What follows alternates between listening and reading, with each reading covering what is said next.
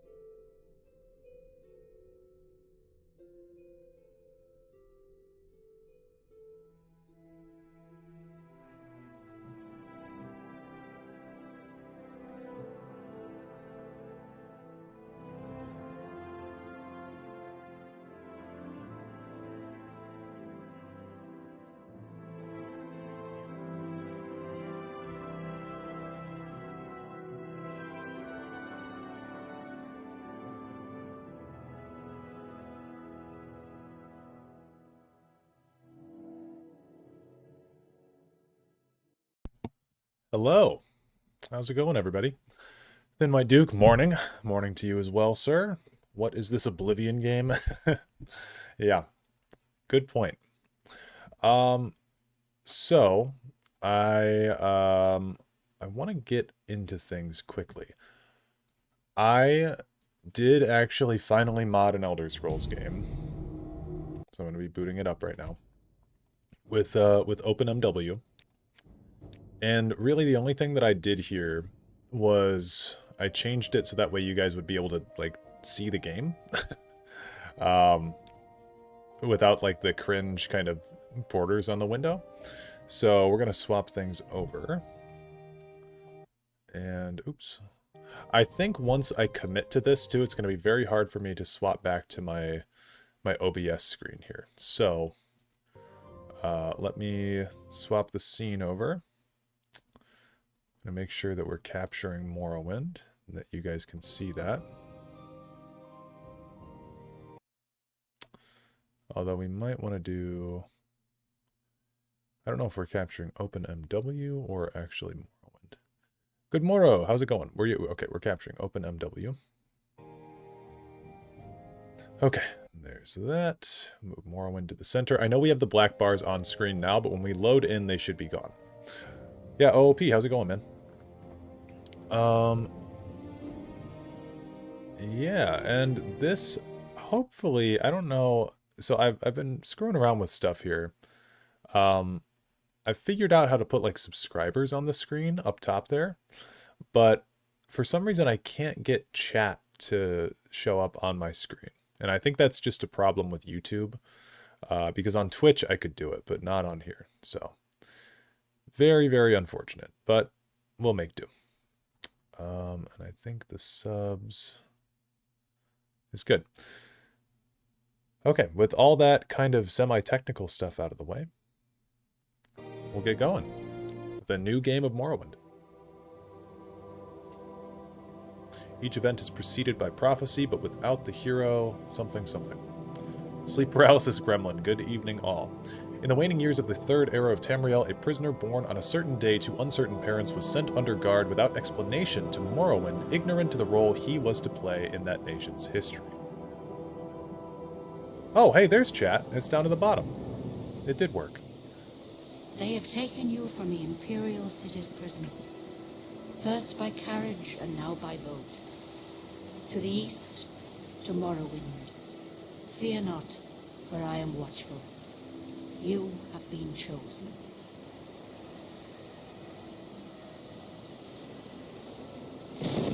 Wake up. We're here. Why are you shaking? Are you okay? Wake up. Stand up. All right. Go. You were dreaming. What's your name? What's our name gonna be? I always hate that they have you decide your name before you decide your race or anything else. We're gonna be, well, we're gonna be a Redguard, so I have a character in ESO named Radon Alcazar, so maybe we could be a descendant of him. How about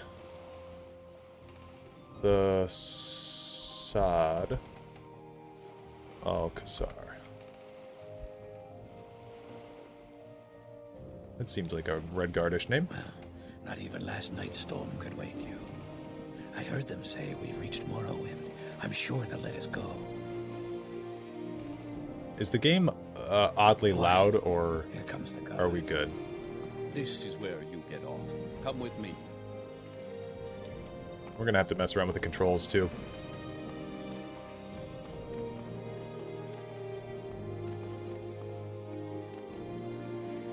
This game does look so much nicer with OpenMW installed. It's not loud on your end? Good. Good, good, good. I think it's just like a balancing thing on my end. Get yourself up on deck and let's keep this as civil as possible. All good, my man? Awesome. This is where they want you. Head down to the dock and it'll show you to the census office. Perfect. You finally arrived, but our records don't show. This guy's not normally this close up to the ship, is he? Sorry, I'm also a little bit sick. He doesn't just, like, rush you most of the time, does he? Okay, so we're going to be playing a Redguard. I've beaten Morrowind twice. I've only played this game a handful of times. This is by far my least played of, like, the big three modern Elder Scrolls games. Been playing an unhealthy amount of ESO lately. Always get the Elder Scrolls itch this time of year for some reason. Yeah, I kind of do too. I think it's something to do with the cold weather.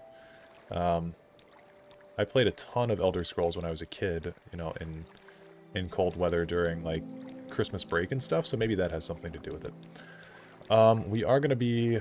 I kind of like how, like, this guy seems, like, hyper-realistic compared to the other ones. Username here. Hello, I just got finished with a terrible experience that was Dragon Age Veilguard. Unfortunate. I'm so sorry to hear. Get seasick, too, sometimes.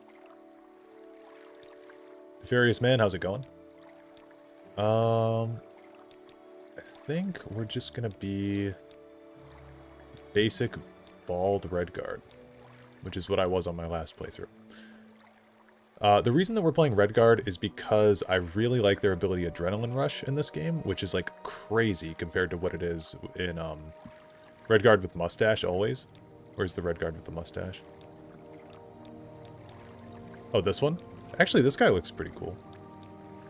I remember I chose this guy on my last playthrough, and he just looks constantly concerned or worried.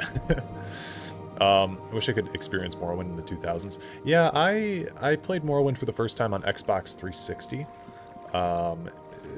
like as an emulation from the Xbox original, and it was pretty terrible. So that one 100%. Yeah, I think we're gonna go with this guy then. The reason that we're playing Redguard though is because I like to play Morrowind as kind of a basic bitch with long blade and a shield. We will be doing some magic skills, mostly just to get around and teleport and whatnot, but I really like their their base long blade being at 15, which is like way higher than any other race I think has a skill in. Argonians have athletics 15. But yeah, having a 15 in a starting stat's pretty crazy. So we can get our long blade actually up to 50 by the beginning of this game. Yeah, I think we're just going to be... Let's go back to our guy. Okay, cool. Great. I'm sure you'll fit right in. Follow me up to the office and they'll finish your release. Okay. Also, I don't know if you guys noticed, the chat that we have on screen is actually the Oblivion font. It's the font that they use in that game. Ah, yes. Ah, yes. We've been expecting you.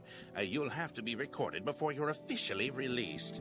There are a few ways we can do this, and the choice is yours. How should we do this? I guess we're going to want to fill out our forms. I was thinking it could be fun to choose one, but like, nah. So strength and endurance, because we just want to be kind of a tank. And I know I'm not going to optimize this. It's going to probably piss some people off, but I'm not going to optimize this in, the most optimal way, obviously. I like having athletics and acrobatics really high. I like having long blade really high. I'm a simple man, okay? I know we're not going to reach, like, top level doing this stuff, but that's okay with me. Now, I know mysticism is in charge of the teleportation stuff. I like having a few levels in security as well. Just so that way I can lockpick and whatnot. Back with my favorite game. Awesome. Glad to hear it, JD. I don't even care about the identity politics. The dialogue and tone was an absolute freaking drag. Oh, of Dragon Age Veilguard. What are some other things that could be good to go into? I know alchemy's like broken in this game, right? We can go for some restoration. Hope you're good too, brother. Been a minute? Yeah, for sure. It's been quite some time, actually. Mysticism, security, alchemy, restoration, enchant. It's honestly pretty horrible compared to our major skills. You really got to play Morrowind. Have you not played it before? Oh, armor. I need to have armor somewhere. We'll swap out restoration for armor. I feel like this is fine. Enchant is crazy in this game. Yeah, I wanted to put like some of the crafting skills in my minor skills, and then mysticism is to teleport, and alchemy is because I've seen people break this game with alchemy. Anyone who loves Elder Scrolls, please play Morrowind. Morrowind is seriously so good. You really do have to give this game a try. We are going to be a sword singer as our class, and sword singer here. This will be. Actually, I don't want to. Here, hold on. I'm going to do something really quick on my phone.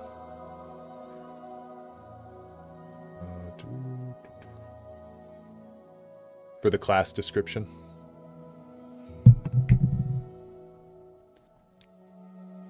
Do this.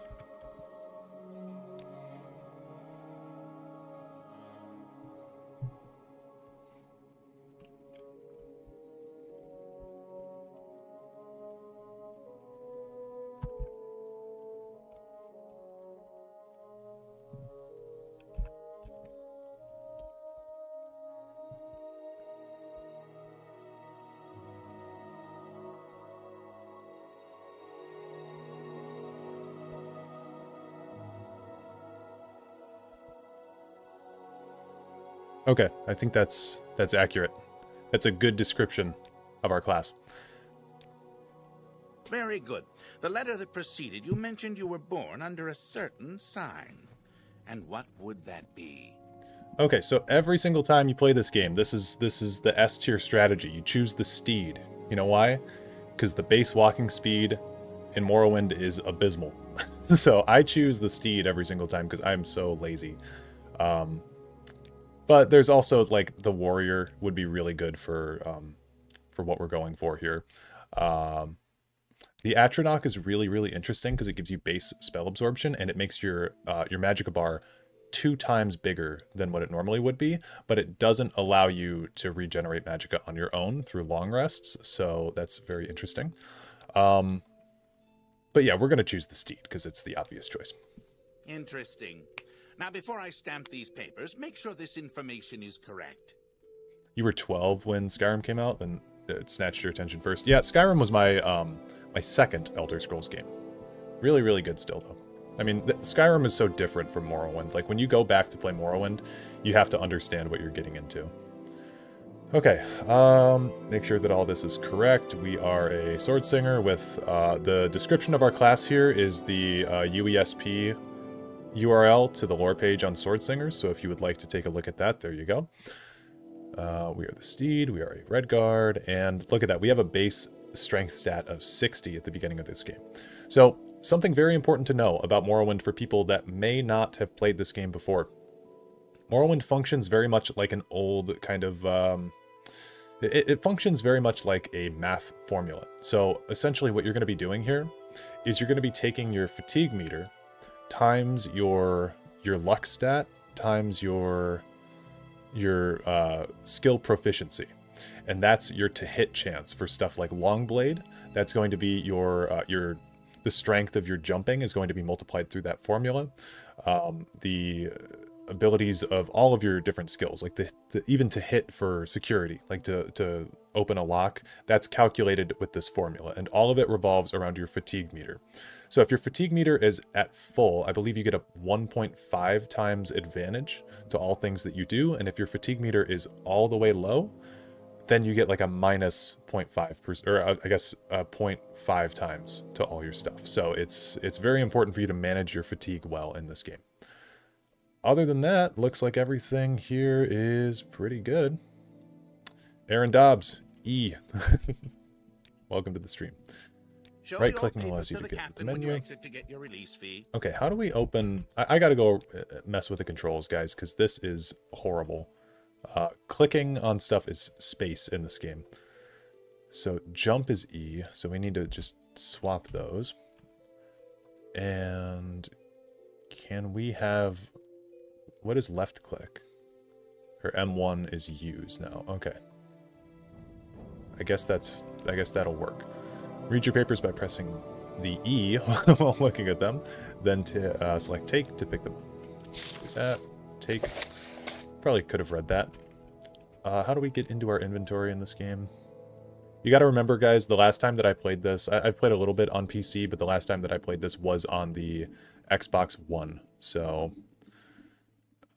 Toggle HUD, F11, that's not what we're looking for. Inventory, mouse 3, what? Excuse me? Inventory, mouse 3. That's insane. Is tab being used for anything? Tab is being used for toggle POV. Okay, that's not necessary, so we're gonna do our inventory with tab. If I knew there was going to be a maths test, I would have prepared better. Yeah. Am I using a texture mod? Looks better than I remember. So what I'm using for this game is, it's in the pinned comment. I'm using a thing to run it called OpenMW.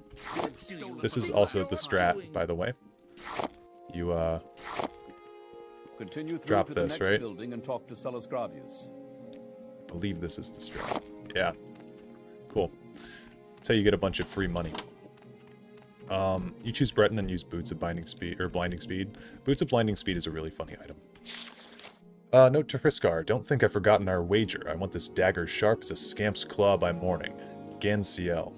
Another fun quirk that I love about Morrowind is that because there's very little voice acting. There's a common misconception that there's no voice acting in this game. That's not true. There is some voice acting. But because the voice acting is very limited, what winds up happening is there's tons of names in this game that are like unpronounceable.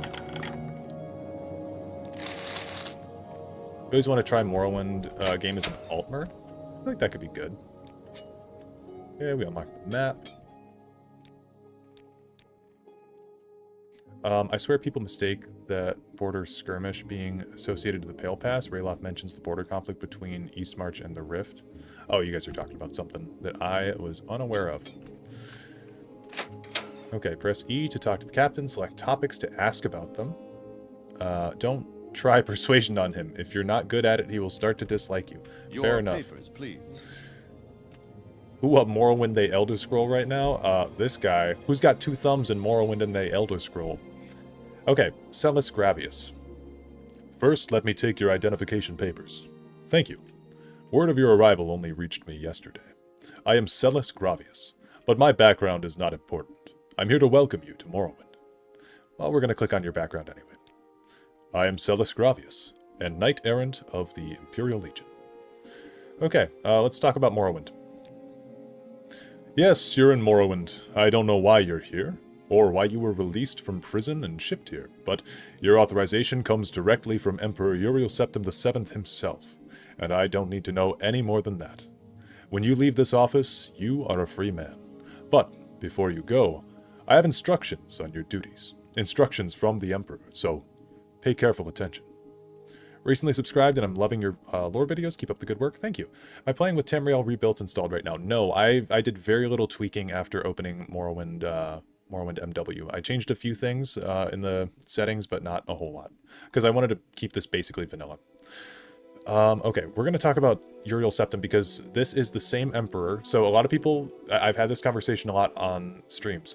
The Emperor is the same throughout the first 4 Elder Scrolls games. So Arena, Daggerfall, Morrowind, and Oblivion all take place within the lifetime of Uriel Septim VII. They are not all 200 years apart. They're not all extremely vastly separated by time. They are all relatively condensed into about 50 to 30 years. The only game to break that has been, the only mainline game to break that has been Skyrim, which did a 201-year skip from the death of Uriel Septim VII to the reign of Titus Mede II. So that's the only game to do that. It's not been the norm. Anyway, we're going to ask about him. Yes, Uriel Septim is still the Emperor. See, he even says still for returning fans. According to my instructions, he personally authorized your release from prison and your delivery here. It's all very mysterious, but that's the way the Empire works. Silence, secrecy. Let not the left hand know what the right hand is doing. Okay, we're gonna ask about Morrowind now. Oh wait, I already did that. We need to talk about our duties. This package came with the news of your arrival. You are to take it to Caius Casades, in the town of Balmora. Go to the South Wall Corner Club and ask for Caius Casades. They'll know where to find him. Serve him as you would serve the Emperor himself. I also have a letter for you, and a dispersal to your name. Okay, so we got the directions to Caius Casades, package for Caius Casades, and 87 gold. Nice. We'll talk about the Empire real quick. Yes, of course, this is the Empire. This is the Vardenfell district of the province of Morrowind, and Morrowind has been part of the Empire for over 400 years. The current Emperor is Uriel Septim, 24th of the Septim line. You haven't been in prison that long, have you? Nothing wrong with your head, is there?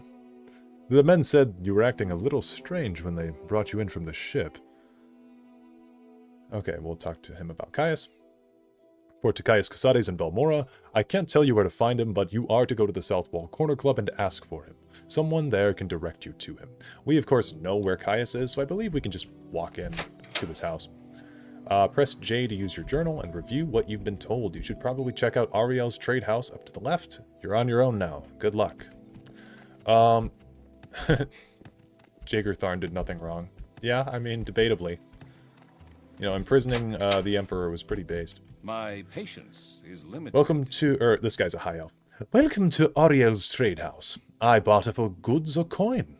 I also have a small selection of spells for sale. No credit. You want a little advice? That's free. That's all that's free. Would you like to hear about our most popular potions? Our most popular scrolls? No. I don't want to talk to you. If Uriel's Emperor during Morrowind and Oblivion, with his decision-making on identifying the Nerevarine and the Hero of Kvatch, make him the most influential emperor, I think is what you were trying to say, of all time, more than Tiber. I don't know if I'd say that he's more influential than Tiber Septim, as Tiber Septim did a ton of stuff that was super, super impactful on Elder Scrolls lore. But certainly he had a big impact on the events of the Third Era, for sure. Okay. Oh, yeah, okay, we gotta do... max sale, right? I forget how the trading works in this game. It's kind of odd. You throw all this stuff in, right? And then you go offer. Cool. So we got a bunch of gold from that. We could buy some armor here from him. I think we are going to want this claymore, just to get a weapon that's actually of our class. We'll just buy that right out the gate. Rhinemain, by the way. That's a good username. The NPCs don't have a day and night schedule in this game. No, they do not. They kind of just do whatever. Check out that walking animation. Or running animation. Amazing. What, stranger? Okay, so first thing that I like to do on every Morrowind playthrough is I like to go into this cave. Also, in these old Elder Scrolls games, important to note that harvesting... Oh wait, never mind, that's an Oblivion thing. Disregard. Disregard. Although Oblivion fans out there probably know what I was going to say. Okay. Morrowind walking animation will never get old. No. So see how we hit this guy already a bunch of times. There we go. Which normally is quite difficult in Morrowind, but starting as a red guard is just completely broken, as far as I'm concerned. And you can actually dispose of corpse in this game to just unload the body. That way it doesn't really mess with anything. Hello, never been in a live of yours, but I enjoy your videos. Well, thank you. I appreciate you for showing up and for voicing your support. We're going to free some slaves in here. Put back our lockpick. So lockpicking in Morrowind is super weird. Also, welcome to the stream, Alexis. But it goes through that same formula that I was talking about prior to this. Okay, go free. Unlock the bracers. What is it, friend? Questions? Go free. Unlock the bracers. Such fine company. One would be wise to listen. A lot of the voice actors from Morrowind did go on to voice the same characters of the same race from Oblivion as well, by the way. Same racial archetypes. Okay, quick save has got to be F5, right? But I'm going to be careful before I go clicking anything. Yeah, F5. Cool.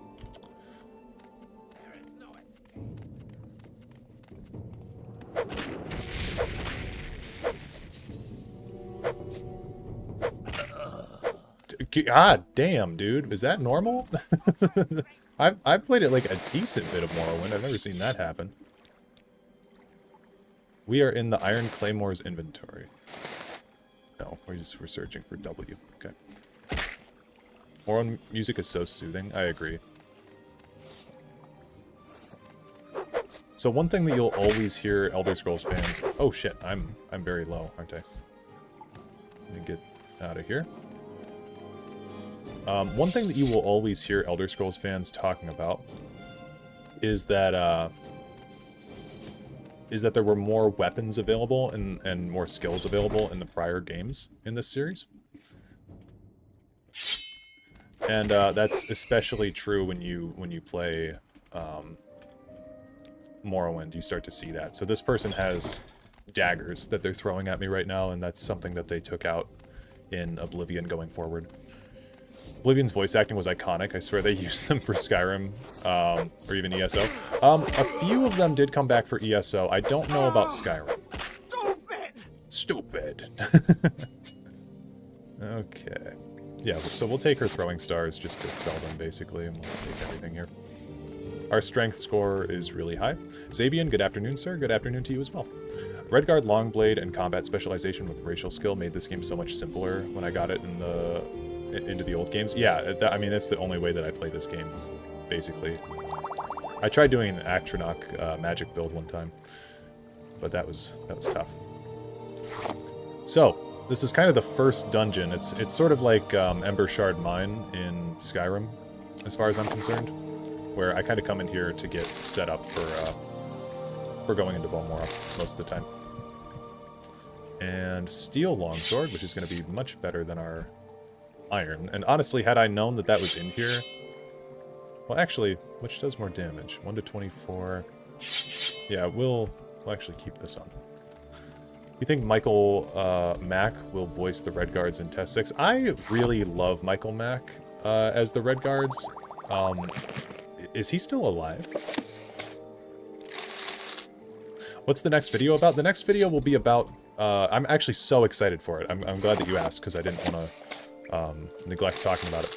The next video is going to be about the Clockwork City, and specifically about Sotha Sil. So we're going to be doing a deep dive into Sotha Sil's philosophy, and a lot of the aspects of like why he even made the Clockwork City in the first place. Sotha Sil follows a real-life philosophy called determinism, and so that's something that I'm very excited to share with you guys and discuss more in depth.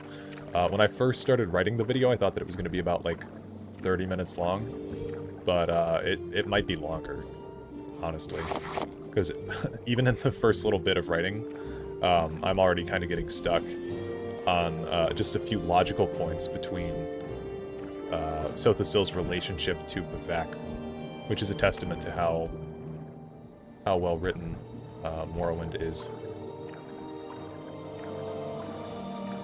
Okay, exciting? Yeah, it's very exciting. Perfect, loved the Clockwork City story. Also, it finally did justice to his character. Yeah. Yeah, I was very pleased with that. Isn't there, I swear there's another chamber in this cave system.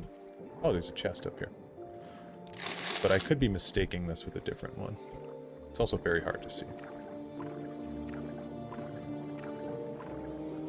Pretty sure the VA for the elves in Oblivion voiced Peryite in Skyrim, but I could be wrong. That actually sounds about right, thinking about that guy's voice. That guy also came back for Starfield to voice the Adoring Finn. We talk about Sotha Sil X Magnus. Yes, we will touch on that as well. There's a lot of stuff. Like, Sotha Sil, you think about him, and... Oh, shit. Dark Brotherhood. Hey. Not cool. So our fatigue meter is really low. I'm gonna come in here. Then I'm gonna wait. And I'm gonna come outside. So see how we're hitting now that our fatigue meter is filled back up? It's because it's running through that formula. And there we go. This is because of the DLC, we got attacked by an assassin. We'll just take all and dispose of corpse. Should have left a note. No, I guess not. Delayed Tribunal expansion is definitely a must-have mod. I don't mind it. I don't care. we iced that guy pretty easy. Okay, I'm going to take off some of this stuff. So for those of you who have never played Morrowind, also, you can have like so many different layers of clothing on. I'm going to put on a helmet and gauntlets, pauldrons. And we are all set up. Perfect. I'm gonna go sell this stuff to Ariel, or Ariel, or whatever, and then we will get going. You always run out of stamina because you have a bad habit of bunny hopping. I'm doing it right now. Get acrobatics to 100 first, though, at least. Acrobatics is such a fun skill. Now, one thing that does bother me with this game... Also, this fatigue meter does also affect your selling prices. So if we stand here and just wait for our fatigue to come back up, that would be beneficial to us.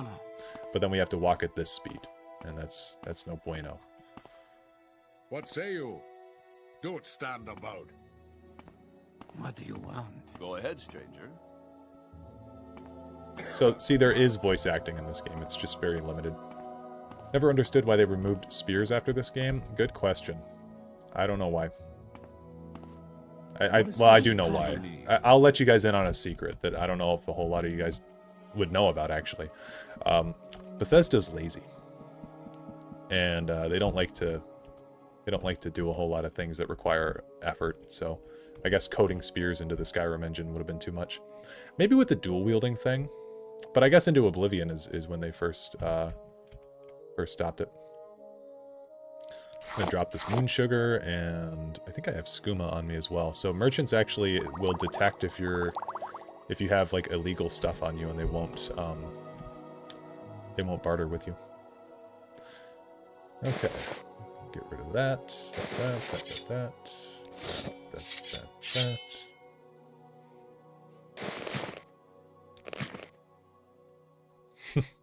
But they did it a week at the Bethesda Mod Jam. Yeah, though that's what I mean. They're lazy. They know that people.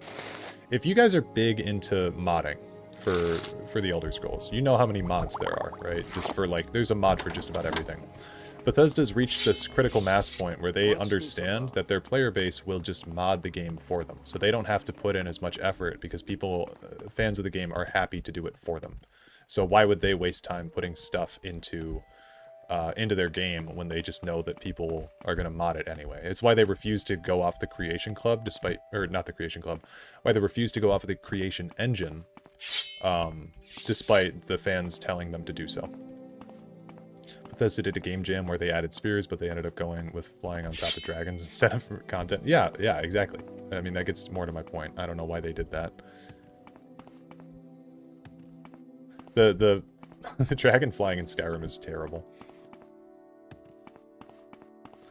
Next test game is just going to be some artwork. You have to build the game yourself. Yeah, well, that's what Fallout 4 was, basically. There's 2 settlements. Oh, where is he at? Oi, ho, ho, oh. Tar Heel, my sweet prince. Take these. Dispose of corpse. I believe I may have found the correct formula for the spell I'm developing. With it, I will be able to travel great distances without the need to pay others for the service. If all goes well, I will test out the new spell tomorrow. I believe I have worked out all of the possible complications. It will allow me to leap great distances, covering many hundreds of miles. Never before has one been able to travel in this manner, vaulting from the ground, sailing through the sky, all without that terrible disorientation of a spell of flying. The time is almost upon me. My research is finished, and all of my calculations are checked and rechecked. They laugh at me when I suggest this. We'll see who laughs after I leap to the top of their towers and scream out my success. And he died. Unfortunate.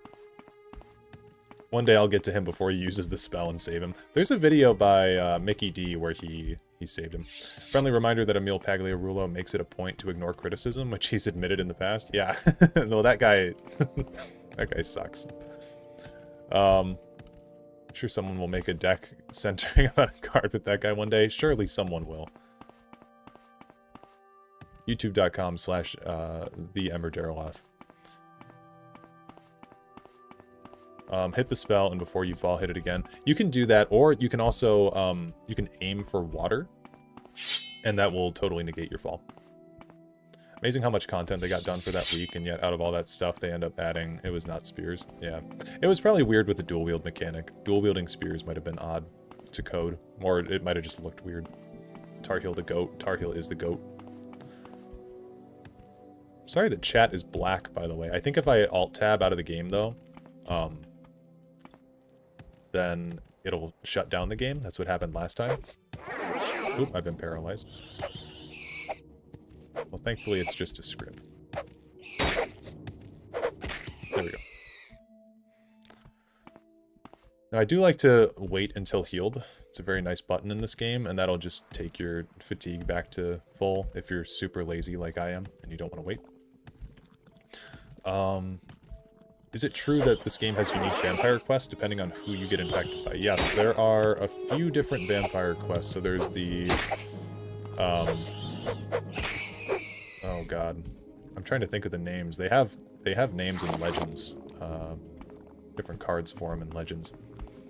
I've never been one to side with the vampires because I don't like the downsides of it, but I have wanted to try out that vampire mechanic in this game eventually. Quara. Yeah, Quara clan. God, there's another clan further up north that I know from ESO, actually, because they have a burial thing. Vampirism in this game is not very fun. Yeah, I feel like it's not very fun in any of the Elder Scrolls games. Like, the fact that becoming a vampire lord instantly aggroes every, like, every friendly NPC. Not my cup of tea. Unless you're just trying to be evil and kill everybody.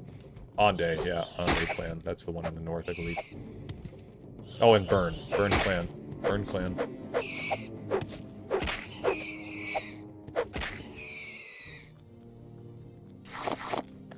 The level of depth in this game blows my mind. Yeah, and I think it's a lot of that is because, like, they were able to allocate their resources more to, like, designing the world. And also, like, I think a lot of people know, this was Bethesda's last shot, essentially. Like, they thought that the company was dying, and so everybody at the company just put their heads together and they made this incredible game. But, and then this game was hugely successful, and it helped out with their company a ton. Elder Scrolls is the franchise that basically skyrocketed them to the mainstream, and it's because of Morrowind and all the greatness within. Diamonds are made under pressure, exactly. That's enough for me. I enjoyed the little time I spent here, but sadly I have to sleep because work time zones. Hopefully I will join for more time next stream. Love the Morrowind gameplay. Thank you. Appreciate you stopping by at all. Means a lot. Bet that Tess 6 Daedric DLC will be about Periite, and the Island DLC will be Stros Mackay. See, the Stros Mackay thing always, like... It was always odd to me that people thought that we were getting a Stros Mackay DLC, because it's so far away from, it's so far away from Skyrim, when you really consider it. It'd be an odd place for a Skyrim DLC. I think if they kept with, like, the idea of, because they always, like, repeat a place. Well, I guess they don't always repeat a place, but they repeated Solstheim, right? So it'd be interesting if we saw, like, a repetition of one of the previous DLCs at some point as well. Honestly, they should do more than 2 DLCs, though. I think there's enough Elder Scrolls fans out there that we would have continued, buying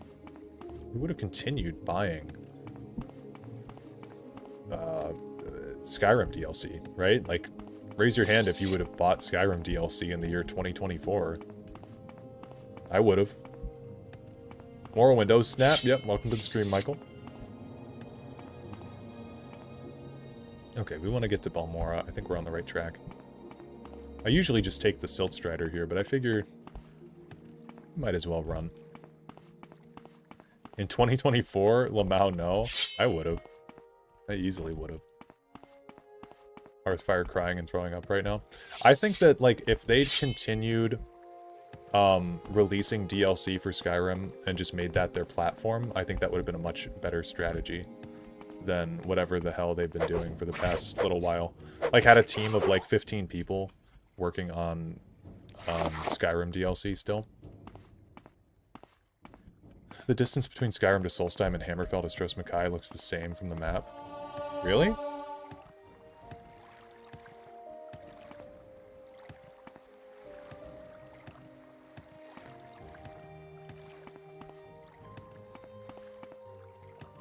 I don't... I'm trying to picture the map in my head. I don't think that sounds right.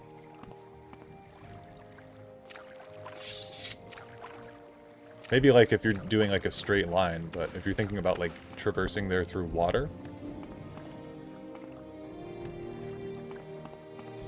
it's a lot easier to sell DLC rather than trying to sell paid mods. Exactly, that's my point, really. It, like, obviously, right, the right idea is to not have DLC or not have the Creation Club at all, but my point really is, like, wouldn't you rather pay for, like, actual substantial DLCs than paid mods and whatever they're trying to do with the Creation Club? It's terrible. TBH, Stros Mackay is too small. Yeah, Stros Mackay, they added in ESO as a location, and it's like... It's micro. Okay, we somehow wound up way over on the coast. I'm gonna avoid that rat. Should totally do the vampire thing just to upgrade Goldbrand into, oh, what's it called? Is it, Elton Brand, right? Is the upgrade you can get for it?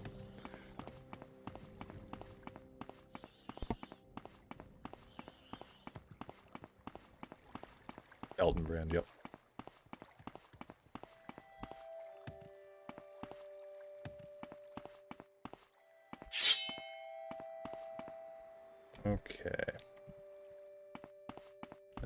more of the right track.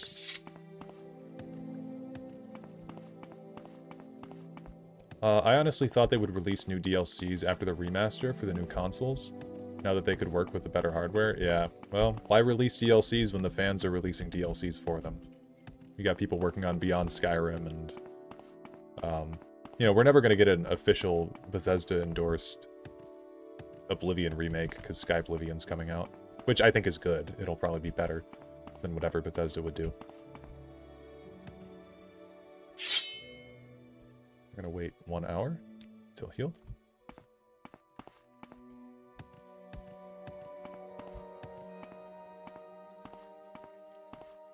I forgot if these guys were hostile or not. Don't keep me waiting.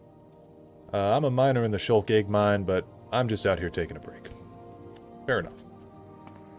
I think that we do want to come back here at some point with the Fighters Guild, but who's to say if we're even going to do the Fighters Guild? God damn it. Go to hell, Carolina? Yeah. I'm not much of a basketball fan myself, but I think that it's a very cool reference. Are we going the right way? There's a cave back here, isn't there? Yeah, I knew it. Go to the bridge. But this is the cool thing about Morrowind. This is part of the reason that I wanted to walk, is because you do really get to, like, experience the world a bit more. Like, you know, you have to actually navigate and figure your way around, and I know it's something that, like, people say quite often about this game when they're singing its praises, but you really don't appreciate it till you're walking around and actually experiencing it. Like, this is just a cool... It's a cool shot right here, you know? Oh, hey, another Morrowind streamer. Oh, hey, another chatter. Welcome to chat, the Lofi one. My guess is if Elder Scrolls 6 isn't good, Bethesda will probably be shut down by Microsoft. I have been thinking along the same lines as well, yeah. I mean, it's their last shot. Like, Starfield... The one thing that I do have to say about Bethesda, I appreciate them being experimental in the past few, well, in the past decade, I guess, because they tried stuff. They tried a voiced protagonist. Okay, now we know that didn't work, and they didn't do it again. They tried an online platform. That didn't work. Fallout 76 was not good. I know it's gotten better. Like, if you guys play Fallout 76, that's fine. But as someone who pre-ordered the $80 version and put over 100 hours into that game, it was not good. But they tried it, okay? We don't need to do that again. Thankfully, all of their trials have been non-Elder Scrolls projects, thank God. But then they tried Starfield with a procedurally generated world. Didn't work. Nobody wanted to play it. Too big. Okay, we got that out of the way. Nobody wants to play your new IPs. Nobody likes the way that you're making them. So stop screwing around and just release Elder Scrolls 6. They will give them until Fallout 5. That's fair. Like, Fallout does do very well. I often forget about how popular Fallout is. Hopefully with the colossal shortcomings of Dragon Age Veilguard and Concord in mind, BGS will learn something valuable somehow. Man, Concord. My buddy played Concord. Okay, it's further up the river, isn't it?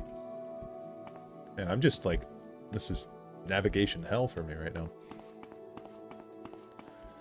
Well, despite Starfield being a mess, they still were a massive financial success, and it's blinded them.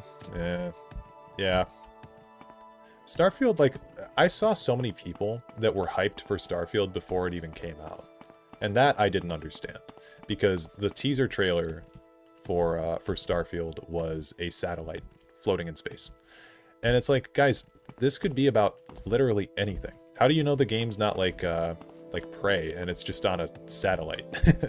You know, and obviously, like, it's called Starfield. You can use context clues, but we really didn't have enough information for years about what Starfield even was. So it was disturbing to me to see, like, the zealots come out of the woodwork and just be like, oh my god, this game's gonna save my marriage type stuff. It's like, dog, it's a Bethesda game. Have you played them? Have you played them recently, I guess I should say? consumers will eat that shit up. Yeah.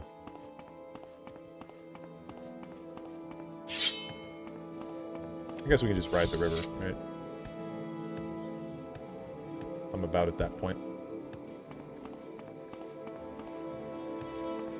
I understand the desire for modders to expand the longevity of their games, but I think they really need to focus on making games that people want to mod. Like, release a new game in one of the provinces and then releasing DLC expansions which are content consisting on portions of new provinces, like Vardenfell, and inspiring modders to expand on that. My big problem as, like, a lore person, someone who really enjoys the lore, this is why I don't typically mod Bethesda games too, is because I like the games when they come out to have some piece of lore for me to go dive into. And unfortunately, any lore produced by people that are not working at Bethesda Game Studios is not official canon. Or I guess any lore produced by ZeniMax Online as well is not official canon, in my eyes. So... Quickly, Outlander. I haven't much time. Leave me alone, dude. But that's the main thing that I want. The Iron Armor with the Dark Brotherhood just looks comical. Leave my fit alone. I didn't ask for this. Mods are always optional, though. Yeah, for sure. Okay, this guy will buy our crack, because he's a Khajiit. And, you know, stereotypes. He's also got really, really good weapons here, so we could get the Fiend Katana here if we wanted to, which is a long blade. 3 to 20 is actually not as good as our Claymore, though. I guess the minimum damage is better, but... Fire Shield... the bound longsword part is the good part, but that's 9,000 gold, so we don't have enough for that. You want some? What was that? Lore accurate Dwemer attack helicopter? Yeah, the Dwemer attack helicopter thing, I'm actually fully on board with. I think it's cool. Okay, so, Great House. We should probably join, not Hlalu. We should probably join, Redoran on this playthrough. Finally made it to Balmora after like 30 minutes of dicking around, sorry. Got the early access, one of your biggest regrets for, oh, remember the 3 days early access players who paid $100 for Starfield lying about how good the game was? You know, get me on the reviewers. Yeah, Starfield, so I bought Starfield twice. People who have been in the stream before probably have heard me talk about this. But I bought Starfield once on PC. I set a timer, because I've been a Bethesda skeptic for quite some time. Go ahead. So I set a timer for just to like let me know how long I've been playing. And at an hour and 55 minutes, I shut the game off and I refunded it on Steam because I was like, this shit is terrible. And then I bought it on Xbox Game Pass for $10 because it was free on Game. I think it's still free on Game Pass. Bought it on Game Pass. Played that for about 50 minutes. It was still as bad as I played on my PC. And then I refunded my Game Pass because it was under 24 hours. So I've played that game twice for free, and it's horrible. In my honest opinion. Okay. Expansions. Expansions into as many provinces as possible also provides more insights on lore and helps modders make more lore-accurate mod expansions on those provinces. That's true. We always play Bethesda games at least once. Vanilla, Skyrim was probably the first one I played at least a couple times without mods, but these days there are mods I cannot exist without. That's why I just typically don't mod the games too. I feel like it's one of those ways to... I don't know. I feel like I've expressed it like this before. Like I like to draw, and if I had a picture, I posted online and I was like, hey, look at my cool artwork. And then somebody replied to me with that artwork and they were like, hey, look what I did to your artwork. And everyone was like, oh my god, this is so much better. That kind of made me feel bad. Like, these people worked on this game pretty hard. This is kind of their picture. And I feel like some mods that change gameplay or something kind of change the fundamental way that the game was intended to be made. But there's some mods, like cosmetic mods, I don't really mind. Or goofy stuff. You know, if you're just like modding the game to have a lightsaber, like, whatever. It's one of those people who bought the early access, got it on GMG, 10 to 20 bucks cheaper on there. That's awesome. One thing that I never completed in this game is the fetch quest for Assassin's Guild that gets you Blackhand's Dagger, best DPS weapon. I've never really done a full stealth playthrough. I did half of one on PC. I've beat the Thieves Guild, but I never did the full Morag Tong. Okay, we're going to report to Caius Casades. Or, sorry, what? Yes, I'm Caius Casades, but what do you mean? You were told to report to Caius Casades. What are you talking about? So, you say your name is Thasad Alcazar, and you've been told to report to me and deliver a package.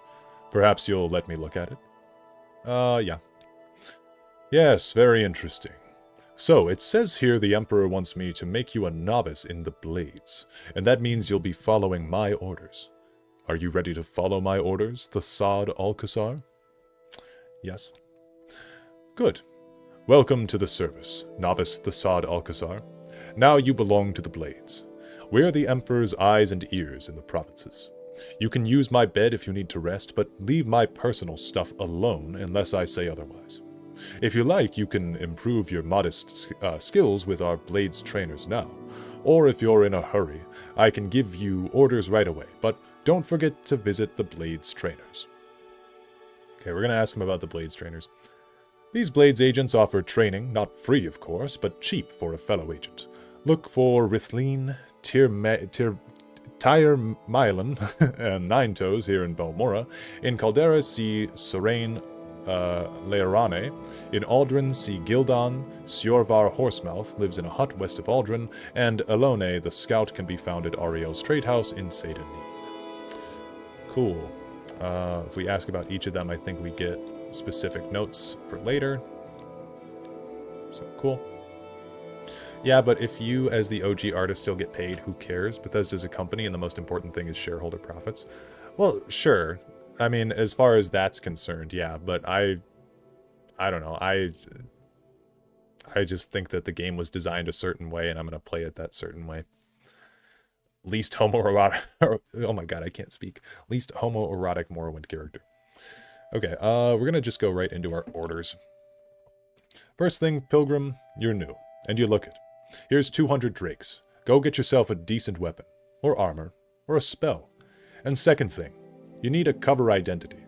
Around here, freelance adventurer is a common profession. Sign on with the Fighters Guild, or Mages Guild, or Imperial Cult, or Imperial Legion. Advance in the ranks, gain skill and experience. Go out now on your own, look for freelance work or trouble.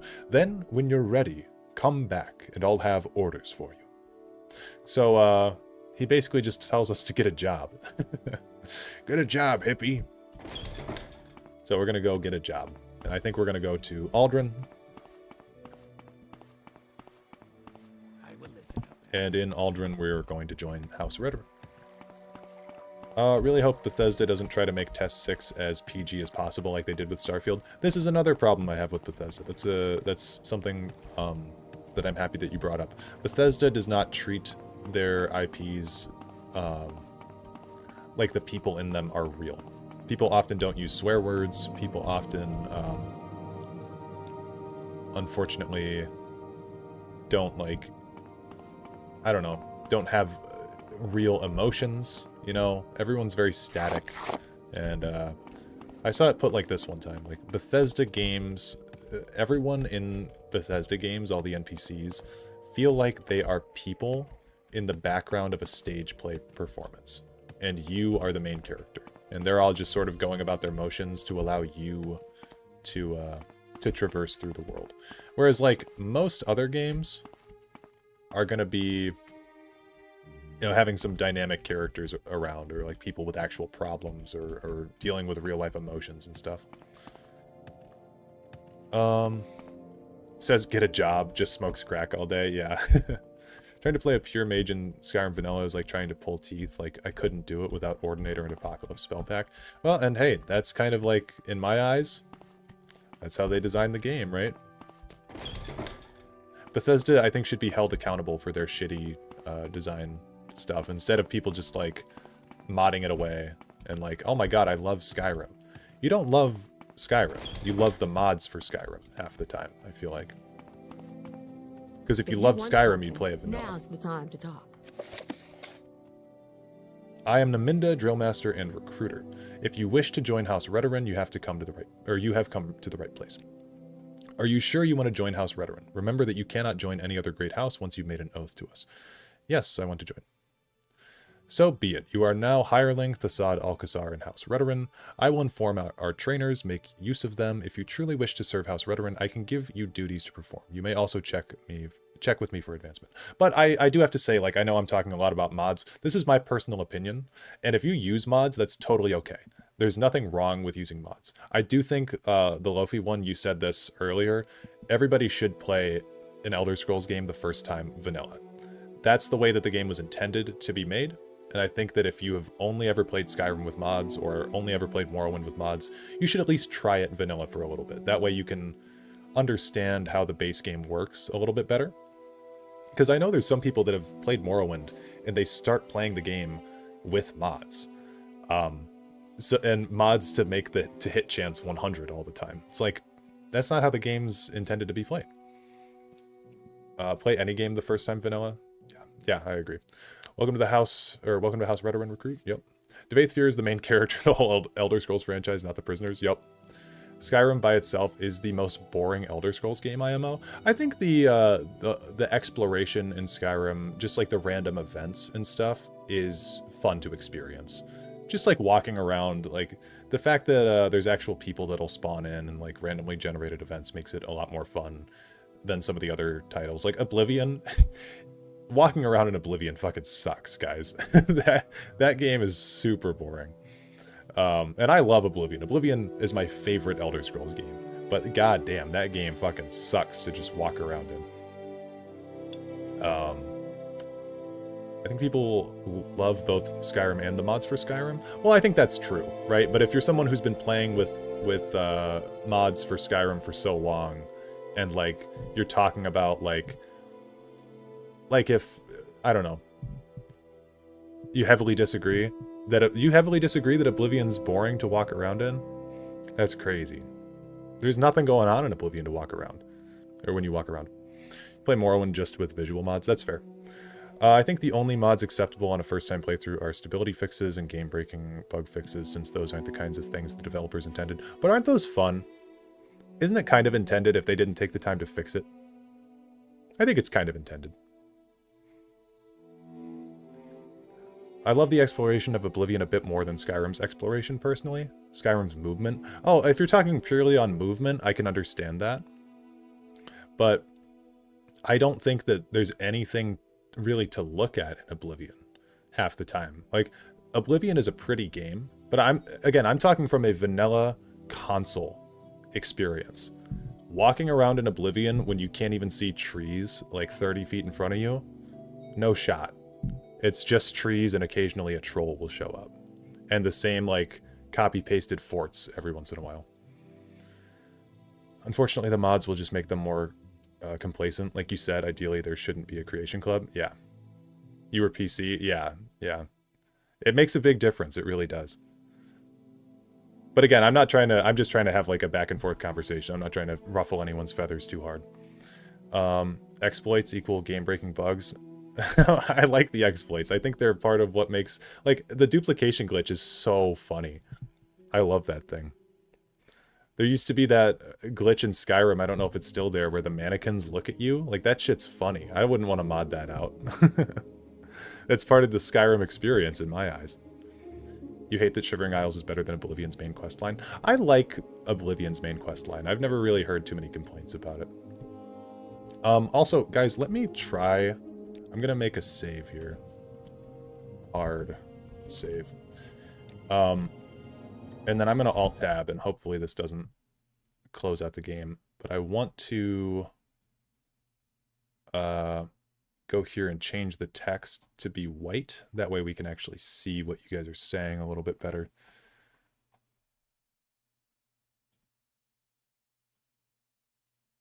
There we go. Save that, and that should adjust. Oh, it actually didn't break anything. That's good. Okay. Hopefully that adjusted in real time. Yeah, walking around Oblivion did not have the same feeling as Skyrim or Morrowind. Yeah, I just think they didn't... I don't know.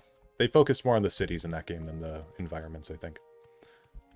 Imagine playing a Bethesda game without exploits and bugs.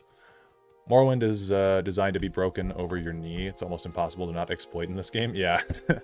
Knights of the Nine best DLC, and I'll die on that hill. I think Knights of the Nine, when was the last time you played it? Because it is fairly basic. I like a lot of the stuff going on in it, but it's again, like, I don't know if this will be a controversial statement.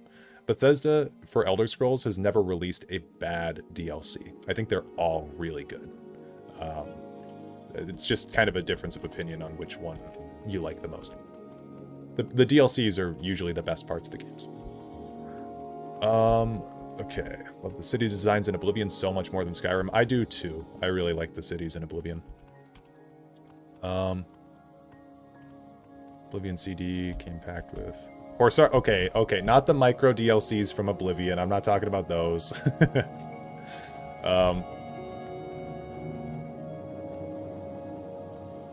My issue with Oblivion is that it started the level scaling trend, and you really have to min-max in order to not gimp yourself. Honestly, this is what I do.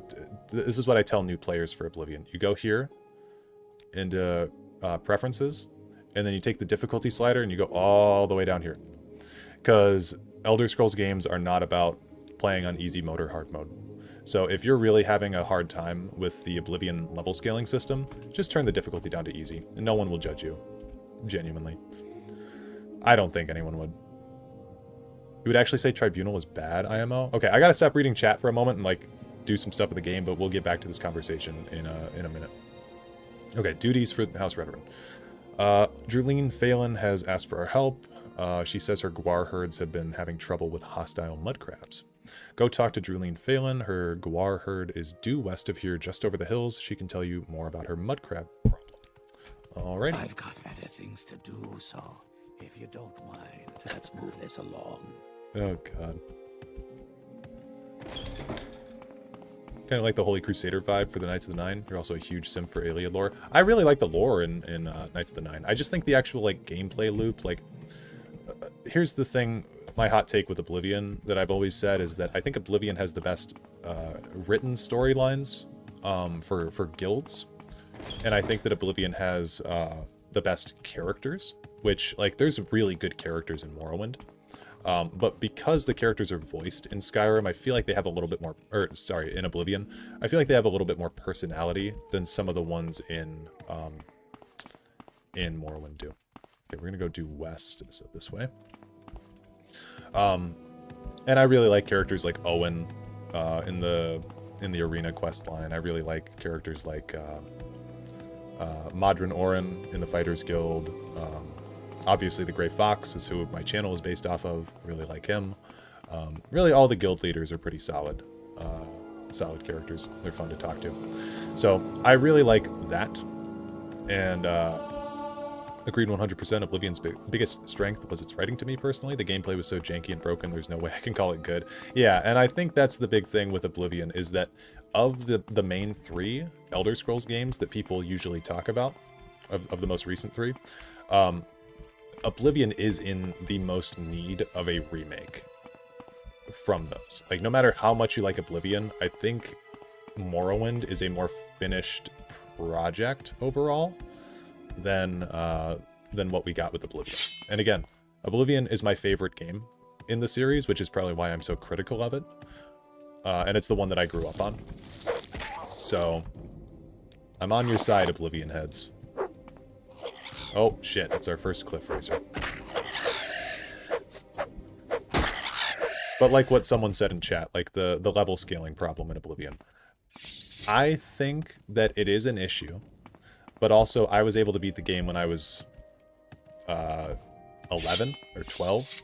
So, like, if you're online complaining about Oblivion's level scaling issue, just know that you're underperforming a 12-year-old boy. So if a 12-year-old me can do it, you can do it too. It's not that big of an issue, but it does suck when you get to like level 40 in Oblivion and and all the enemies have Daedric armor and glass armor, and your weapon is breaking every 5 minutes, which, you know, it's shitty. It is definitely shitty. Morrowind's definitely aged well. Oblivion just looks awful. Level scaling was complete ass. Yeah. Terrible. The pretentious attitude of all Telvanni mages shines through even when Morrowind's text-based dialogue. That's true. Lucien LeChance, yeah, good shout. Love Lucien LeChance. Tribunal's pretty bad outside of the Dwemer City and cool armor, but it's also being compared to Blood Moon. I did not mind Tribunal, but I've only played it once. Oblivion probably has the best guild questline, maybe, with exception of the Mages Guild. Yeah. Yeah. The Mages Guild... Here's what I will say. I don't mind getting the writs. I don't mind getting the recommendations for the Mages Guild stuff. I think it's actually kind of fun. Some of those quests are my favorite quests in the Mages Guild. And that's my hot take on the Oblivion Mages Guild. Like the quest where you go and you get stuck inside of the dude's dream, and you have to like pull him out of his nightmare. Like, what the fuck? That's so cool. Yo, you like doing the recommendations? Yeah. It's kind of fun. I don't know. The one where the guy traps you in the well? That one's so cool too. Like they're fun little things. The Fingers of the Mountain one's kind of cool too with Irana. You know what? I don't know if you guys would know this because I played this game like an old boomer on console the first time. In the original version of Morrowind, because the first time I played this game, it actually didn't have DLC. I played this game base.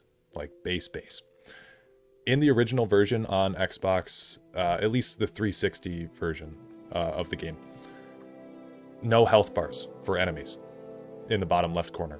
So you could not tell what an enemy's health was at when you were fighting them. And it was abysmal. It's horrible. I never knew what I was doing. And again, for like a first playthrough, before you know all the like formulae involved with hitting enemies and stuff, I just didn't know.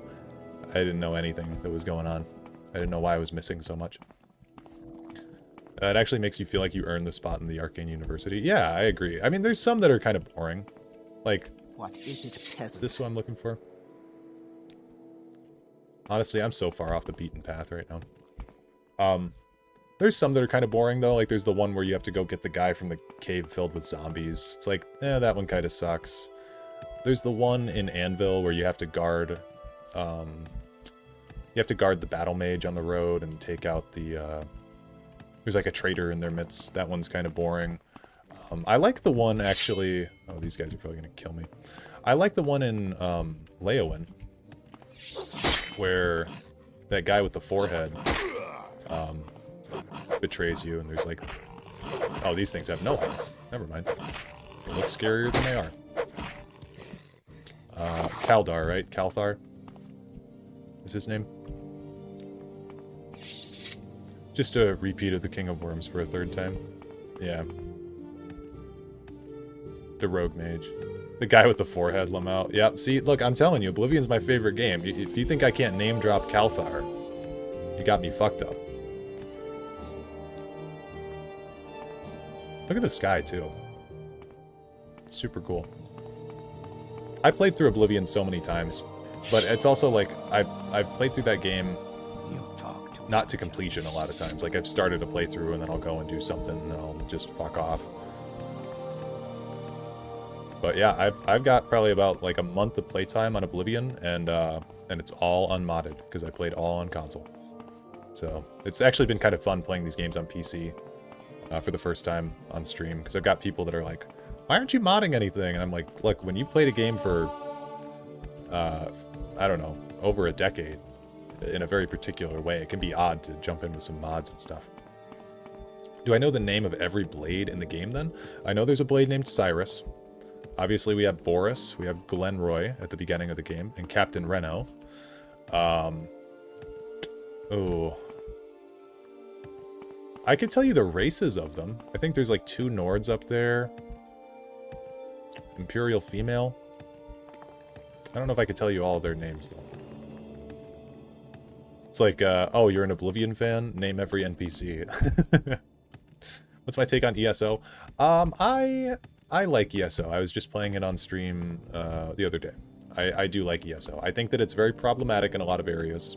Specifically, the Clockwork City lore video that I'm working on is... like, I'm doing a biography on Sotha Sil for it. And we're going to talk a lot about Sotha Sil in that video. But there's this piece of ESO stuff that they introduced with the Clockwork City DLC, and it just completely contradicts one of the 36 sermons of Vivek. It contradicts Sermon 1 of the 36 lessons of Vivek. And so, like, I'm going through my head trying to figure out how to rationalize this in, like, a historical context, but it doesn't add up because the piece of evidence that I need to verify is also in ESO. So it's like I can't disregard the ESO stuff while also accepting it.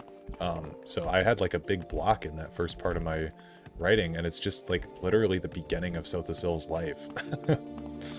The sermons are built to be contradictory. That's kind of the point. I know the sermons are like complex metaphysical texts, but there is the character that's present at Vivek's birth. Fa Nuit Hen is an NPC that they added in ESO. And he directly states that he was there at the birth of Vivek, which corroborates that this first sermon is, at least in some part, true. And so if we're taking the first sermon as true, but that contradicts the ESO text that says that this is all about like who's older, Vivek or Sotha Sil. We cannot use ESO to both verify that Sotha Sil's older and younger than Vivek. So I'm kind of coming at it from a reclamations, anticipations type of thing, where when he talks about Sotha Sil being present at his birth, he's really talking about Azura being present at his birth. But yeah, it's definitely a whole mess. Oh my. Okay, yeah, we're just gonna leave that guy. That guy can just, I can just live in there for all I care. I'm extremely sorry, sir. Sorry to have bothered you. Just gotta... Oh, I'm sneaking. That's why.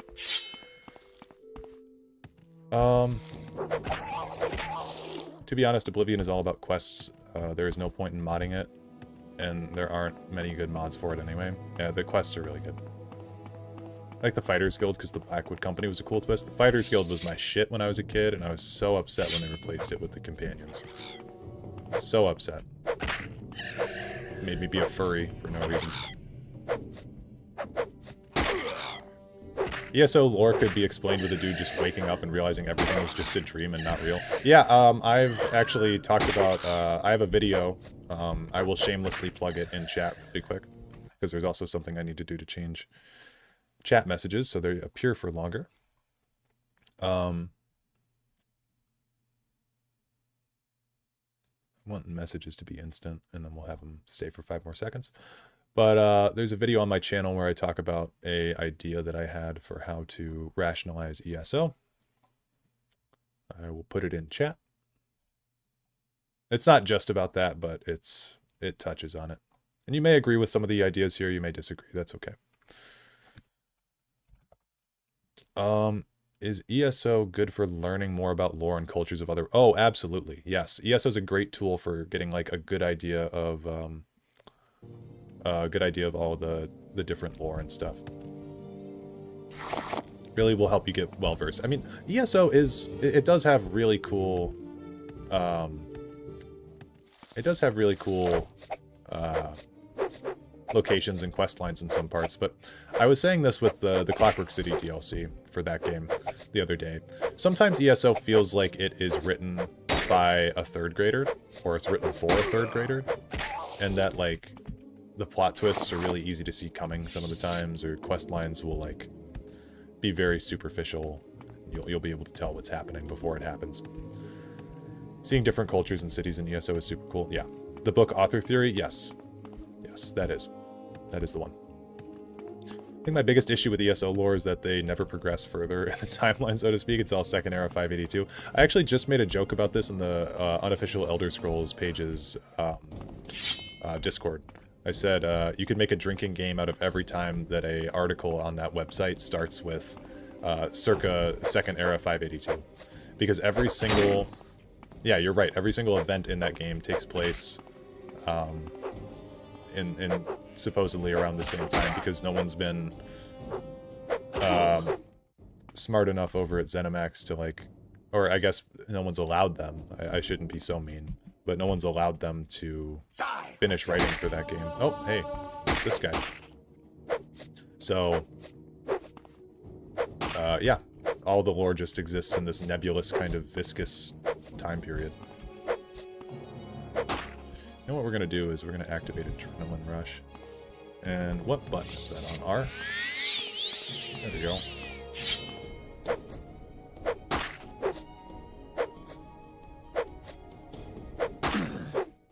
There you go. This is the infinite money glitch.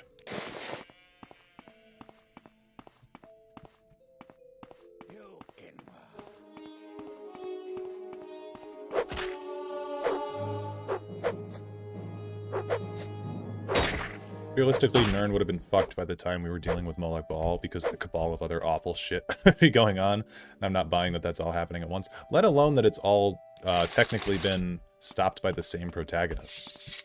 I mean, people always say, like, who's stronger, the Hero of Kvatch or the Last Dragonborn? When really the answer is the Vestige from ESO. That's the scariest motherfucker in the whole Elder Scrolls universe.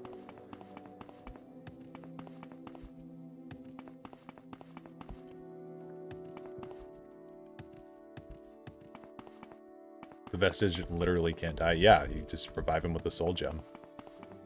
Honestly, like the whole plot of ESO being that you're trying to find your soul and get your soul back, I'm like, I don't want that back. I'm like, I'm an immortal, you know? I don't need my soul back. You can keep it. It's the best thing that ever happened to me.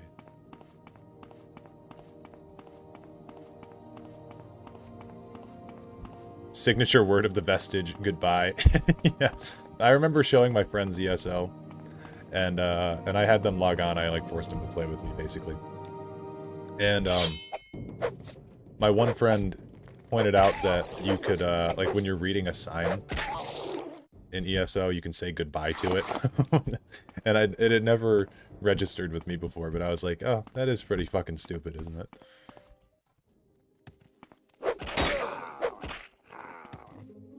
I do want to get a guild going. I don't know if you guys, if we got any ESO people, but I do want to get a guild going for the Dareloth channel. At some point for ESO. Honestly, we're just kind of like, I'm not going to do too much House Veteran stuff, I think, because for one, I can find the place I'm trying to go, but also kind of enjoying just like walking around. On PC? Yes, it would be on PC. Oh shit. Wait a minute. This is not good. Be down, been wanting to get back into it anyway. Awesome.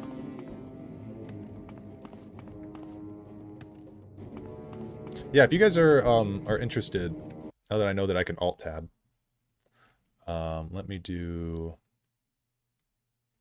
this.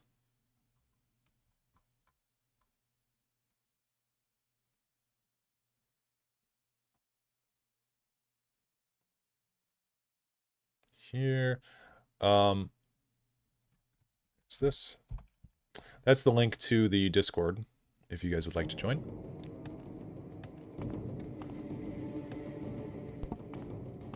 I remember there being one questline in the Fighters Guild chain where you asked the guild leader, do you know where the Dwemer went? That made me irrationally angry. In ESO. Be down. I need to play again on PC. Got to CP 534 on Xbox and was like, I want to do this again, but on PC. I did the same thing, actually. I'm about champion, I want to say like 700 on console, and I'm champion 600 on PC. I basically rebuilt my account. It's a lot of fun. It does kind of suck at first. Having to like restart your account from scratch. Oh shit. Okay, this ancestral spirit is still here. I'm gonna do a quick save. See what taking the Steed Stone does? Unstoppable. Honestly, if we can... Oh my god, we're way the fuck up here? Oh, I didn't realize that. Let's try to make it to Sheogorath. In ESO. Yeah, I guess I don't remember that. Oh, but there is a quest in the ESO Fighters Guild where you do go into a Dwemer Ruin, don't you? What happens to future Elder Scrolls games that take place in provinces that ESO already covered? Same landscape and history, or oops, all Dragon Break? I would like to see different landscape and different history. I think oops, all Dragon Break would be acceptable. Because some of the locations, too, are like... Oh god, we got the whole... we got the whole squad here. Like, Valenwood to me was very... Oh wow, that tracked me. It's a lovely noise. Valenwood and ESO, to me, anyway, was very uninteresting to explore. Did not like it.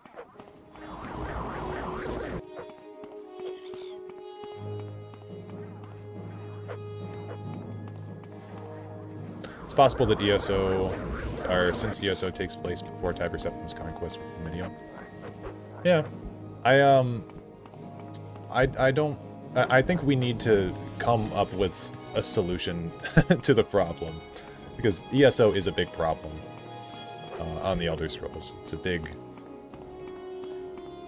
issue. Oh my god, that ancestor spirit is still following. Oh hey, there's a cliff racer to join us.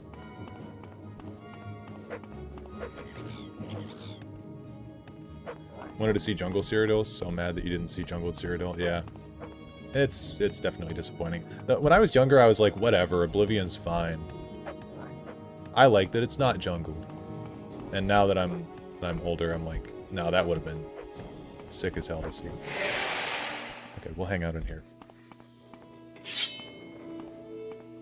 Oh, wait, there's gonna be Dwemer ghosts in here, aren't there?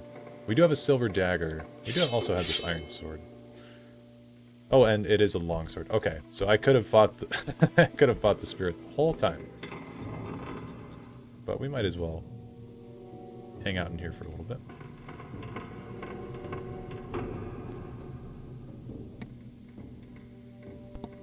Where did my longsword go? Oh.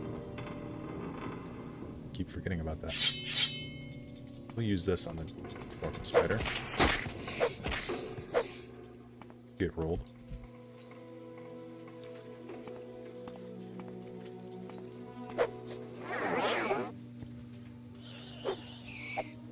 Wonder the Thalmor wants to, or his worship to stop. Home of the Red King once jungled my ass. Yeah. Once jungled throughout all of time. Is this one alive? Oh. This is kind of a cool dungeon. Oh.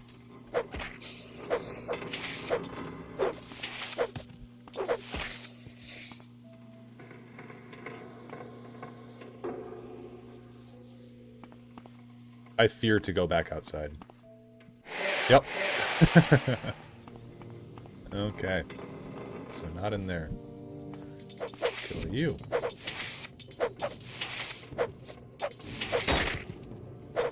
As John ESO once said, goodbye.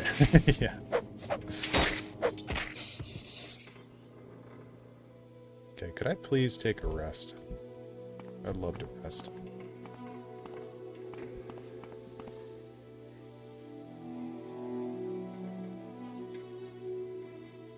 Give me 1 second. Sorry, I'm kind of sick right now, so I'm just taking a drink real quick.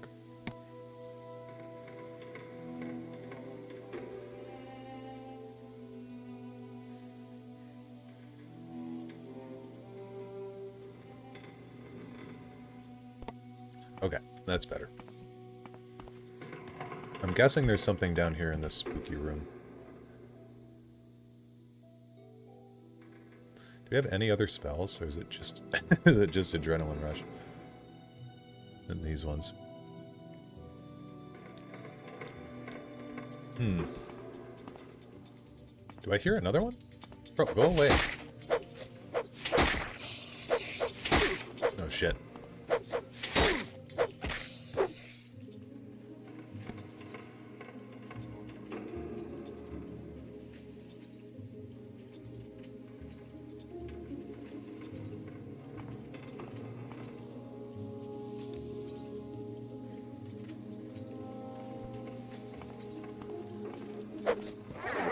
God damn it.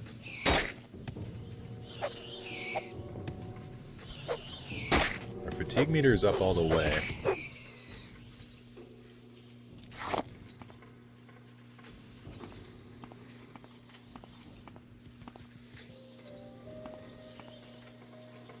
Okay.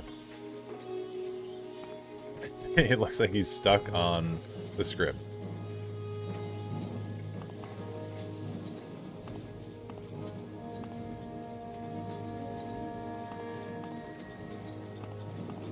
I'm glad that these are the only enemies in here, because I think we would have died otherwise.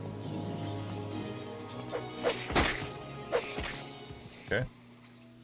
I'm down.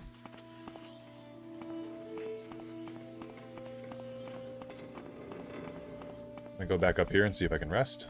I can't. There's still enemies nearby.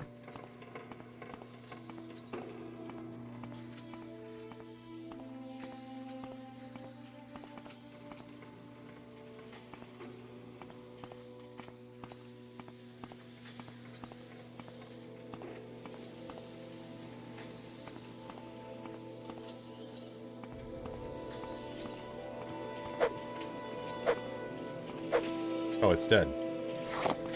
Where'd that other scrib go, then?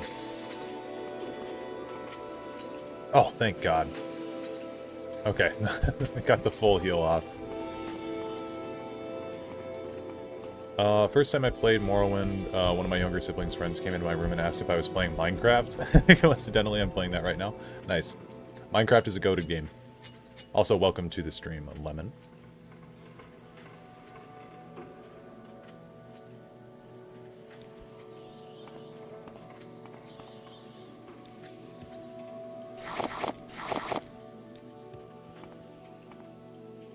Ooh.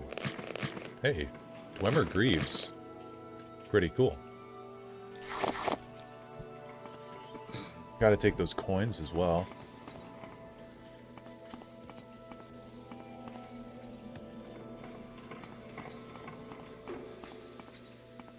Alright. Oh, hey.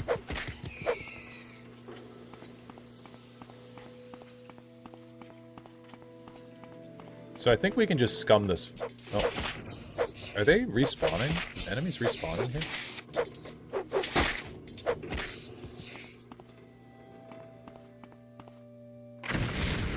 No, that was trapped, but we got our health back.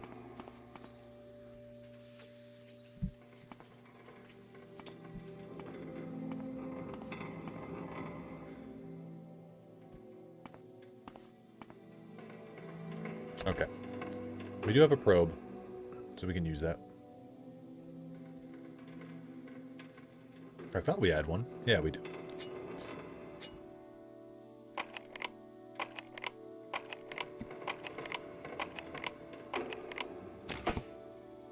I also kind of wish that the Somerset Isles looked like, or looked a bit like how it was described in the Pocket Guide, and I realized how much of a pain in the ass it'd realistically be to design. Probably would have been hell to design, for sure.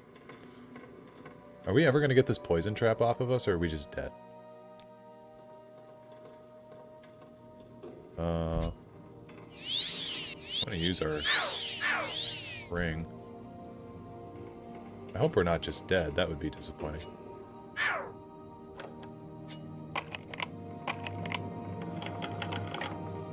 One from our coin. We'll take it.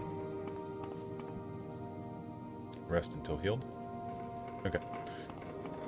Took the effect off of us. We're going to try to cheese this fight now. I'm going to use the iron spark sword in hand. And we're going to come out here. We're going to take a hit at them, and then we're going to leave. Dead. Okay. Quick save. Back out. Paralyzed. Okay, that's another one down. Did not mean to go third person.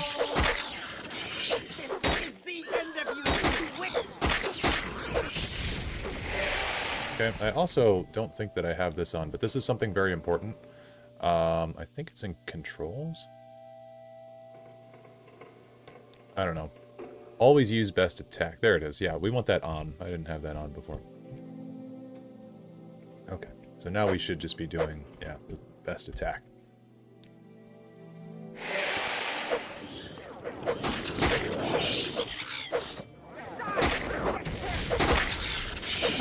Okay. Done. For those of you who don't know why I was afraid of the ghost, it's because ghosts cannot be attacked. Oh, I might be dead here. Oh, I'm certainly dead. Oh, I'm not dead. Oh my god.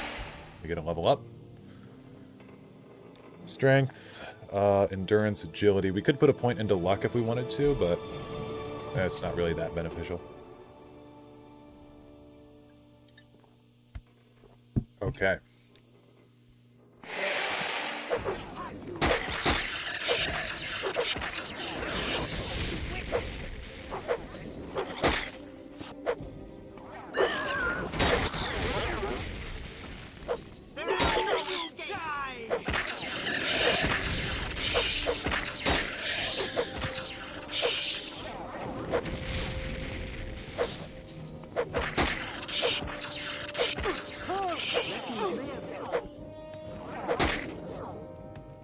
Come here. God damn it. Die! Now you die! Surrender your life to me and I will end your pain!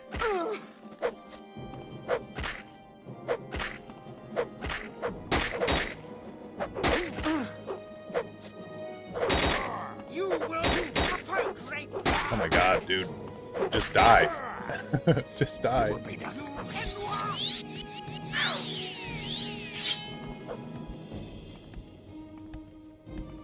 Gonna go back in here.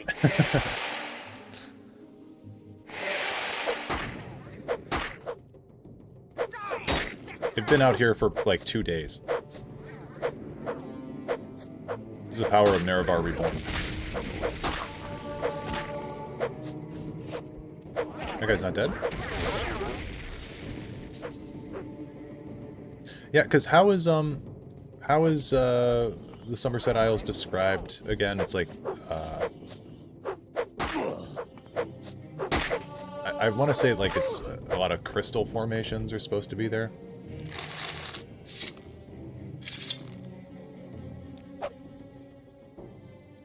Oh, and we haven't even had his shield on.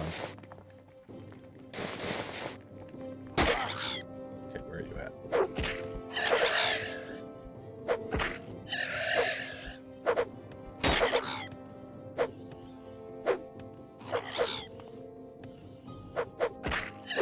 Jesus Christ. Okay. Insane.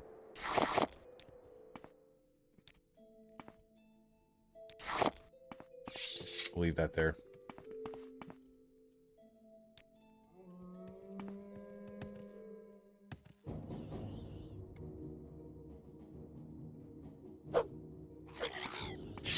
Oh my god, the cliff racers, dude. Crazy.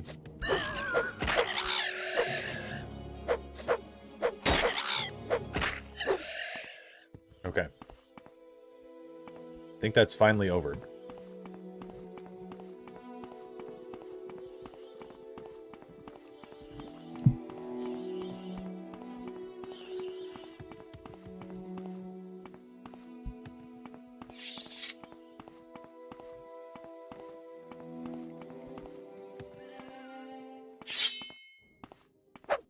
I will say, at least the cliff racers can't paralyze you. Like the scribs can.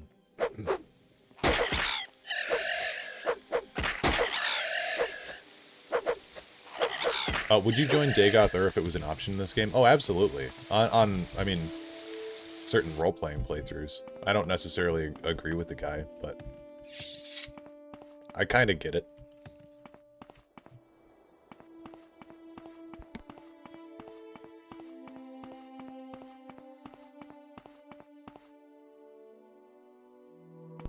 Holy shit, Lorcan himself is in chat. I think the city of Alinor was described as being crystalline and evoking insect wings. It was so dazzling in the day that it was a relic. A relief when the sun went down. Wow. Oh, that it was... okay. So dazzling in the day that it was a relief when the sun went down. That's cool. I will say, too, a lot of stuff in the PGE 1 is very, like... or is it the PGE 3 or PGE 1? Have I spent a lot of time in Oblivion? Oblivion's my favorite of the Elder Scrolls games. I think I definitely have more time in Skyrim, but it's a close second with Oblivion. Well, it's a second with Oblivion. I definitely have more time in Skyrim. But I played a lot of Oblivion when I was a kid. Oblivion gang? Hell yeah. What's up, Poros?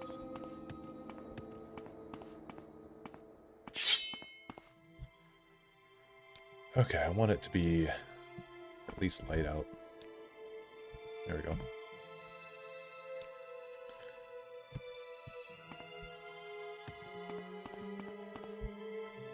If they ever made a game like that, it will need a dark mode setting for sure, yeah. I don't want to fight another cliff racer. I've been doing nothing but combat for like an hour.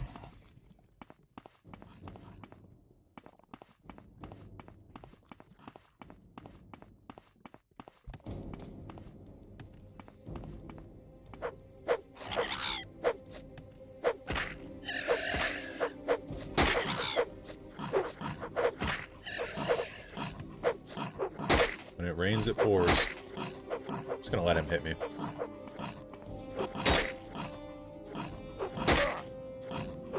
Need that fatigue meter to come back up if I want to hit him. We should be at about neutral. There we go. Oh my god. Okay, we're almost there. Surely we won't find any dreg or or slaughterfish in this water. Gets voted into Alinor for the first time, immediately goes blind. Yeah, I mean, they had to know, like, it was going to be unpopular with fans when they made that too, right? That had to be a decision that ZeniMax consciously made to not include that stuff. And just kind of make Somerset look their own way.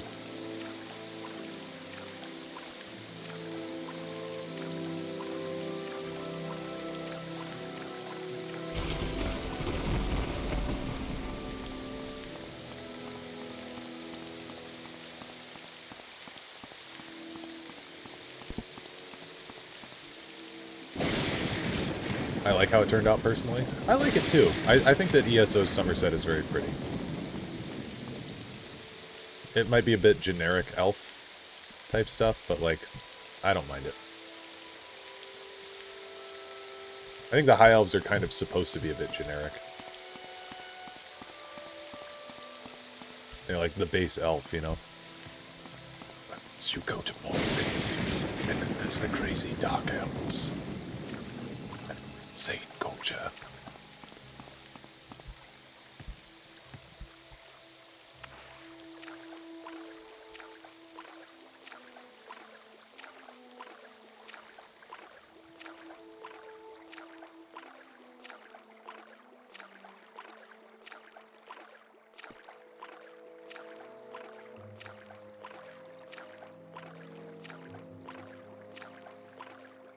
As a non-ESO player, I'm disappointed in its cinematic, TBH.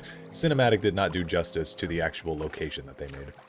It's really, I don't know why they did it that way, with, like, the high elf chick having, like, a dream.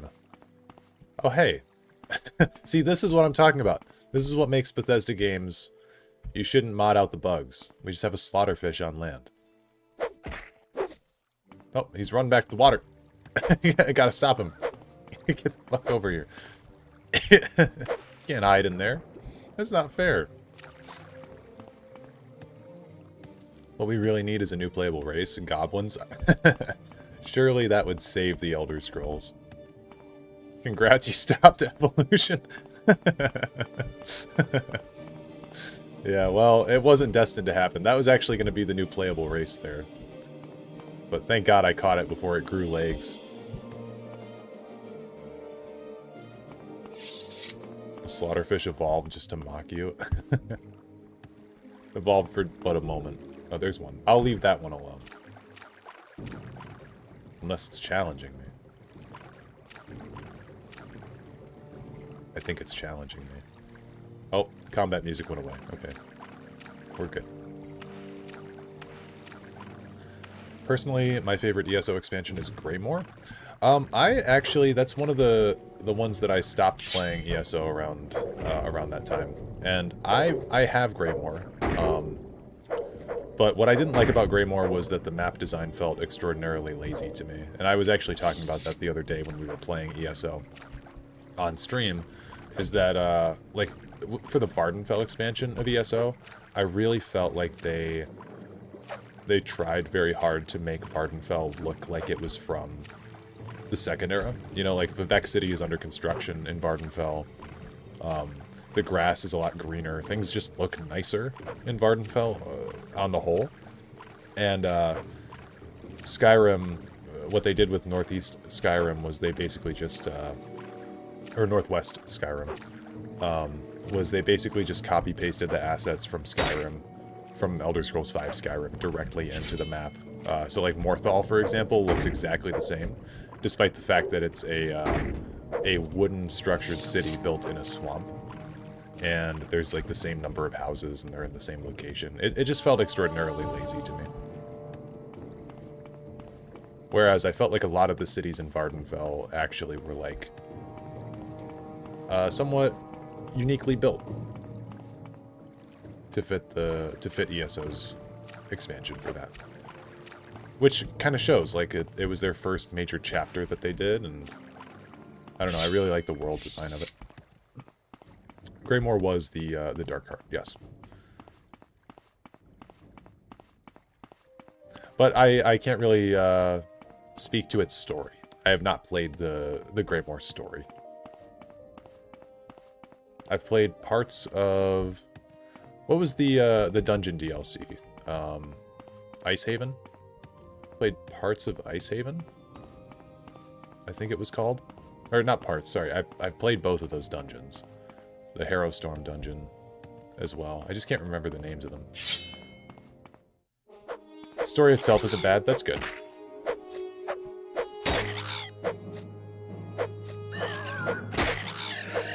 Checked the story for that one too. It was not too good at all. He liked the cinematic stuff. Cinematic was cool with Lyris fighting off the vampires.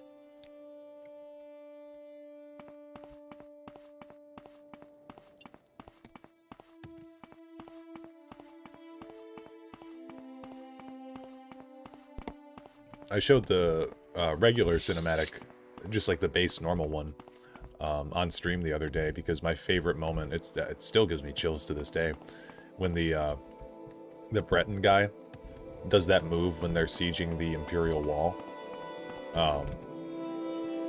Is Keening in here, by the way? Can I go grab Keening right now?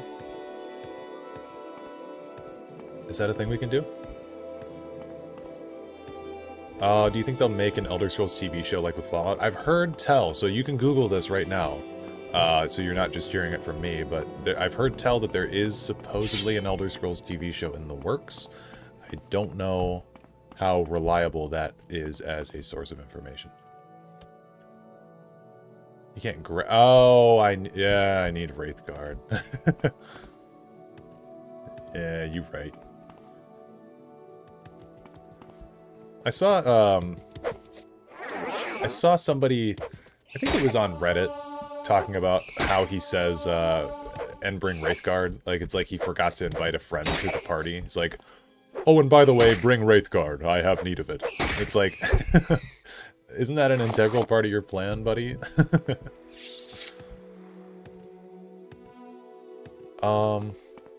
Story was actually really good, but I do agree the region could have been more than just copy and paste. Yeah, like, have some cool quest lines in, you know, maybe with the town of Morthal being settled. That could have been really cool.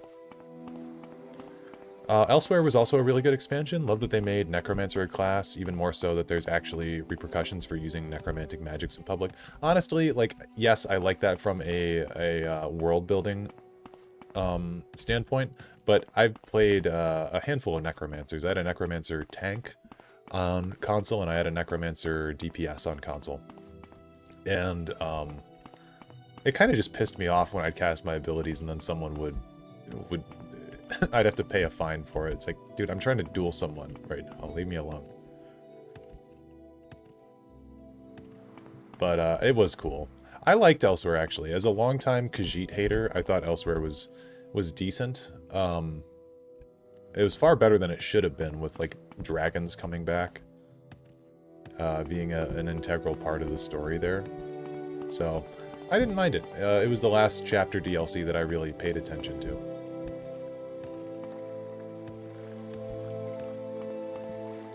Okay, finally we can travel. Let's go to Sadrith Mora. There we go.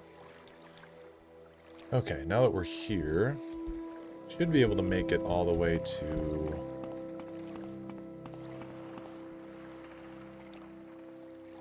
Go to Ebonheart. From Ebonheart, we can actually get to Tribunal right away, can't we? So what do you want? Sorry, stranger. Anytime My now. time is short, so... Stray merchant that's walking on the road that you can't kill. Love the cinematic for it. You love that Kalgron Teed is Lil Alduin, but that final boss fight was awful. Kalgron Teed, yeah, his boss fight's not good. Honestly, like, ESO, a lot of the story bosses did not come across very well. Like, the Manamarco boss fight is not very good. I will say the Molag Bal, the final Molag Bal fight is pretty cool, just because you've got all those souped up powers from the amulet. Okay. What's this about? Yeah, we're gonna go get transported to Mournhold. I feel like we could get a big power spike if we go there right away. Hey, look, it's the Ebonheart Oracle Yes. from Legends.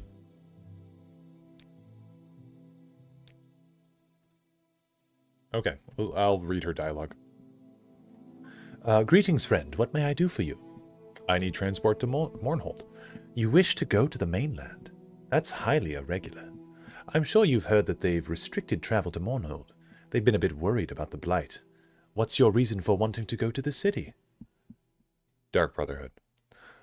Oh my, I can see why you'd want to get that cleared up. That's dangerous business, though. I can't say I'd be happy to send you off on that sort of fool's errand. If you're sure, though, I suppose I can oblige you. If you need to return to Vardenfell, speak with F.A. Tai in the Royal Palace. Take care, friend. Those people are not to be taken lightly. I'll send you there when we've finished speaking. Cool. Alright. Welcome to Mournhold, traveler. Justice never sleeps. Justice never sleeps. Isn't there a door that takes you right out? Yeah. Hireling of House Redera. What did I think of the Blackwood expansion? I thought it was pretty bad, to be real with you. I totally forgot I did play that for the Mankar Cameron video, the Mankar Cameron lore video that I have on the channel. I played that. Yeah, I thought it was pretty bad. I didn't really think that it was like... It felt like it was written for a third grader. What can I say? I don't know. I felt like all the plot twists were very predictable. Aaron Stagon was just a big bad evil guy, and it felt like a complete retread of Oblivion for sure. So, was not a big fan of Blackwood. Really loved the Garlas Malatar dungeon in the Wraithstone DLC. King Narrowmore was a fun boss. King Narrowmore was a good boss. The final boss in that dungeon is also cool. The Auroran. I don't remember exactly what it's called. But that boss was cool. I agree. Is Blackmarsh part of the Empire or independent? At this point in time, it's basically independent. They've kind of like... The Anzalil is a radicalized faction of pro-Argonian... Argonians, I guess. And they want to be independent from the Empire, so... When the Red Year happened, they split off from the Empire and they went and attacked the people of Morrowind for enslaving the Argonians all this time, which, you know, it's valid. It makes some sense. I'm glad I see you well, Sarah. Okay, drag shield, glass armor. Is there any way we could just steal this stuff and get away with it? I know there's a Hand of Almalexia right here, but... The Deadlands was good, though. At least treading Mehrunes Dagon's Realm of Oblivion. I don't know, like, I wasn't too big of a fan of the way they designed the Deadlands. I thought it was cool to get a unique look on it, I guess, with like the storm section of that, rather than everything looking like a level from Doom 1995. But, I don't know, I just wasn't huge on that DLC. I thought it was kind of, eh. The Symphony of Blades. Yeah, the Symphony of Blades, King Neromore's final form. Yes. Okay, not the pawnbroker. Who am I looking for? Trader. Yeah. Trader Joe. So you have an upstairs. There's someone that you can steal from here, right? Expensive amulet, sure. Take those. Don't need that. We'll go to the blacksmith shop, see if there's anything that we can cop.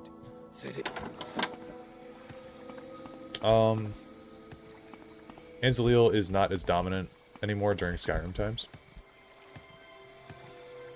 I guess, like, I don't really know the current political standing of Black Marsh then. Like, the Anzalil, as far as I knew, were the people that were still in charge of Black Marsh, but I guess Fort Thera 201, I'm not so certain. Having read the Elder Scrolls Greg Keyes novels, that's where I'm getting a lot of my information from on the Anzalil. And I think, to be fair, that's where a lot of the information does come, on the Anzalil. This is a cool statue, by the way. Almalexia killing Mehrunes Dagon. Or not killing, but I guess defeating.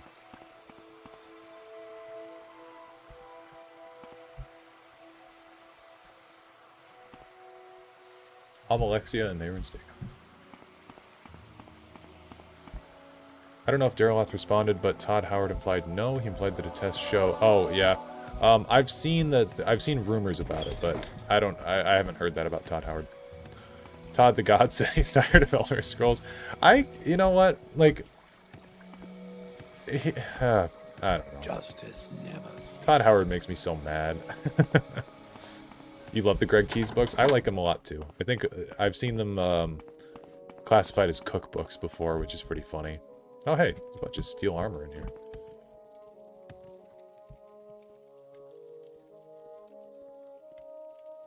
I mean, we can look, right? We can look with no problem. We also always have the power of quick saving and quick looking. The Infernal City was amazing. Yeah, I've heard differing opinions on it.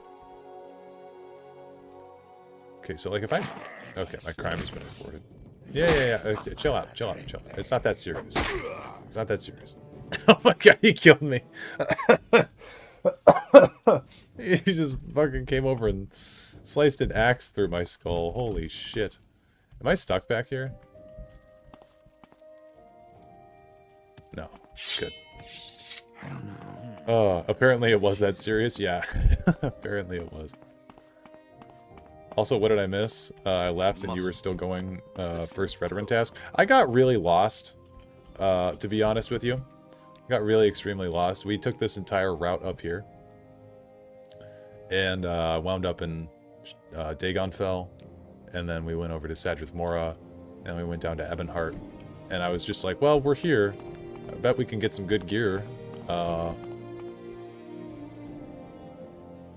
it doesn't really seem... Oh, an adamantium mace. And an adamantium short sword. No long sword, though.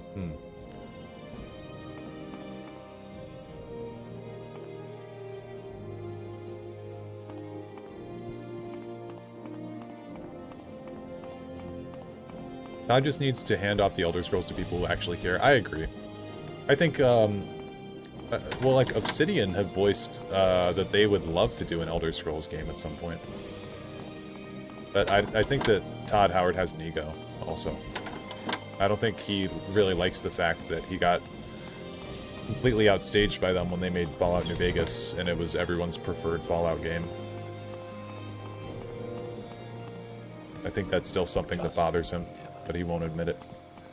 So they haven't outsourced a game, really. Not outsourced a game that's not like mobile or an MMO, you know. because like ESO is outsourced, but it's also kind of in-house because ZOS is a part of Bethesda. ZOS is part of Bethesda publishing, so. Go ahead. It's a simple solution, stop lying about your game's features. Well, I mean, everybody knows that there's over 200 endings to Fallout 3, so. ZOS is the parent company to Bethesda. Yeah. Or is ZeniMax Online the parent company, or is it Let's hear. something else? I suppose it is my duty to help those less fortunate. Can you really outsource a game these days now that Microsoft owns practically everything? That's true. It'll all kind of be in-house. I guess we could go to Vivek City. One quarter. Quickly, Outlander. That fucker near the temple scared me, even though he's still not in his armor. Yeah, what's that guy's name? That guy's the OG Ebony Warrior.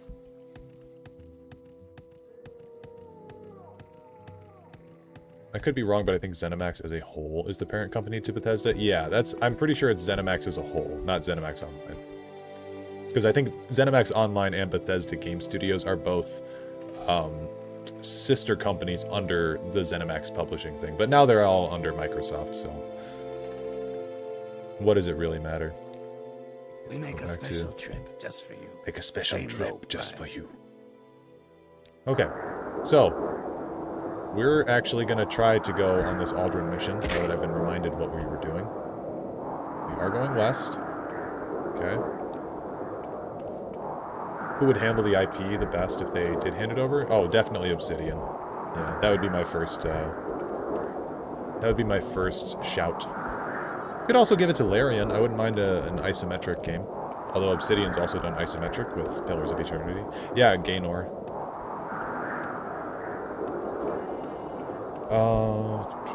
Resting here is still illegal.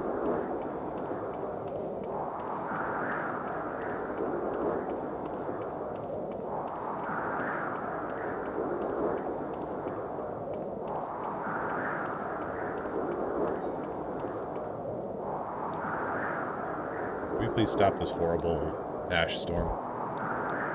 Please. Please. Thank you. I mean, yeah, Obsidian made some bangers. One of my all-time favorites by them is KOTOR 2. Yeah, I think my favorite by them is, it's either The Outer Worlds or Pillars 1. Although Pillars 2 definitely has better gameplay. Okay, so let's see. Due west of here is what they said, right? I'm going west. Not going to get off track this time.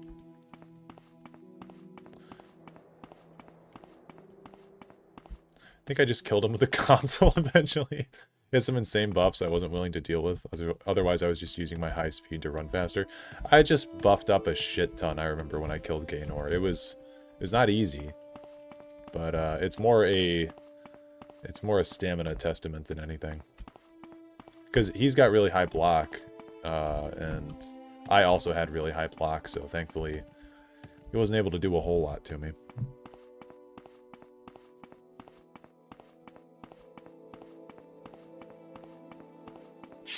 Oh shit. Oh rat.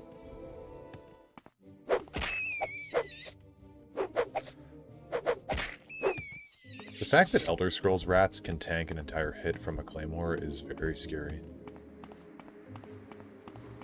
It would be cool to see Tess obscure and more confusing aspects of lore like Dragon Breaks put to film. Oh, I agree. I think there's a lot of room to explore. Oh, is this the guy that's looking for his pants?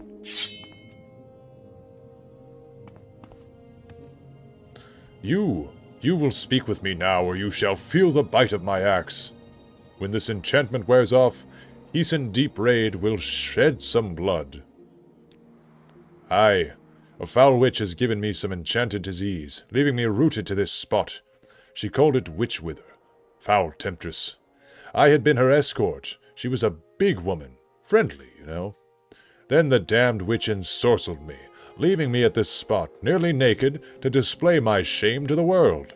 Hissin Deep Raid is not accustomed to being mocked, stranger. I shall paint the ground with her entrails. I can help you. I'll find a potion that will cure your paralyzation. Sure. You have honor, Thasad Alcazar. I am a man of standing among my people. My father and my father's father, and his father before him, have had songs sung of their deeds, and I shall be no different.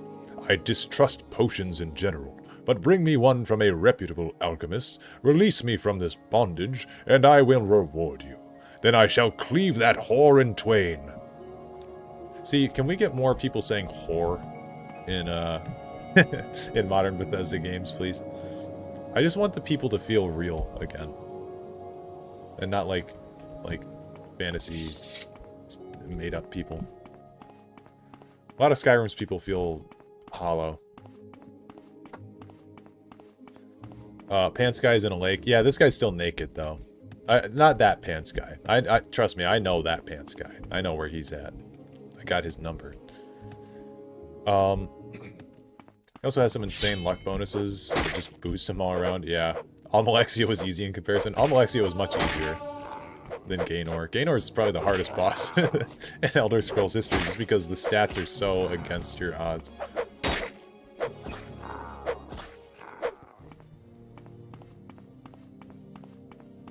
we're still going west. Let me be reminded what we're actually doing here. Caius. Okay, Naminda told me to speak with Drulain Phelan. Mudcrabs have been bothering Drulain's Squar. And that's it. Okay. Ulfric did cuss at the Thalmor at the meeting with the Greybeards and called one of them a bitch. I know that, yeah. I do know that he did that. We did actually live stream Skyrim on the channel. I need to start uploading those to my second channel eventually. But, yeah, we did a full Skyrim live stream. Went from Helgen to Miraak. Yeah, it's funny when he calls her a bitch, but, you know, it's like the one instance. I do consistently say that Ulfric Stormcloak, and I'm not on Team Ulfric. I'm more on the Imperial side of things. Although, I don't care what side they choose for Elder Scrolls 6, I just want that game to come out. So if they come out with Elder Scrolls 6 and Ulfric was the winner of the Civil War, it's fine by me. I don't care. I just don't personally really like the guy. I think he has a distasteful personality. But, Make it quick, Outlander. But yeah, I forget what my entire point with that was. Oh, yeah, I've long said that Ulfric is the best character in all of Skyrim. Most well-written character, for sure. Okay. The Naked Nord in Mournhold was such a nice throwback to the beginning of most people's first playthrough. Yeah. Bitch is a bit of a lukewarm insult. Yeah, it is. Especially when the person he's talking to is an actual bitch. He's talking to Elenwen, and she sucks. Okay, we found her. Did Naminda send you? Are you here to help with these hostile mudcrabs? Yes. There's a pair of them that's been hunting my guar. Just the other day, they killed one and dragged it off. They usually come from the coast to the southwest. If this keeps up, I might have to sell what I still got and move back to Tyr. Tyr, also called Drez since it's the home of House Drez. Too hot for me, though. It's practically in Arconia. Okay, so southwest. This way. So I heard this story, and I don't know if it's true. I think I heard it from one of my professors a while ago. But I heard that Teddy Roosevelt used to take walks with people when he was president. He'd invite them over to the White House, and then they'd go on a walk somewhere. And basically, I guess maybe not the White House, but, you know, somewhere outdoors, they'd go on a walk together. And the goal of the walk was to go straight for as long as possible. And whatever was in your way, you would conquer it. So, like, you would just walk over boulders, or if there was, like, a hill in your way, you'd climb the hill. And that's what I think of a lot when I'm playing Morrowind, is, like, they'll tell me to go southwest somewhere, but there's a bunch of hills in my way. And I'm always just like, well, I guess I've got to just barrel through it.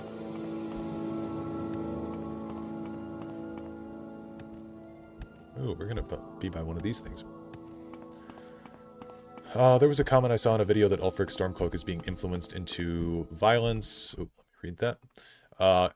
Influenced into violence by Galmar Stonefist a bit more than he already was. I don't know. I think that him and Galmar are a bit more of a team, really.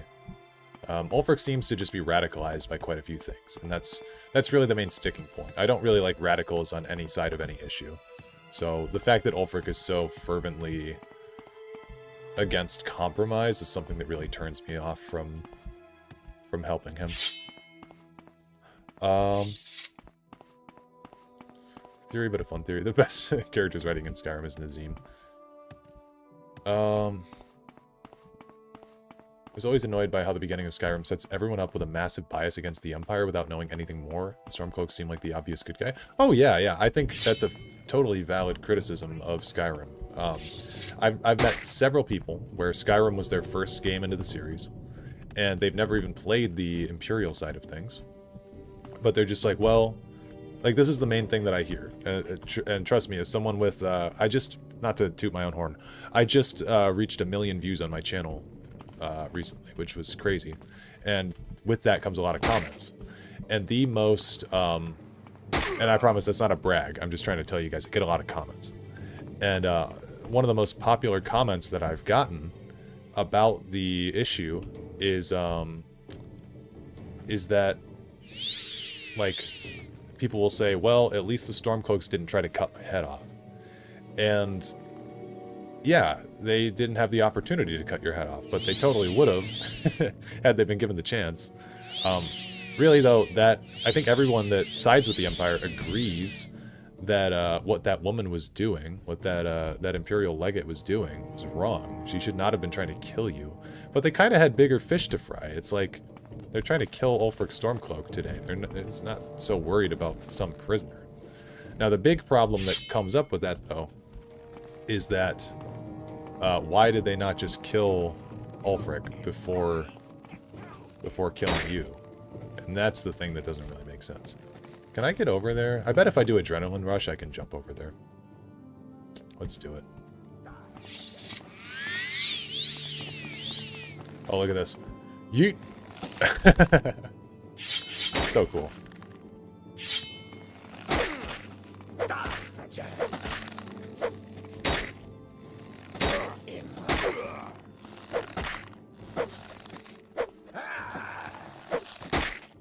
Oh, we are gonna die, though. How did we get hit so much there? With what Hadvar said, without the Empire, the Thalmor will destroy us all. Yeah, I tend to agree with that. I mean, the Thalmor are not, like... The Thalmor are not good, you know? I'm all for the elves having a chance at world domination as much as the next guy, because another thing that people have to remember, Skyrim's not real. You know, if the writers want to have the elves be the dominant culture for a little bit, that's okay. The men have been the dominant culture for a long time. It'd be actually kind of interesting to see. But the fact that they're literally Nazis is kind of where I draw the line on siding with the Thalmor. It's real to me, damn it, yeah. We finally got our shield on. They needed to kill Ulfric first, and yet next the Dark Elf. Yeah, next the Nord and the Rags. I have him in a queue, yeah. Well, I kind of speculate on this in my Ulfric videos that it's due to Elenwen's presence there. I mean, having Ulfric die is bad for the Thalmor. So they wanted him to be preserved. Look at this exhilarating gameplay.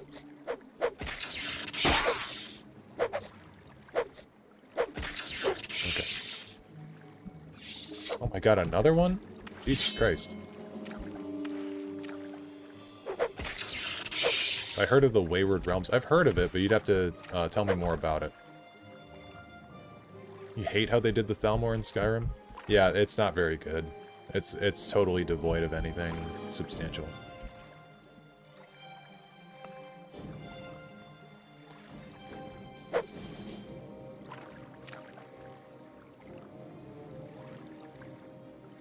Dude, is the AI on the slaughterfish actually smart? What's going on?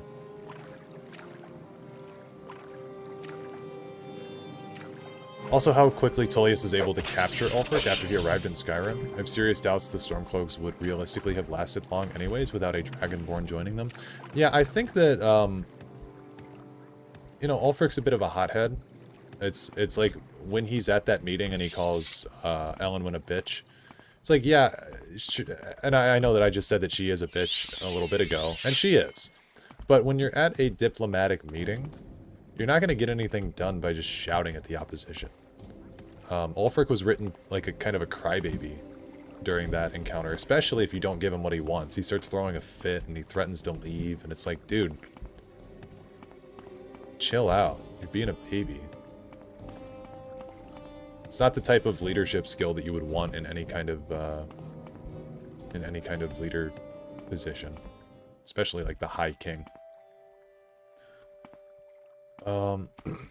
They wanted the Empire to drain more of their troops so they would stand less of a chance. Yeah.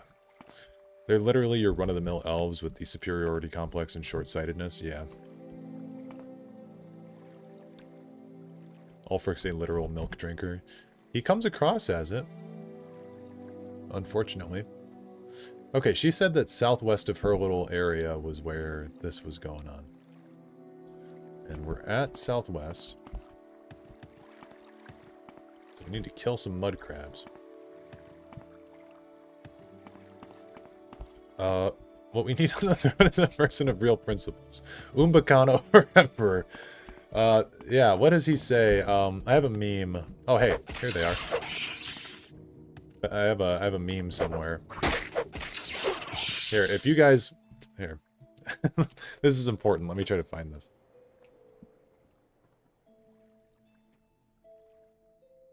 I have a whole folder on my phone for Elder Scrolls memes, so I know it's in here somewhere. Do-do-do.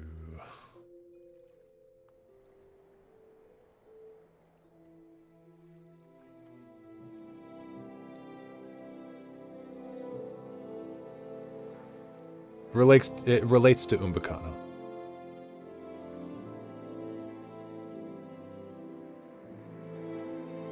Okay, I don't know. I don't want it to take up too much time, but if you guys join the Discord, I'll post it when I find it later. Okay, we killed the mud crab. TBH, similar things happen with Tullius when you go through the Peace Council. Though Ulfric is being more Ulfric, I guess. Yeah, I've done both sides. I guess, to be fair, I haven't done the Stormcloak side in quite a while. But, I don't know, Ulfric comes across a bit more whiny, from what I remember. Is Umbacano the Ayleid descendant / enthusiast? Yeah, he's the... He says some quote, that's what my meme is. It's him like... Tamriel I sunara umtaril. And it's the meme of that guy who's, he's eating the cereal, and it just... I made it, and it just says, he'll never Tamriel I sunara umtaril. And then it shows him in the next panel going, Tamriel sunarai umtaril. And then he spits the cereal out. It's stupid. but I think it's funny, and that's what matters at the end of the day. If you're making a meme, make it to make you laugh, you know? Okay, so the problem is now I have to find this woman again. Wayward Realms is an indie game from makers of Daggerfall, I think, other Elder Scrolls games, and they're making a game same or bigger than... Oh, yes, I do. Okay, I do know what Wayward Realms is now that you explained it. Yes. You laughed if it's any consolation? Well, thank you. Non-aligned option is the same as Imperial, so Ulfric is just throwing a fit in a majority of situations. Yeah, yeah.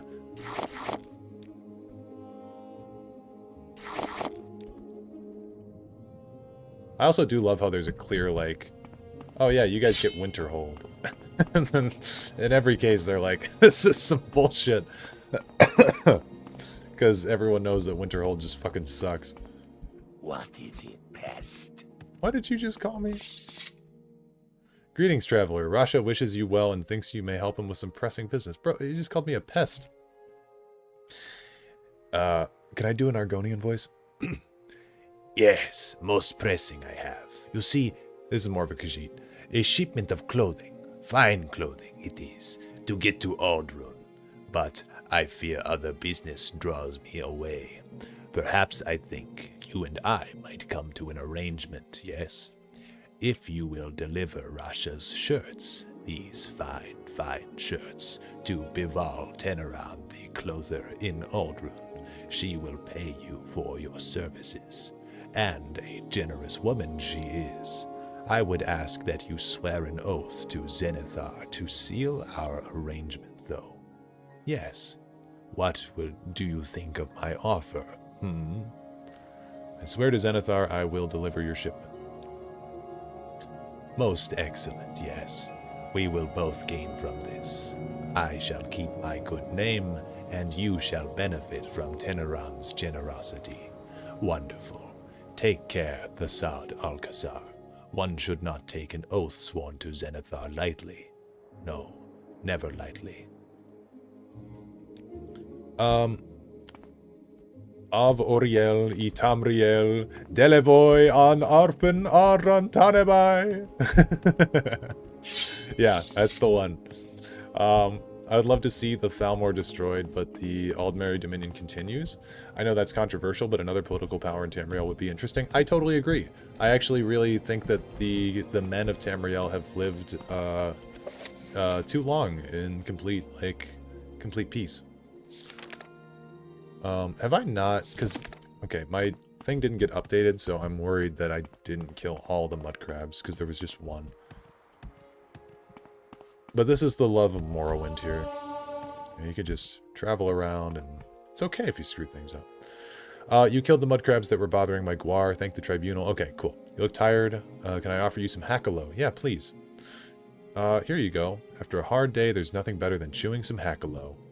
Journal updated. Outlander, Cool. what do you want? Lol, here, take the shipment, disrobes. Yeah. Well, honestly, the most efficient way to carry clothes is on your torso. I heard Russia wishes you well. Maybe I don't get the reference. I should check out Elder Kings 2. Yeah, I do have Crusader Kings 3. I've said in the past I'm not super skilled at like RTS grand strategy type games, so I need to give that a go. I'm much better with like turn-based stuff, so like Baldur's Gate and Civ are my type of grand strategy games, but I do have Crusader Kings 3 specifically for Elder Kings 2. Since Hammerfell broke away from the Empire, then they won't have to obey the ban on levitation. Think it'll make a comeback in Test 6? I hope so.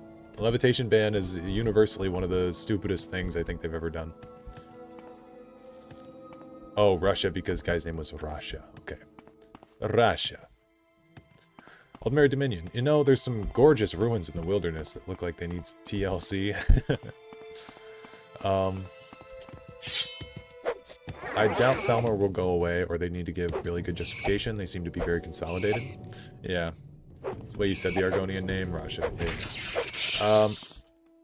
ESO Iren is not a bad queen and leader of the Dominion. The real problem is the Thalmor. They used to be a minority party in Somerset politics. Yep, and I know I keep plugging my own content, but it is my stream.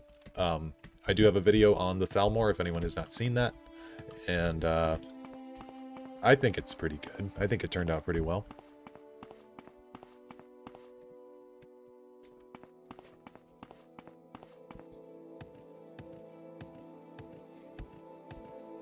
But we discussed the history of the Thalmor party in that, and then what they become.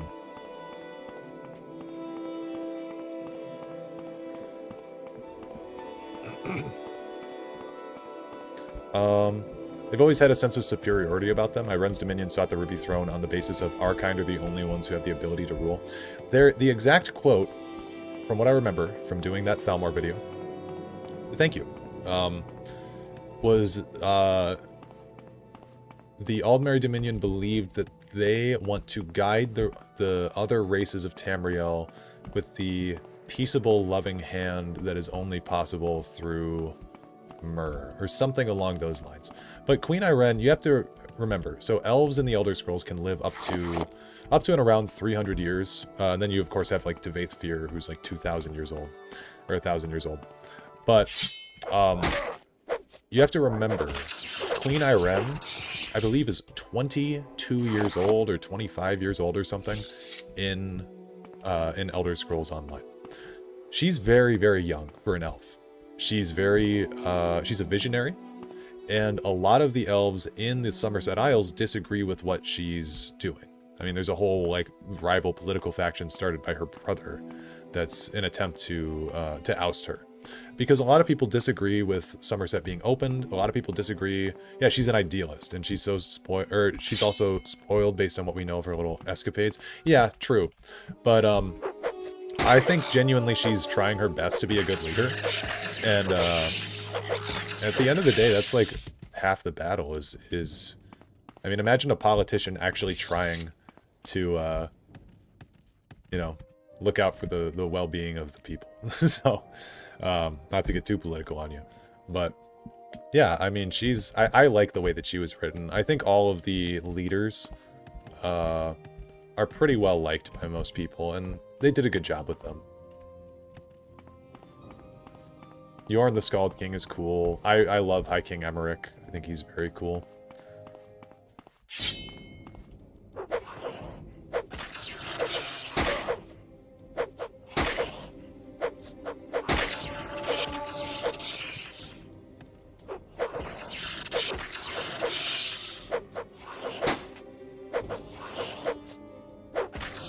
Also, for anyone who doesn't know, block in this game is randomly generated. So if you have a shield on, based on your block skill and your fatigue meter, and your, I think, endurance or strength, she will, or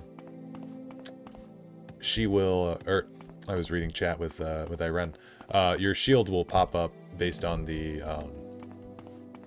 fatigue meter and all that good stuff. So it's randomly generated whenever you get a block. Daggerfell Covenant has my faith all the way. I think Daggerfell Covenant's the most, like, generally stable. The Ebonheart Pact is totally unstable. It's made out of races of people that historically have not gotten along. This is the right building, I think. Nope. Where's the Mage's Guild? ¿Dónde está Mage's Guild? Here we go. No, I don't think so. Whatever trouble you're in, I want no part of it.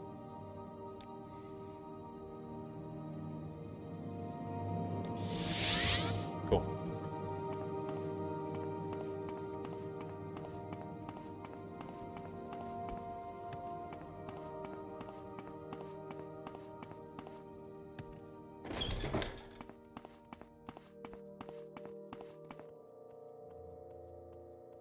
I'm going to take a quick bathroom break, and I'll be right back. I'm going to also get a drink, some water, because my throat is starting to bother me, but yeah, I'll be back in a little bit. Oh wait, I want to play you guys a song. Can I play you guys a song before I go?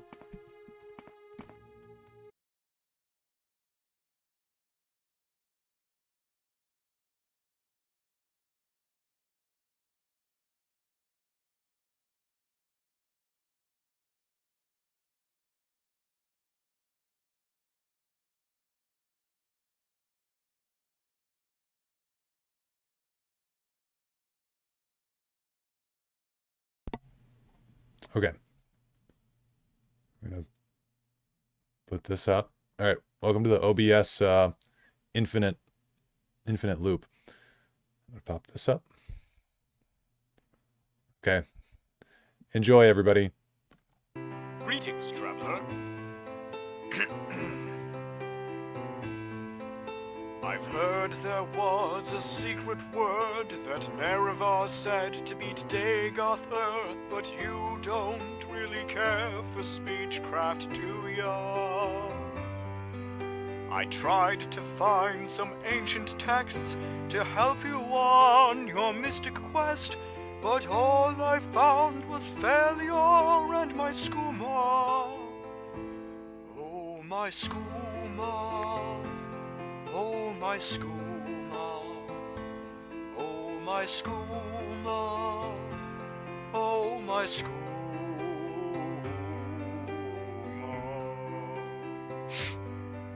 The blades were strong, but they needed men. The Emperor sent you to Morrowind, so Susius Ergala had to approve ya. Ah, yes. I thought that I had hit rock bottom. I was just an old man with a skooma problem. I'm nothing but some books, my orders, and skooma. Oh, my skooma. Oh, my skooma. Oh, my skooma. Oh, my skooma.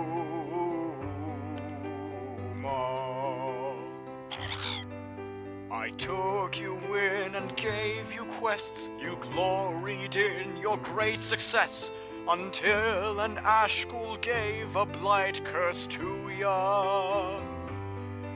You went to Div Aethyr and he gave you a cure, but that left me alone and Chillis brooding over skooma. Oh, my skooma.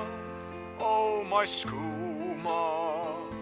Oh, my skooma. Oh, my skooma. Shame on you. Now I've been called to Cyrodiil. The blades need a captain, you fit the bill. But you don't care about the main quest, do ya? I know you've leveled pretty well, but love is not a destruction spell. It's a cold and it's a broken pipe of skooma. Oh, my skooma. Oh, my skooma. Oh, my skooma. Oh, my skooma. Oh, my skooma. Oh, my skooma. Oh, my skooma. Oh, my skooma.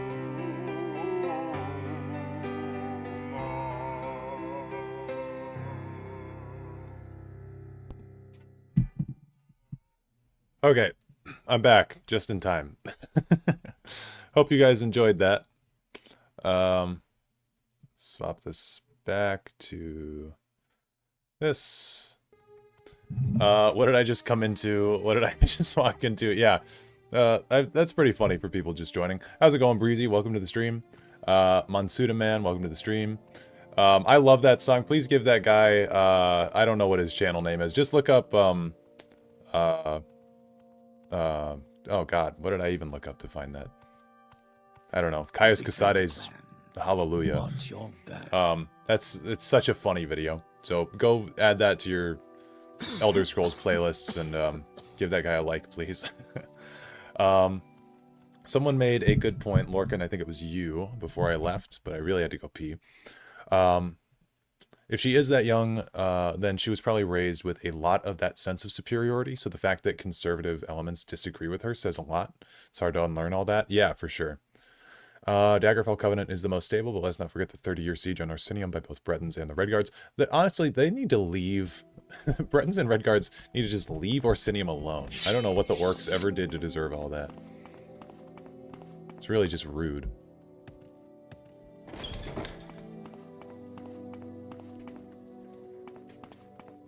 Got one of these baby water bottles that you can get on like an airplane.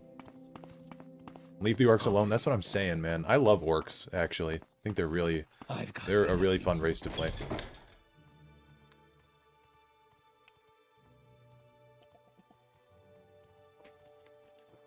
I'm sorry, I'm sitting so far away from my microphone, and it still picks up me drinking that water. I apologize. You've betrayed What's your story? Okay. Have you taken care of those hostile mud crabs? Yes. You killed the mud crabs for Drulene Phelan. Good work, Thasad Alcazar. Speak with me again when you are ready for more duties. I'm ready. Need someone to deliver a cure disease potion. Here, take this cure disease potion to Thelden Virith and Ald Valathi. While you're there, ask if there's anything he needs done. Ald Valathi's a long walk. I'd suggest taking the Silt Strider to Nisus and making the journey from there. Ald Valathi is directly north of Nisus. I think I do know where Ald-Valathi is off the top of the dome, but we can, we'll see. I mean, we we see how my trek over to due west went, with me winding up all the way north.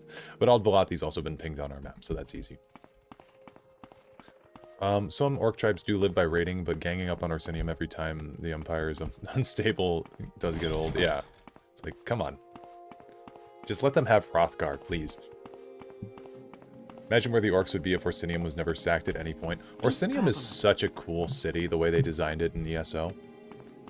Probably be leagues ahead of everybody.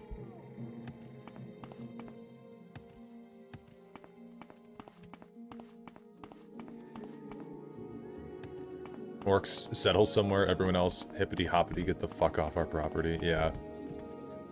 Pretty true. Oh, wait, I bear the mark of Zenithar.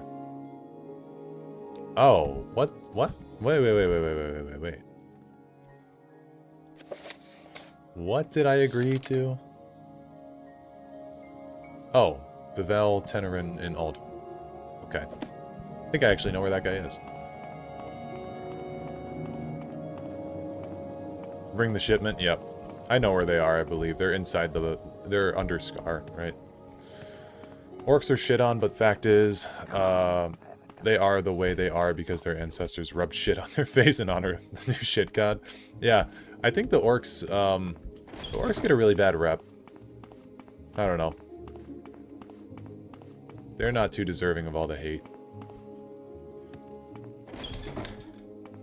Is this the right place?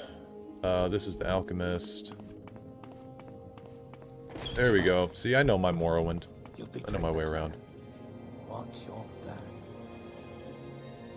Ah, you brought the shirts from Russia. Wonderful. Oh wait, this is a dark elf in Morrowind. You brought the shirts from Russia. Wonderful. He does such fine work, and he sells them to me for very reasonable prices. He's a careful sort, but that's just smart business if you ask me. Thank you for your help, and here's your payment. They got the Belt of Iron Will. Isn't that actually pretty good? It's okay. I don't have a belt on, so it's alright. I like how Tess made orcs like master smiths, rather than traditional dwarves from other fantasy genres. I think it's really fitting, too. I like it a lot. I also really like that we don't have, like, dwarves in the Elder Scrolls in the traditional sense, because I think, like, dwarves as a subclass of humans in D&D, or not even of humans, sorry. I'm kind of saying that wrong, but dwarves as their own race in D&D is always kind of odd to me, because, like, real-life humans can have dwarfism, and I'm sorry if that's not the politically correct term, but, you know, like Peter Dinklage has that, I believe it's dwarfism, and that's not offensive to say. But yeah, Peter Dinklage has that, and he's a human, you know. I don't know how, like, classifying dwarves as, like, another whole race just because they're a little bit smaller than people, you know. Where did they recommend that we go? Ald-Valathi is just north of Nisus. Okay. Cool.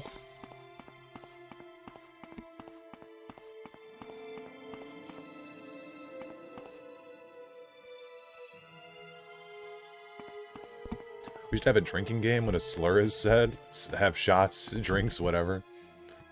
Be down and out pretty quick. It is dwarfism. Yeah, I thought it was, but I don't know. It somehow sounded offensive. Not that I'm gonna get canceled on a Morrowind livestream, but you know.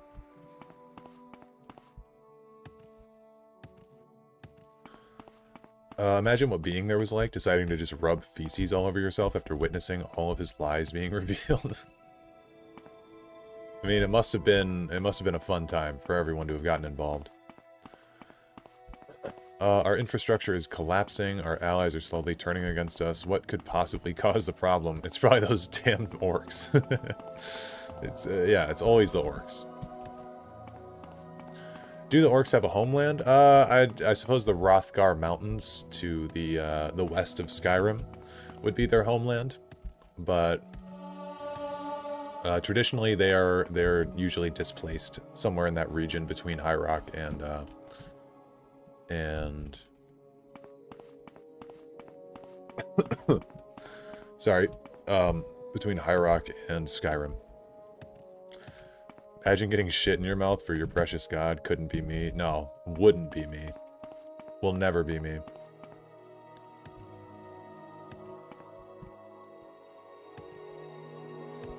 You guys on Team Trinimac or Team Malakath? What's your stance on that? Who should the orcs worship?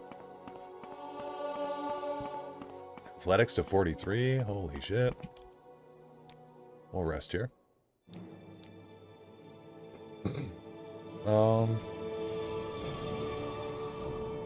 Yeah, you want your agility high because this is your... It's literally your ability to hit, so... Malakath, to be fair, Malakath himself says that is the story... that the story is too literal. Yeah, he does. Like, people take that too seriously.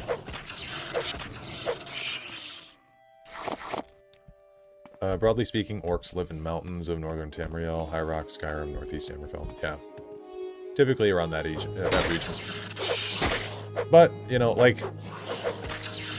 I think one thing that ESO really helped to put into my mind is that every area is fairly multicultural.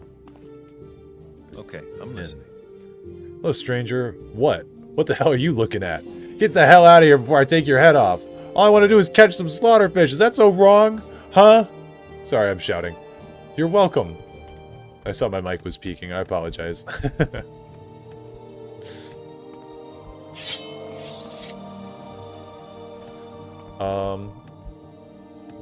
Yeah, we're just gonna leave that guy to his slaughterfish, I guess. Definitely Malakath, he's a lot more respectable than Trinimac. Oddly speaking, orcs live in, oh, I already read that. I'm now imagining Trinimac just knelt on the floor rubbing feces all over his face and screaming, "Don't look at me," while crying incoherently. That's probably how it happened. Oh, hey, there's this quest. This is kind of a fun quest. Tidings and good wishes to you, friend. Ah, hello there. I was hoping a handsome young gentleman like yourself would happen by. Might you take a moment to help a lady in distress? Well, I dropped my ring and I can't seem to find it. I think it must have rolled down into this pool here, but I can't go in to get it because I'm expected in Nisus shortly. You see, I'm a private dancer, and I can't very well smell like icky muck water now, can I? Would you please get it for me? The water's not very deep, and I'd be very grateful and in your debt. Oh, it'd be my pleasure. Oh, thank you. When I finish dancing this evening, perhaps we can get together and discuss your reward. Okay, cool. Well, we're gonna come and look for her ring, which is right here. No good deed goes unpunished, Outlander. Ooh.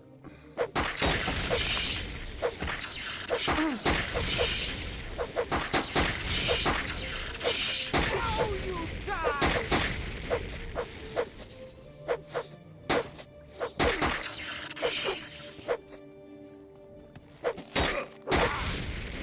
Ooh. Quick save. Well, she's got some health. You got some HP.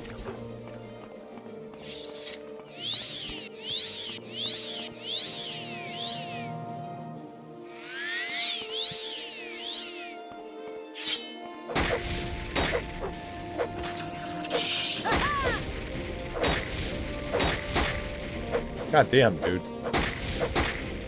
Just hit her. Just kill her. Jesus Christ.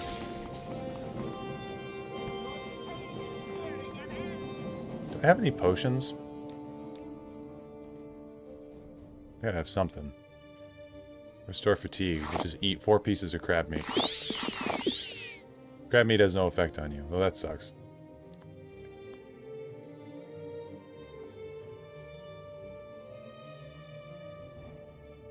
Pound meat.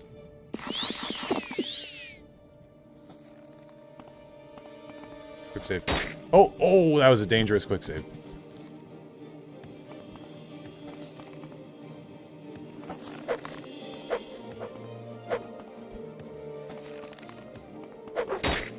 God damn. Oh! We gotta run.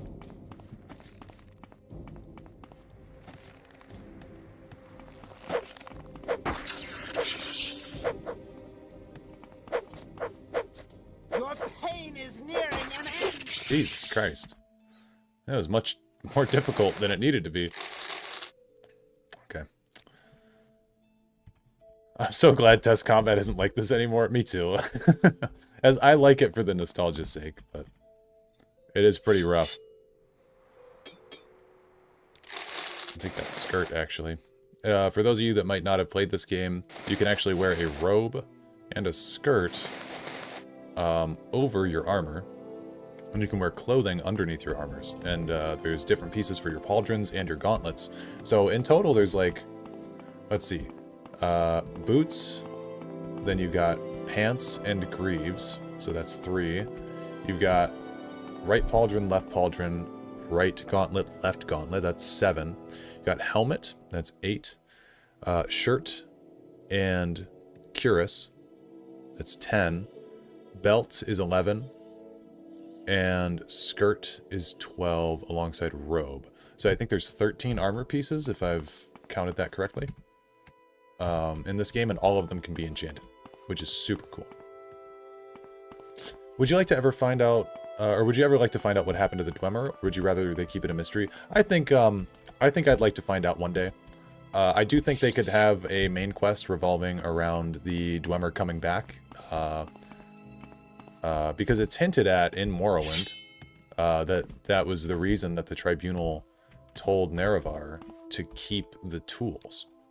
Was because one day the Dwemer might come back, and the forces of Morrowind might not be enough to prepare for what happened. There's conflicting sources there. So I think it's been set up for them to come back one day. It would really depend on how well they're able to do that, though. And do we trust Bethesda to write something cool about the Dwemer coming back right now? I don't know. But I would really love to have, like...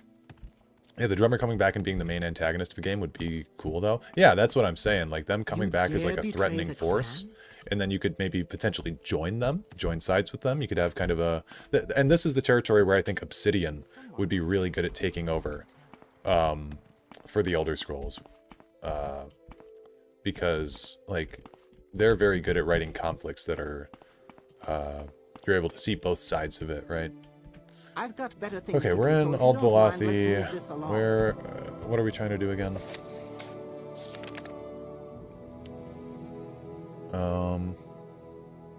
Yeah, cure disease potion in Aldvalathi. Felden Virith. Be in here? Yep. Told you I know my way around. There you go. The Arvel family will be grateful. Anything I can do for you, I might have some duties for you later. What is it, Outlander? Excuse me. What about adding gunpowder weapons in tests? Would that be too far for some people? I think that would be too far for some people. Again, I'm down for whatever, so long as they can do it well. I think adding gunpowder would be cool. Pillars of Eternity has gunpowder, and it works super well in that series.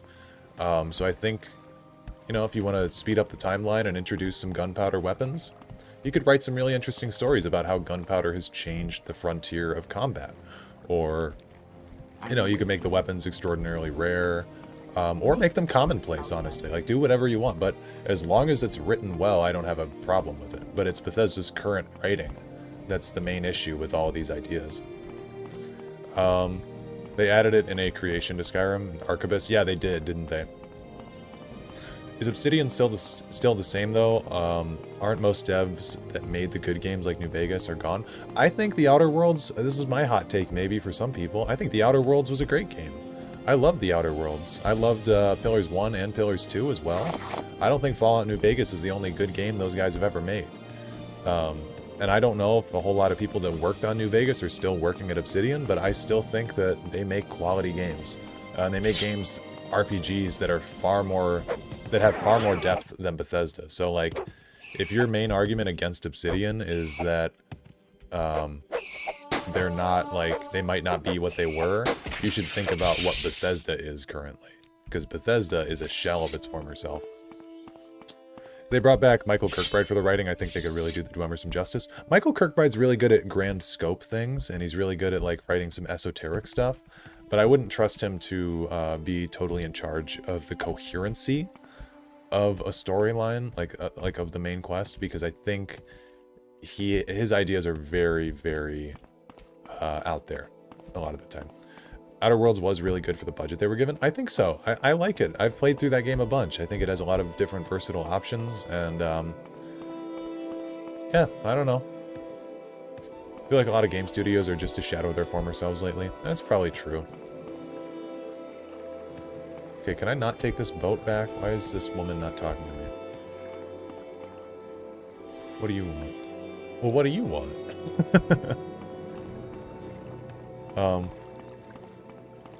Don't get me wrong, Dareloth, they are still good. Just saying, can they still make another masterpiece? I think anything that they make, like, I'll tell it to you this way. Every Obsidian game I've ever played, I've liked. So, I don't know if it has to be a masterpiece. Outer Worlds was really good for the budget. I think I read that one. I think I said this last stream, but it astounds me that Kirkbride's writing is so profound and esoteric that people will actually hate him or worship him for it. And I'm leaning more towards the hate him for it parts of it lately, because I kind of want some more concrete answers for some of the stuff that he wrote. A lot of it feels very like how Disney handled the Star Wars sequels to me. Some of his writing, where it's like intentionally left ambiguous, and then so the next person who takes over has no idea what Kirkbride was talking about, and because Kirkbride's not there anymore, there's nobody to explain the lore that he's touched on. So, like, no wonder Todd Howard doesn't want to touch stuff about the Dwemer, or doesn't want to touch on stuff that he wrote about the Tribunal or stuff, like, because he has no idea what he was writing about. As I've gotten older, I'm less impressed by his writing. Yeah, I think his writing's very, like, it's very acid trip heavy, you know, like, whoa, dude, that's so cool.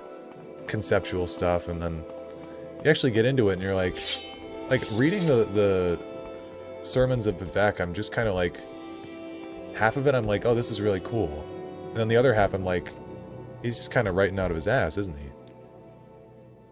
Because it's one thing to write something profound with, like, a purpose, but half the stuff that he wrote, it just feels like he's trying to troll people. And it really has no real answer. You have to play the DLCs, but I like the Outer Worlds too. I really love the DLCs of the Outer Worlds. I think they're a lot of fun. The Murder on Eridanos is very fun. And, Mystery on Gorgon? I think is the other one. Or Peril on Gorgon is the other one. I like them both. I think they're fun. Kirkbride works best when contained by other writers and the rest of the developers, and that's exactly my point about Star Wars too. Kind of bringing that up is that's how George Lucas works too. George Lucas writing is cool in theory, but he needs other people to, like, rein him in.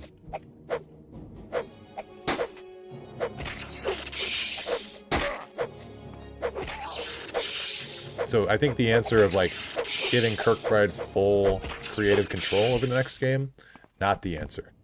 But I think that having Kirkbride on the team to write could be super cool. Definitely does feel like sometimes he's just trying to sound profound and meaningless in equal measure. Yeah, and it just feels like a waste of time half the time reading some of his stuff.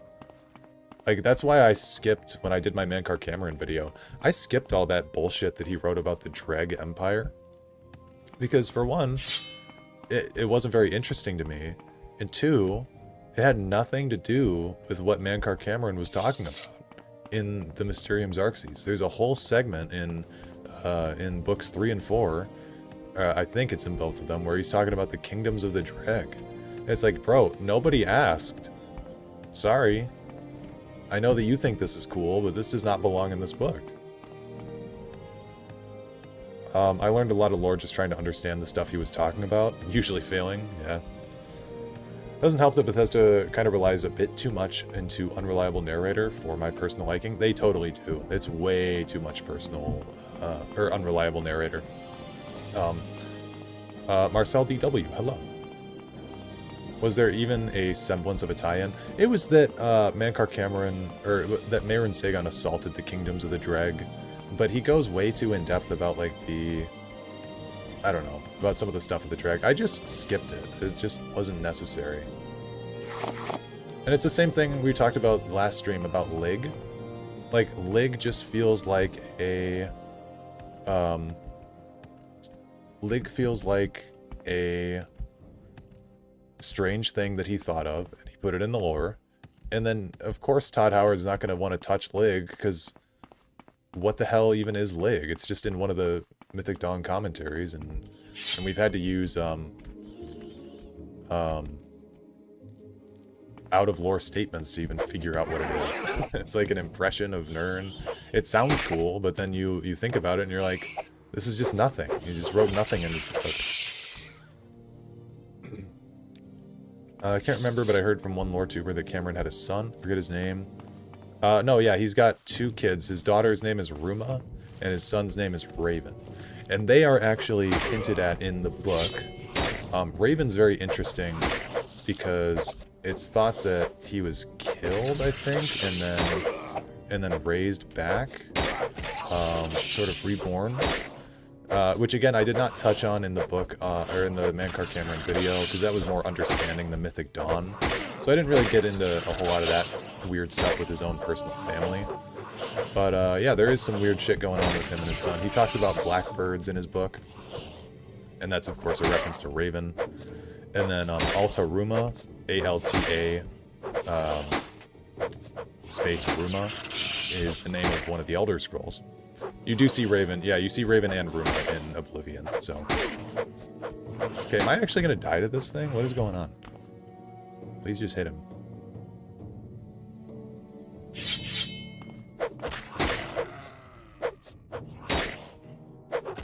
Jesus Christ.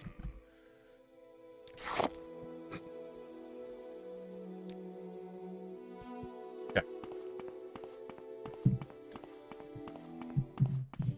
I thought the lore was that he made his kids with Mehran's razor. Yeah, he says something like, on the 3rd day I ate him, or I ate her, recreated her or something. I forget which book it's in. But again, this is one of those things that's like, how important is this to the overall narrative of the Elder Scrolls? Not very. And that's why I just skipped it in my lore video. But that is one of the, prevailing theories.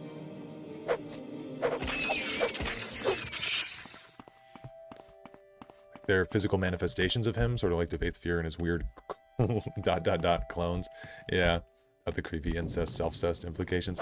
Yeah, I think that's about the gist of it. Yeah, look up, well,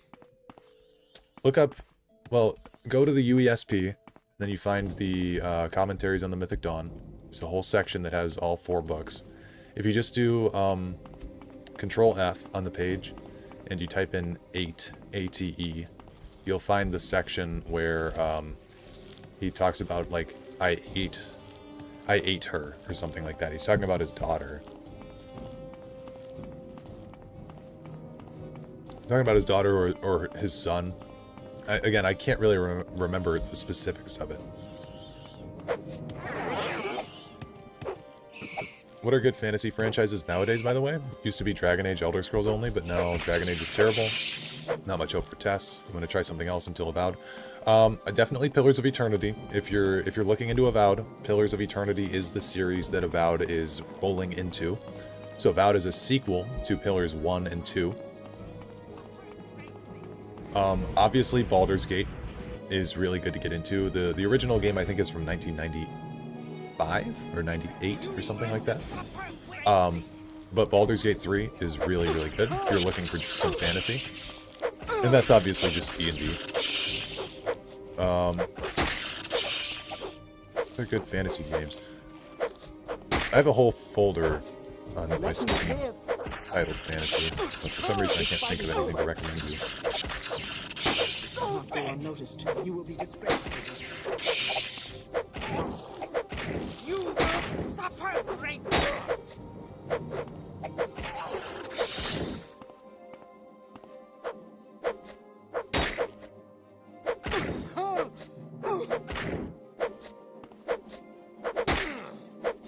I have you.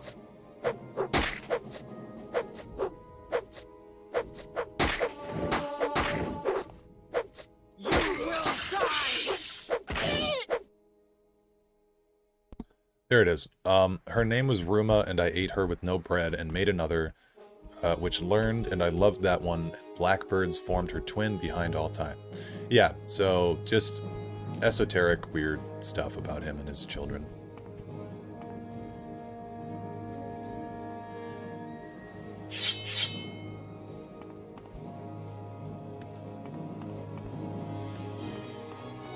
Oh wait, the first one at top too. I do find it weird that here, let me catch up on chat.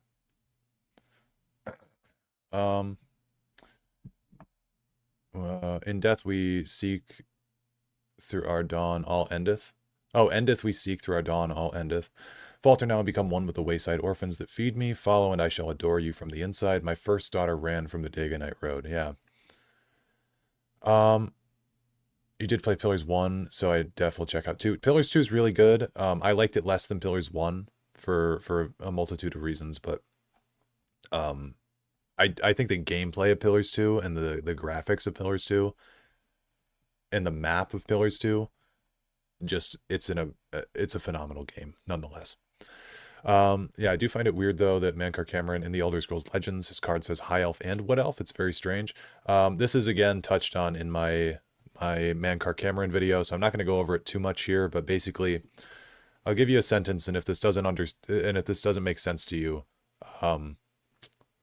you can watch the video. So Mankar Cameron used Mehrunes Razor to slice into his Nimic, changing the syllables that constructed his true form, and in doing so he created himself not only into a Dragonborn, but also reconstituted his form into an Altmer.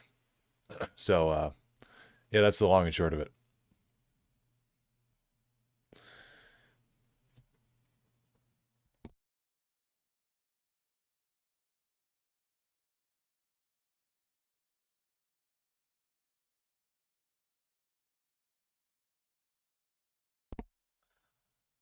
Okay.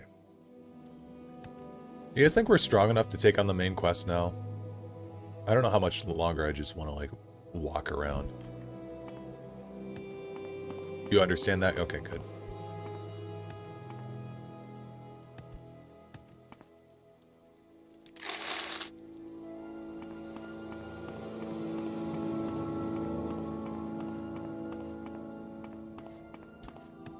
You like the character creator, but... Oh, that's coming from a loser who needs to make a perfect version of himself in any game he can. Yeah. I still think he altered his biology to be a bit more alien than Altmer, personally, considering the model of his paradise. Well, you know what's crazy, too, is, like, with stuff like this... Because I agree. I agree, Gremlin. I do think it was intended for him to be an alien. But in the game files, he's an Altmer. And that's what we have to work with. If he was an alien, I firmly believe Bethesda Game Studios should come out and clarify that. But they're... And this is why I have, like, no patience for them anymore. They're too lazy to even, like, give us an answer on something like that. Something as simple as Mankar Cameron's race. It just bothers me.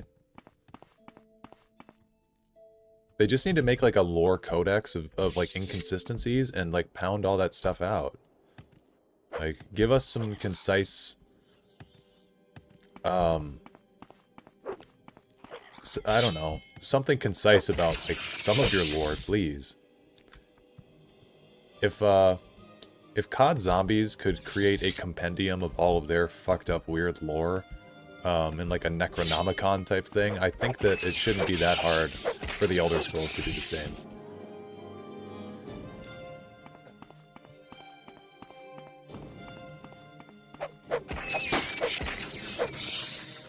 Okay, what am I even doing? I don't even know what I'm doing. Need to go... Okay, yeah, we're just going back to Alderaan now. Which I walked past, sort of. Okay, no, we're on the right path. I subconsciously knew what I was doing.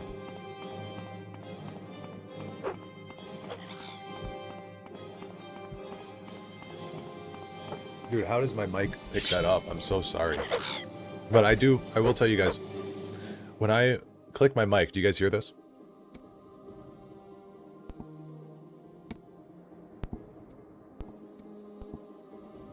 That's like when I mute my mic, I have to click that button. So I'm either going to make a noise to bother you by clicking the mute button, or I'm going to drink my stuff without muting my mic, and then you're going to hear me drinking it. So it's like, I can't win.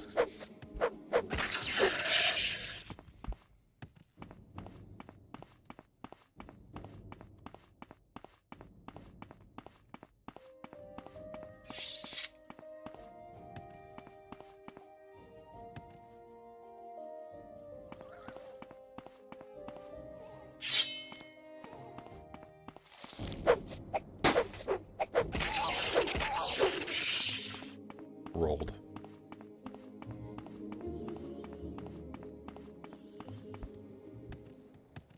So, you guys will have to explain to me, because I've never played the Dragon Age games. Are those like hard set, like realistic fantasy, or do they have like magic and shit in them? Because I always thought that those games were intended to be realistic.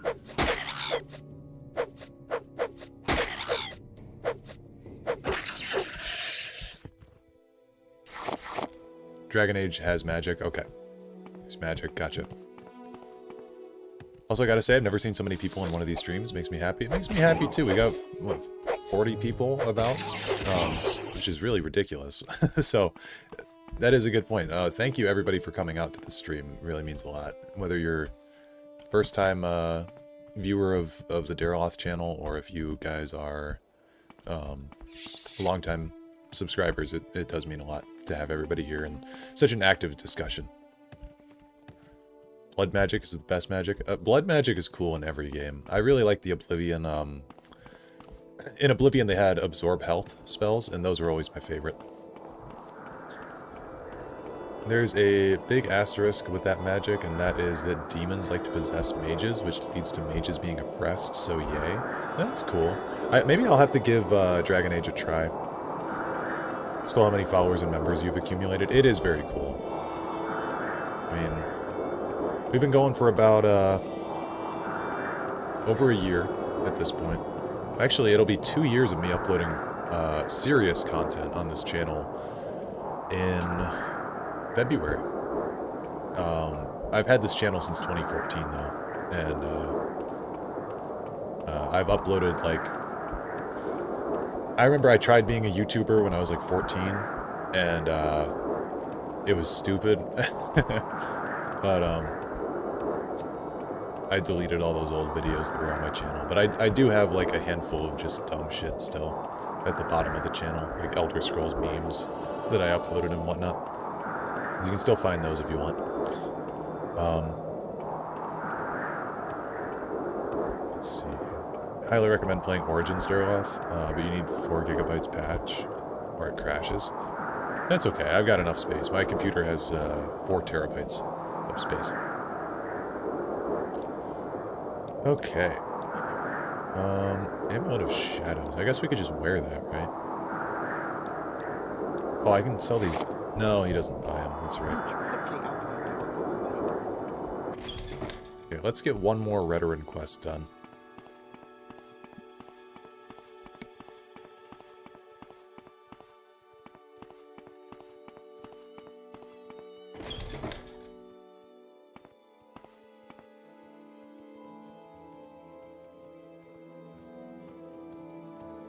Let's hear it.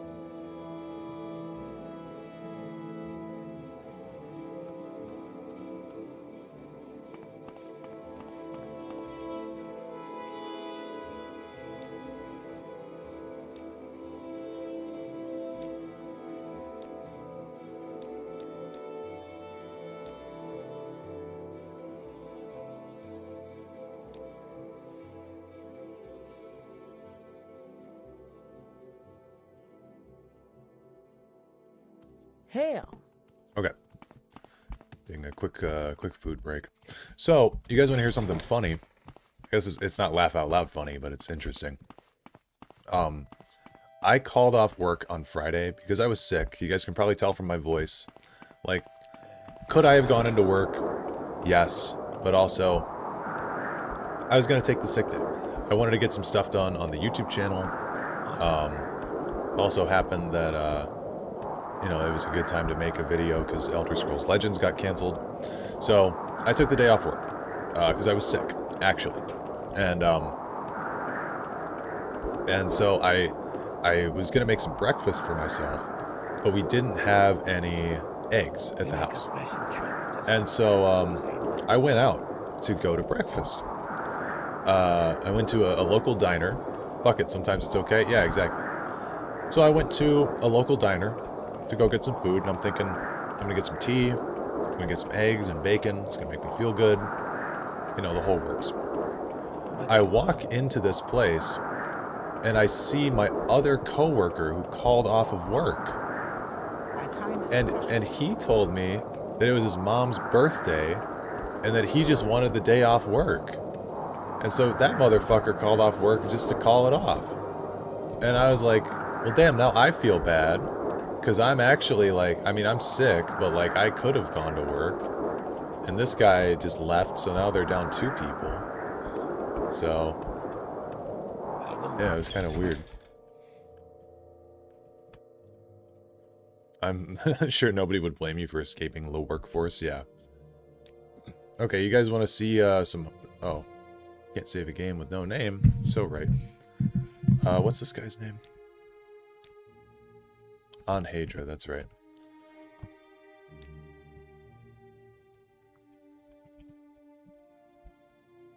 Okay. Oh, it's that guy, yeah. So, for fear of, not demonetization, but, you know, just getting a strike or shadow ban or something, I'm not going to actually say this, but you guys can take a read. So he says, I'm Anhedra.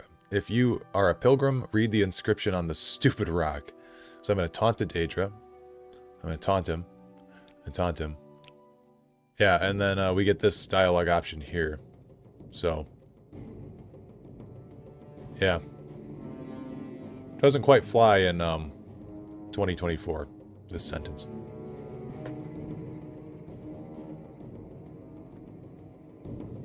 Fun fact, according to the Gatekeeper's mother in Oblivion, flesh is the missing 6th element. Yeah. Yeah, it's really cool. What's her name, too? It's a very cool character.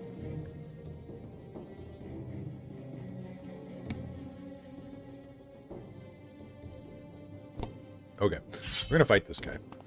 See if we can win. Actually, really weak, isn't he? Wow. Oh my god, fight back. Okay, I didn't mean it. Stop. I'm gonna just block. I'm just gonna sit here and let him hit me until my fatigue comes back. There we go, wow. Some Daedra you are. Well, silver longsword, that's really good to have. Because now, we don't have to rely on the iron spark blade. Yeah, that's good.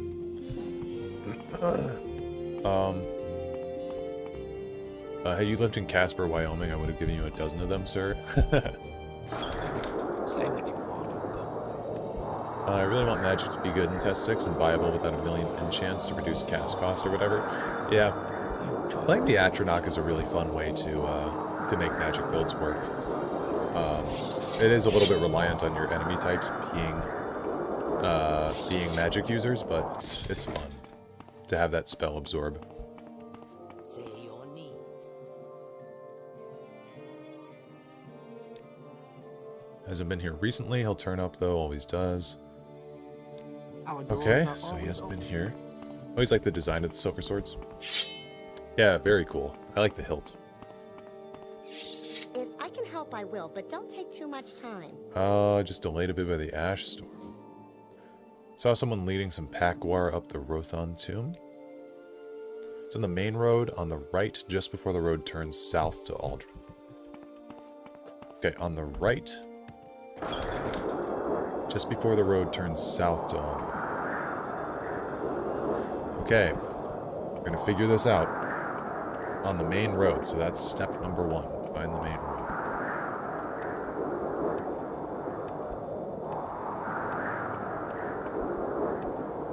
This looks like the main road to me.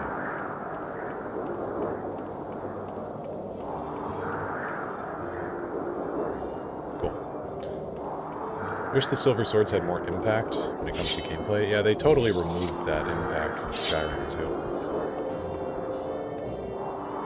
You notice the Nords in this game are less strictly Nordic, but also Nordic with Celtic elements in there? They do seem a bit more Celtic, I suppose, don't they? They've got, like, I don't know, more like... I guess they're not... I don't know.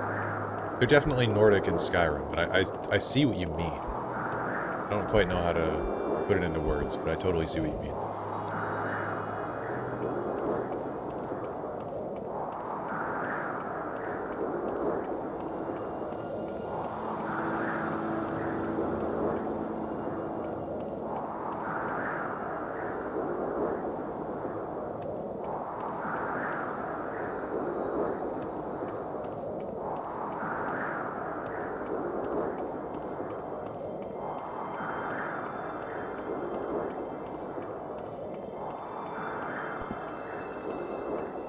Really don't want to fight these guys.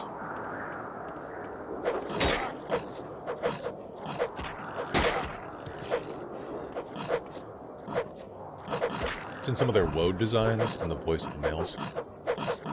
Yeah, and I feel like it is the same voice actor from Oblivion to Morrowind, is it not?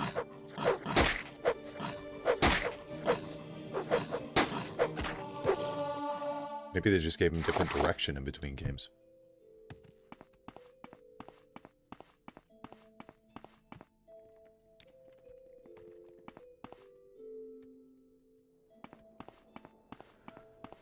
Okay, so they said that it was on the right.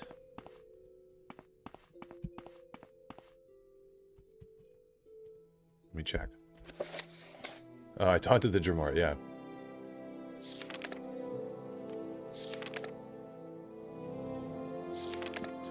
On the main road on the right, just before the road turns south to Aldrin.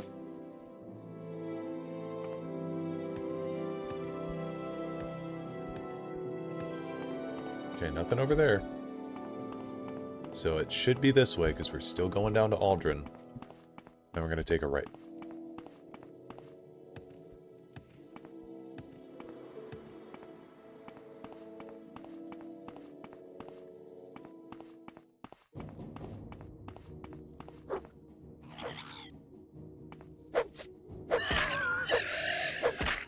Honestly, guys, I'm going to get rid of this. Just looking at this. I forgot this was even up. This sub count. I'm going to hide that. I can't even see that on my end. When I'm looking at the screen, I don't see chat or anything like that. I have to look over at my OBS to see chat on screen. I don't think the sub count is really adding a whole lot to the experience for everybody. I think it's more distracting. So we'll take that off.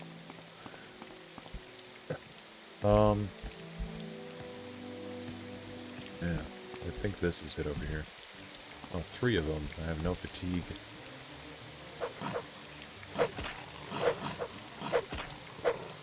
Alright, well that's one dead. We'll just sit here and wait.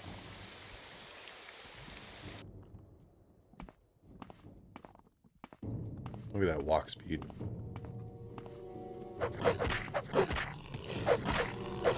Rolled.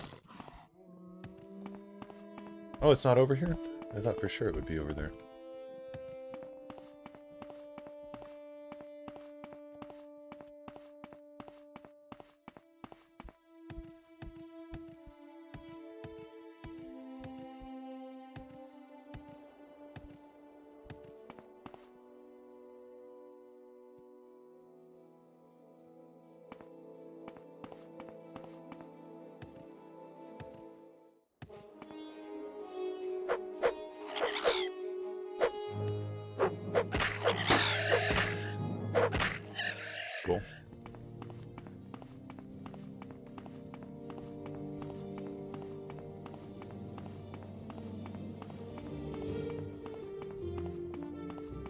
Okay, this looks like right to me. Yeah, there we go. Is this where we're going? I think we're going to the Rothon tomb, yeah. Well, that's not quite right. I guess it did say just before the turn to Aldrin, so we'll keep on going.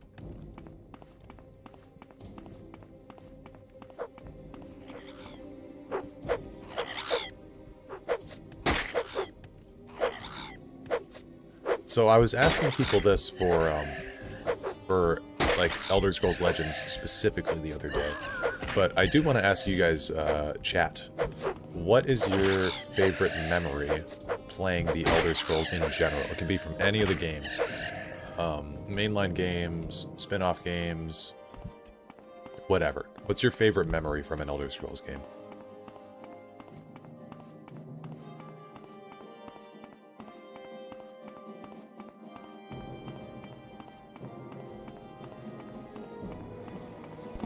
Because I specifically remember the first time I ever got introduced to Oblivion. I was at my friend's house. Nathan was his name. And he was only in my school district for 1 year, but him and I became like best friends that year. And he invited me over to his house. And he was like, dude, I got this game to show you. I'm like, okay. And he loads up his Xbox. And he puts in Oblivion. And loads it up, and he's in the Oblivion Gate. I remember looking at the screen, and I was like, whoa. You know, everything was all spooky, it looked like hell. And, I was like, this is the coolest game ever. And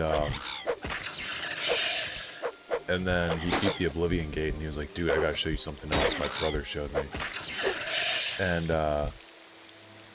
he started doing the duplication glitch, and that shit was really funny. He went into the magic store downtown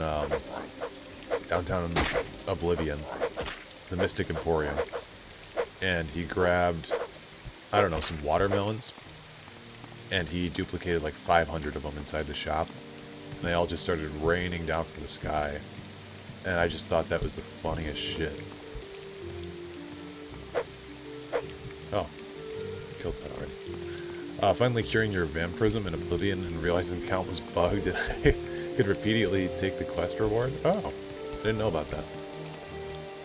Oh, is this the guy? No, that's the Nord. It's the naked Nord.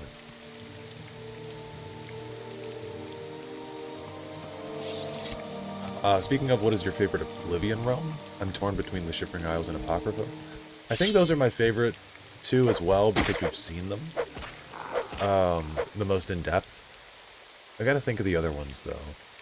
Vermina's Quagmire seems very interesting to me, especially from what we saw in Oblivion itself, with the quest where the nightmares are leaking out of that guy's head from the Orb of Vermina. It's a super cool quest, and if her realm is anything like that, it's very interesting.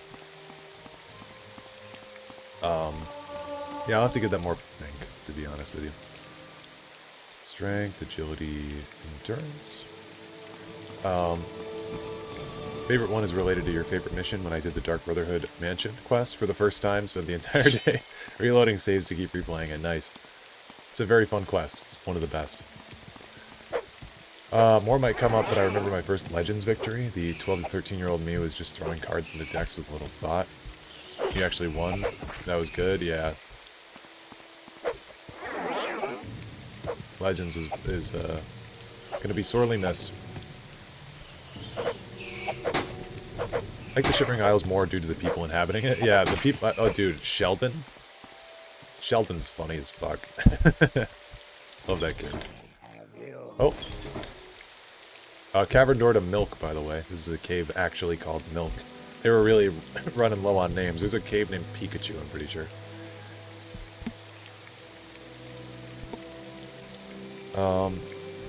The realms we visited in the main games. That's true. There's a lot of realms that you can visit in ESO, but again, we don't know how true those are to what BGS would do. You want to see Meridia's colored rooms in depth? Yeah, there's segments of the colored rooms you can see in ESO, but in depth would be very cool. Shivering Isles is, according to everyone, you're kind of cuckoo, therefore you own that shit. Nice. Finding Drez Slave Master Shackle deck fit quite a while. First kind of concept you had. Nice. I'd like to visit Moonshadow, though. It's supposedly incredibly beautiful. I'd imagine Moonshadow looks something like the inside of Azura's Star that we see. I'm sure it is beautiful.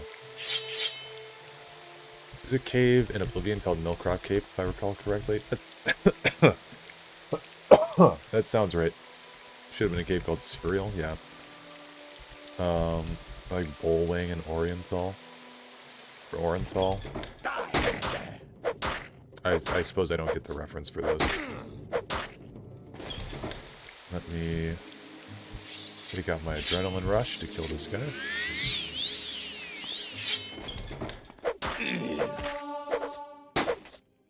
You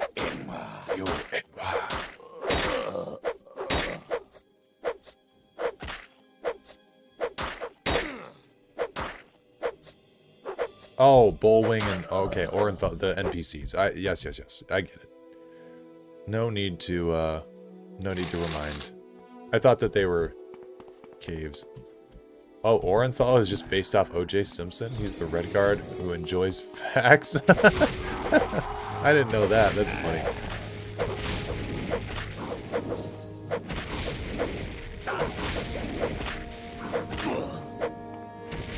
See a chump.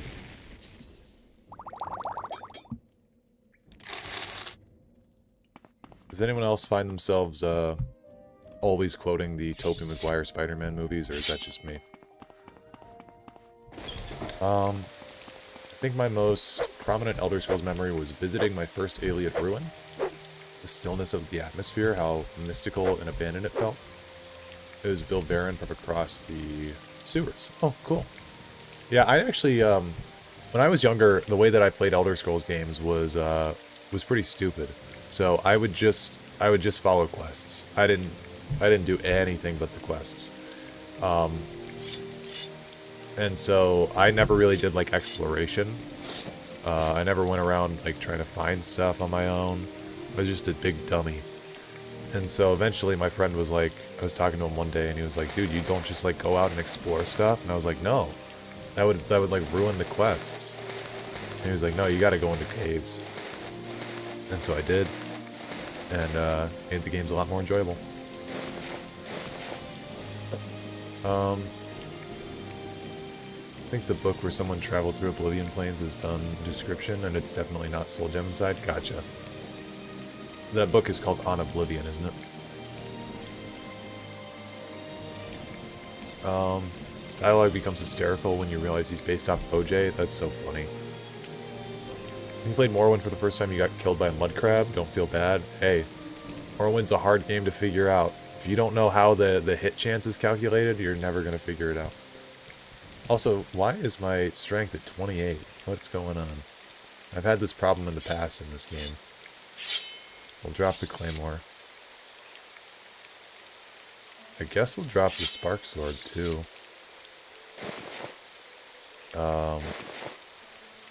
Suppose we'll find a new shield to buy. Tar Heel's Journal, I guess we don't need. Here we go. Okay, well, because our strength has been negated by so much, and also, if I have Flynn if we need to get that strength back. What did I pick up? Cruel Viper Bolt Ring. Okay. Oh, Lifestone, that sounds cool. Amulet of Shadows, that's cool. Couldn't have been more stupid than when I was when I swam to Solstheim without realizing there's a boat. That's so funny. And getting killed by a bear once. You made it to the island and had not saved before you swim. Do you remember how old you were when you did that, though? Because, like, age has a big impact on things that you do. Another one of my big prominent memories from Oblivion was when I was a kid, so I was around 11 to probably 13 at the time, I used to do this hobby in Oblivion where anytime I'd kill an enemy, I'd collect their weapons if they were enchanted or if they were like Daedric or glass, and I would bring them to the Fighters Guild in a specific chest. And in my mind, because I was the leader of the Fighters Guild, I thought like, hey, I was having a little game with myself. I thought, hey, I'm in charge of the Fighters Guild. I'm restocking, or I'm not even restocking. I'm stocking our guild with armor and weapons should they need them. And then I had been doing this for a little while, and I went back to the chest one day, and the inventory of the chest had reloaded, had restocked, and all of that awesome gear that I'd acquired just got wiped out of existence. That's one of my most prominent memories. But, you know, it comes from the naivety of childhood.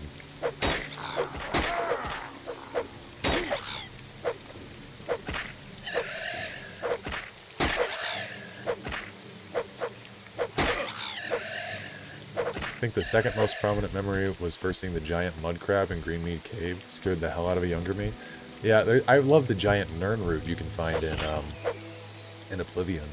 That thing's cool. There's also giant Nirnroots, if you guys don't know, there's giant Nirnroots in Skyrim that you can find in a very specific location in Solstheim.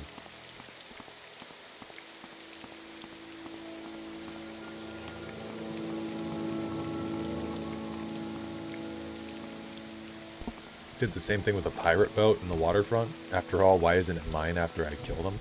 It should be yours. Honestly, you earned that shit. The gaming hippie. It's all yours.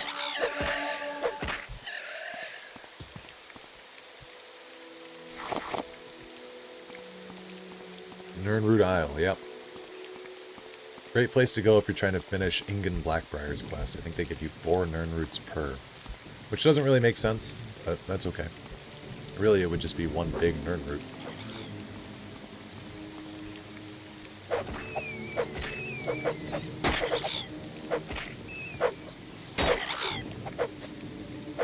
One of my friends used to call Nirnroots Ninroots. He did not understand that it was pronounced Nirn, and it used to drive me crazy, because I was too nice to correct him.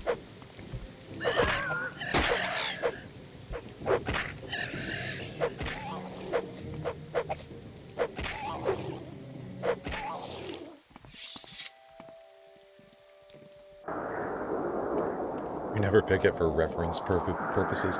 Do they grow back? I don't even remember if they do. Several times bigger than normal, might as well cut into 4. Yeah, I guess the entire Nirnroot wouldn't be utilized, right? It's probably just the leaves of a Nirnroot, or the stem, maybe. So, yeah, I guess you could partition it down into smaller parts. They don't? Okay. Yeah.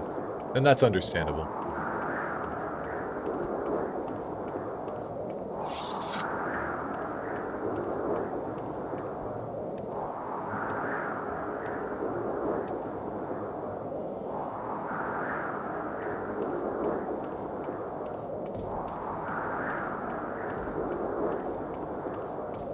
Okay, where are we going? Go back to Aldrin, try to get this strength problem figured out. I feel so slow. Oh, I've got some rats chasing me. I remember I got soft-locked in Morrowind one time because my strength got reduced to 0. Does that happen to anybody else? I didn't have anything to fix it. I'm just gonna wait here, regardless.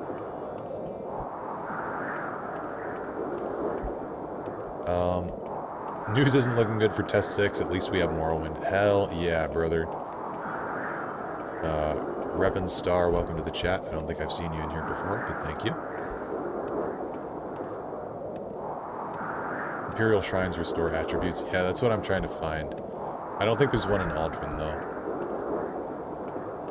But there is Fort Moonmoth, though, isn't there? A little bit down the road.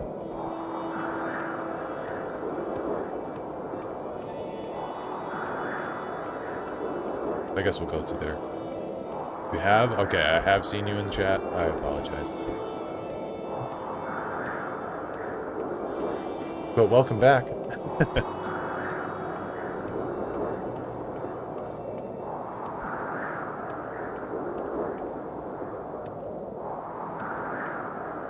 Fort Moonmoth, I think, is down over here. I believe this is the road. I did an Imperial Cult playthrough. Maybe I have played Morrowind more than I thought. I guess I have done several startup playthroughs, but I guess I've only beaten the game twice.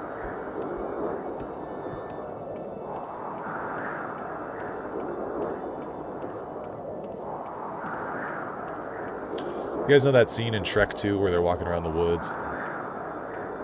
It's like the king tells Shrek that they're gonna go meet. They keep walking around in circles. That's what Morrowind feels like sometimes.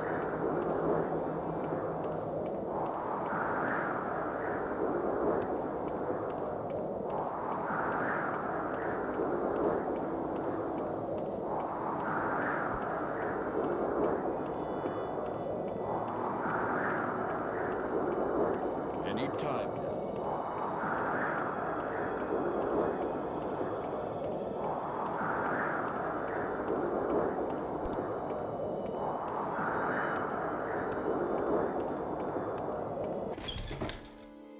Okay. Go ahead, stranger.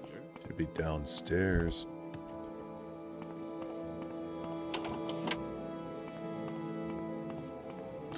You've only beaten both Oblivion and Morrowind once, though had a couple of playthroughs I started but didn't get far, mostly on Morrowind. Yeah, Morrowind is a tough game to finish, man. I think, yeah, it's... Oh, wait. Don't stand about. Get moving. Cure or restore attributes. I guess I still have some kind of a disease. Must be a blight. No? Huh. Okay, there we go. Strength back up to 71. Look at that movement speed now. So if anyone is unaware, your movement speed is not only determined by your actual speed stat, but also by how much stuff you're wearing at a time. So because we were at 139 pounds out of 140 for a little while there, we were running really slow. But because we now have 139 out of or 355, we're moving much, much quicker now.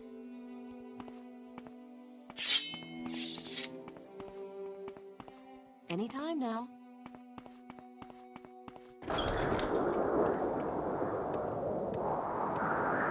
Guys, I will say there's no need to be upset about a fantasy game using pronouns or anything of that sort. It's all made up.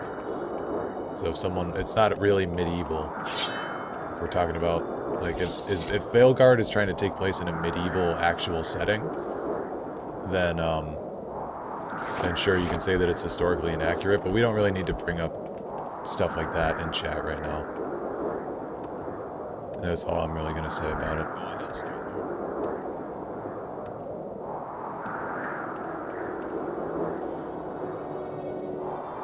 It's like people got mad at Battlefield 1 for having female characters in that game. It's like, I mean, I'm not really a big fan of Battlefield 1 or anything like that, but it's just a first-person shooter. Who gives a shit? Not upset, just disappointed we didn't get another great game is all, considering how amazing Origins was. Yeah, I don't know anything about it. It just seems like the conversation's leaning a little political.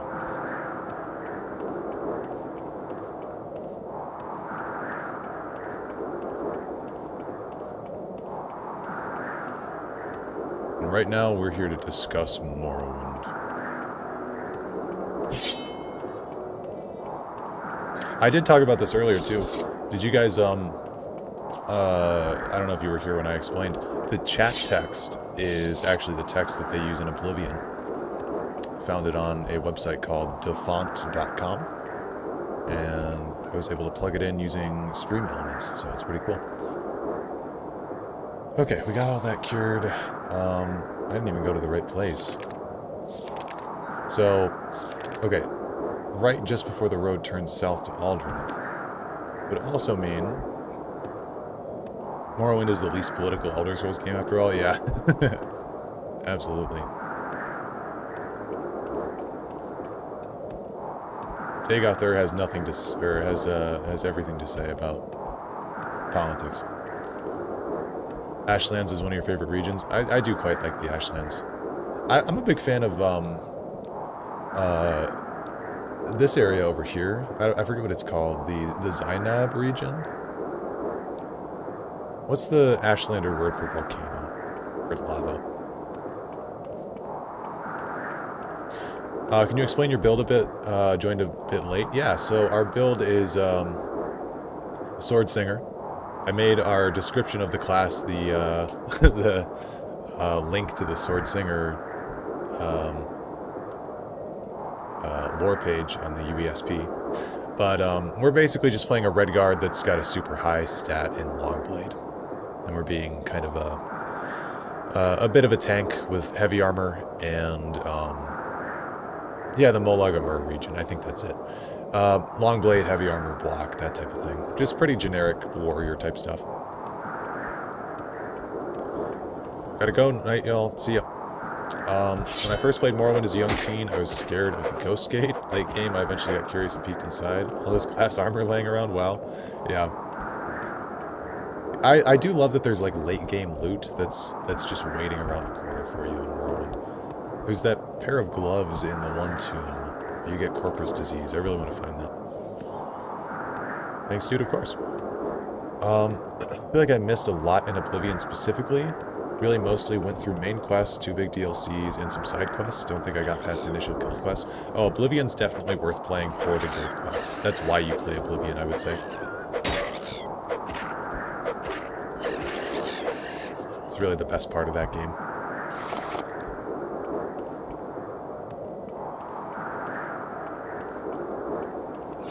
Morrowind, you completed Mages and Fighters Guild, went into some depth with most joinable factions, though never got into Blood Moon. Blood Moon's good. I didn't do a whole lot on Solstheim and Blood Moon, to be fair. But I enjoyed Blood Moon's main story quite a bit. It was cool. Oh Lord, he coming.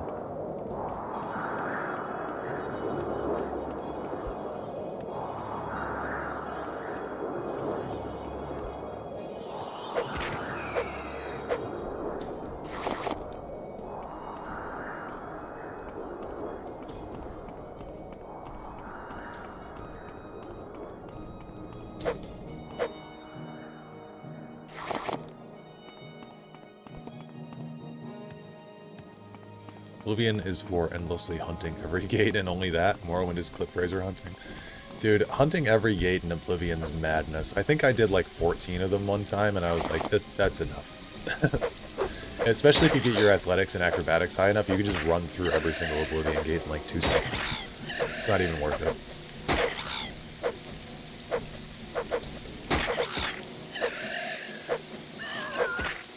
Speaking of Morrowind politics, what is your favorite great house and why is it Redoran? I do like Redoran. They seem the most level-headed of the 3 main ones that you can join in this one. Definitely not House Drez, because they're actually just slavers. Don't know enough about House Sadras, really. And the Tribunal Temple / House Indoril is religious zealots, which I'm not really on board with. Personally speaking. And then Hlalu's corrupt as shit, and Telvanni are also slavers, but also kind of like mad wizards. So, if I had to join one, it would be Redoran. For role-playing purposes, like what's the most interesting? Probably Telvanni or Indoril. And, yeah, I think clearly the most evil one is Drez, actually, not Telvanni. Okay, I'm very far off the beaten path.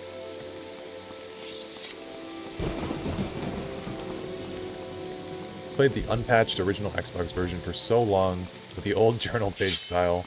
When Goaty came out, the fact the journal had a topics section blew my mind. Same, I played the original version as well. The topics section is a lifesaver.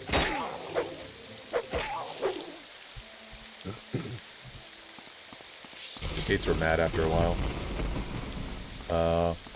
Redoran was great. Fit me the most, but tell Vonnie, none compare. Yeah. Oh, who mourns for the 6,000? If we're talking Dagoth, I mean, House Dagoth's pretty cool. The Tribe Unmourned. Okay, I'm actually so lost. So we went down from from Margon, and then we were supposed to take a right before Aldrin, which would be this way, right? Because a right would actually be a left if we're coming south. Let's go back that way, I suppose.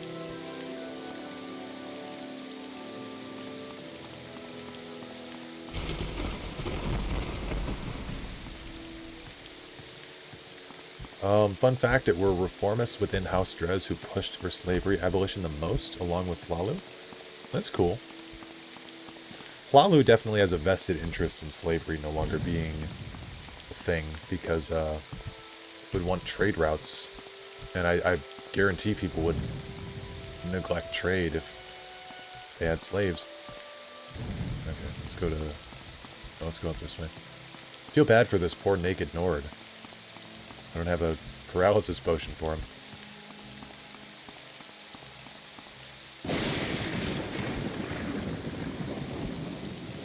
What quest am I on? We're doing the Redoran House quests right now. Really, I'm just trying to get enough power for my character before we go into the main quest.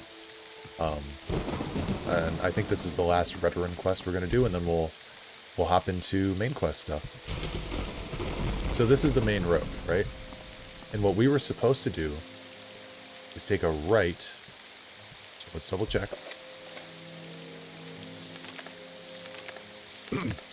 It's on the main road on the right, just before the road turns south to Aldrin. So Aldrin is this way. Let's try it. Let's try going down here. Just before the road turns right.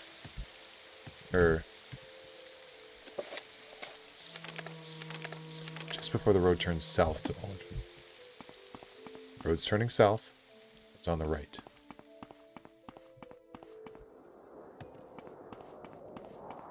Is it just, like, right over here?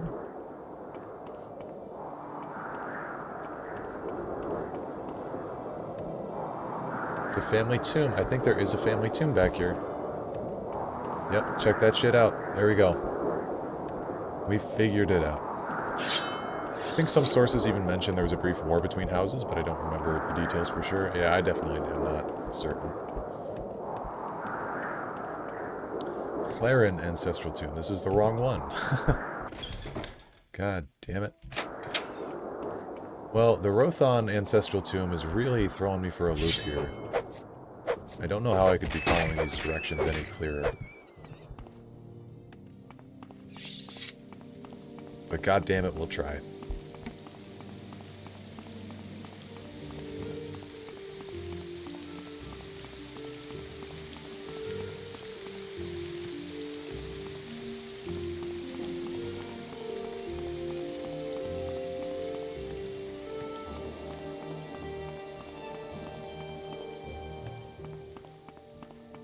Maybe if we work our way back up from Aldrin to Molag Mar.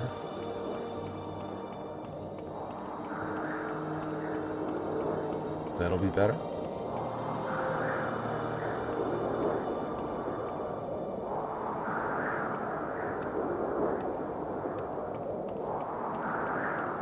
Somewhere over here, maybe?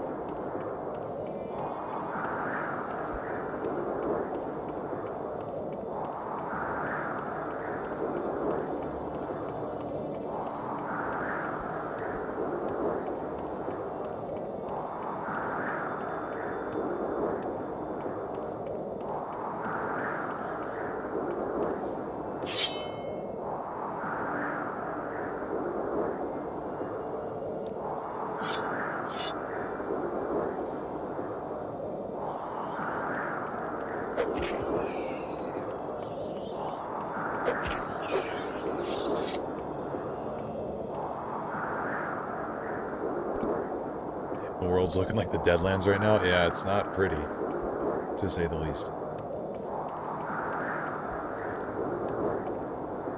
Okay, there's nothing over here.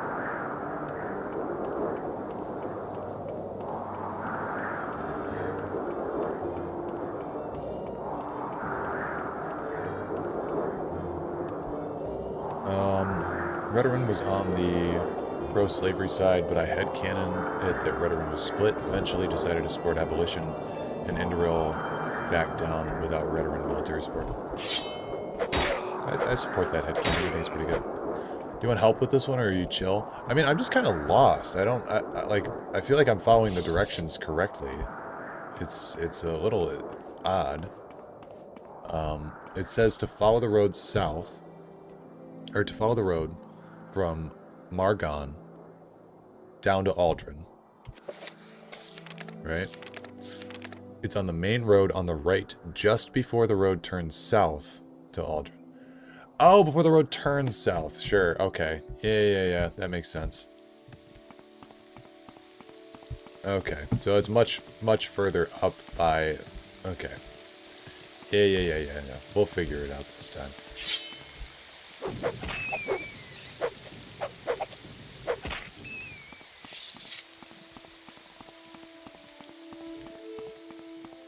Yeah, I had the right idea, just on the wrong end. Yeah. Am I in hell? In a manner of speaking, yes.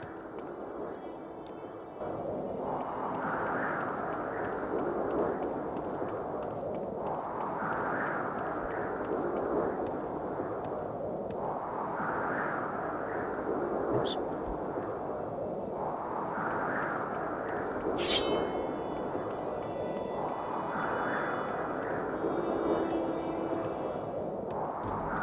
Morrowind is hell. Imagine one of us living there. No, I'd be...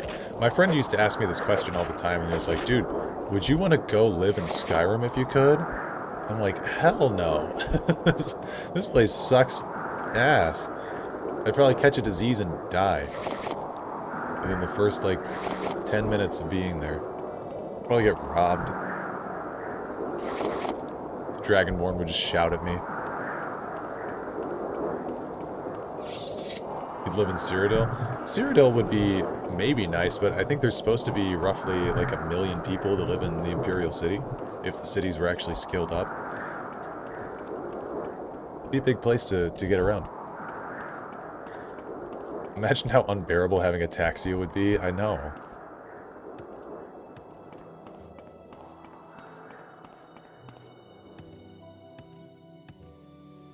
Oh, where do I know that quote from? Ilya.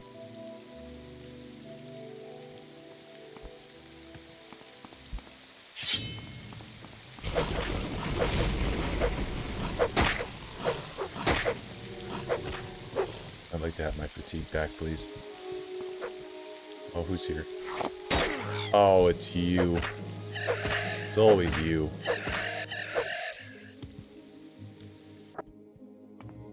Oh, the ash storm finally stopped. Jesus Christ.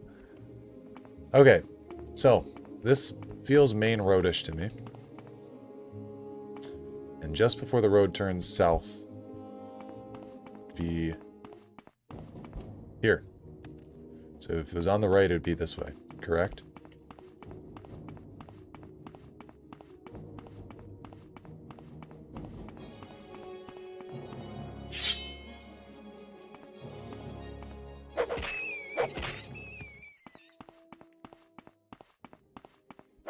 So one of the students, Brelna in the Sarthal College quest Instagram. Gotcha. Live in Black Marsh just to die the quickest. Oh god, that's an easy way to go. Maybe not a painless way, but an easy way. Okay, no, this is the main road. Yeah, this has got to be the main road.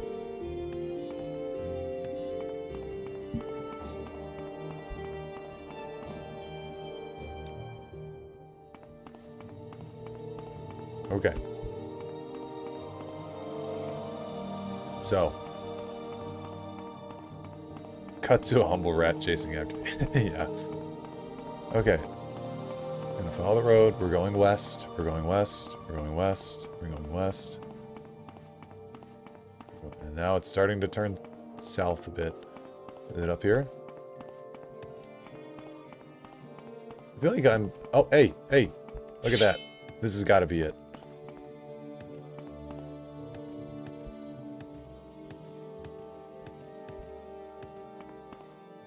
Oh, thank God. Jesus Christ. Yep. Thank the Tribunal you're here. I've been stuck in here for days since the ash storm. Here, hold on. Let me take a drink.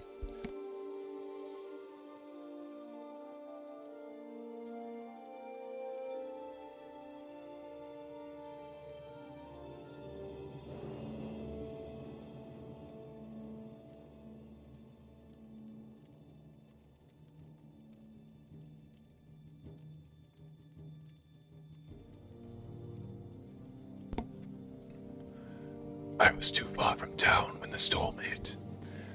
I took shelter in here until the storm passed, but then I couldn't get out because the door was stuck. I've been in here for days. The sooner we travel together back to Morrowind, the sooner I can get back into business.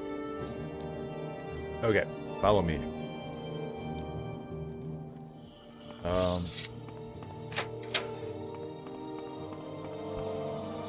You'd be out before the true pain began, yeah. Okay, this way. Oh shit, oh rat.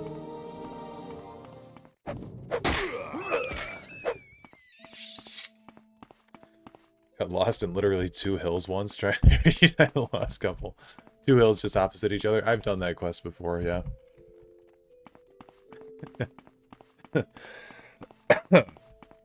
By Aldrin, yeah.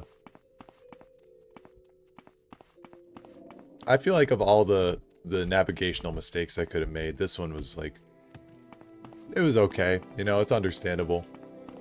Like what you said, Barrett, we were on the wrong or the right track, just at the wrong end.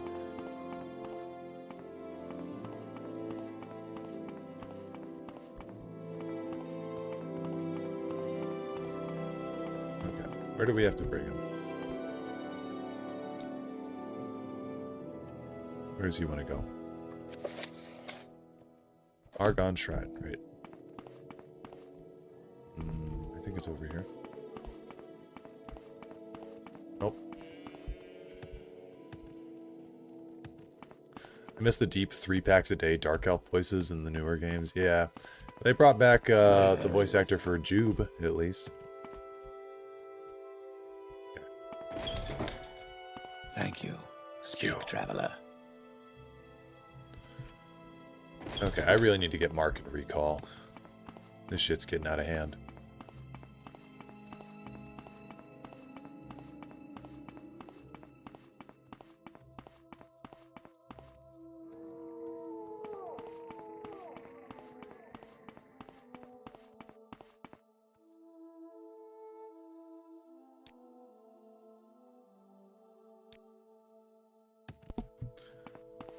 Okay, I think once we turn this one in, we'll go do the first of the main quest.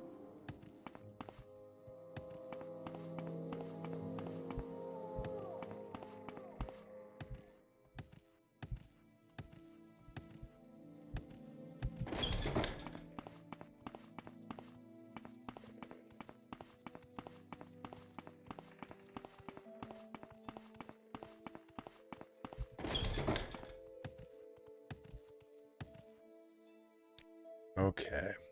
Heard that Matthias Dalabar made it to Margon with your help. Good work, Thasad Alcazar. I have more duties for you. We're just gonna get an advancement. Oh, maybe not. Well, what brings you here, friend? I guess we'll take the quest so we don't have to come back for it. A Hlalu guard stole a Founder's Helm from one of our tombs. Would you be willing to recover this Founder's Helm from the godless Hlalu? Yeah. Alvis Terry stole a Founder's Helm from the Uvaron ancestral tomb. He boasted this feat at the 8 Plates Inn in Balmora and wears the helm openly. Confront him and demand the helm. Slay him if necessary, but do not shame House Redoran by murdering it. Cool.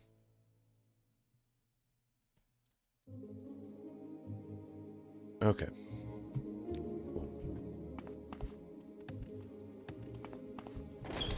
Cool. Jeff Baker does that voice. Also does Dagoth Ur. Same dude. Really?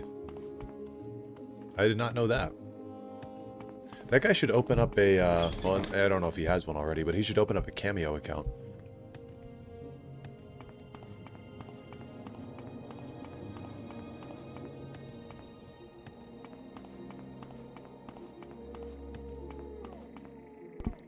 bet he'd get tons of people paying him a bunch of money for that. It's actually kind of nice we're going back to Balmora for this. Where would you like? Oh, he does Haskell as well. I did know that, actually. I did know that. It's somewhere deep in my brain.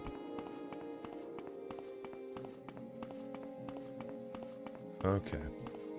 Well, while we're here, we might as well kill this guy and take this helmet. And we could use the helmet for a little bit, too.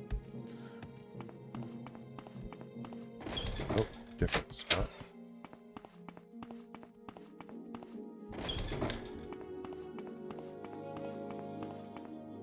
There's no time for talk now. Go.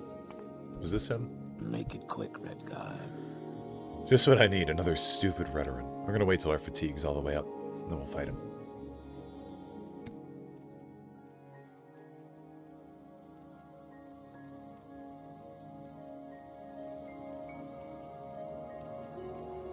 Our doors are always open.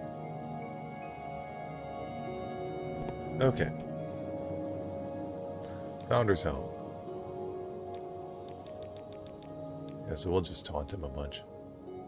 You're pathetic. You're pathetic. You're pathetic. You're pathetic. You're pathetic. Perhaps I will end yours. Perhaps I will end yours. You're pathetic.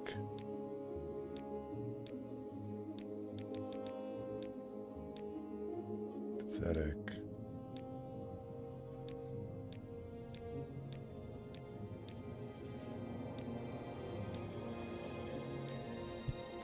Do we have to actually have high speechcraft to make him, to taunt him? And surely one of these will work. It has to.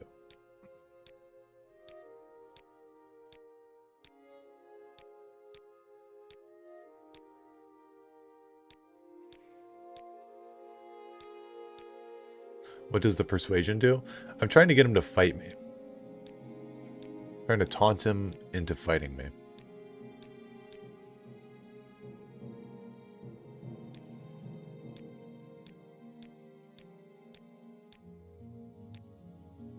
But it doesn't seem like this is going to work. You got to rubber band the percentage?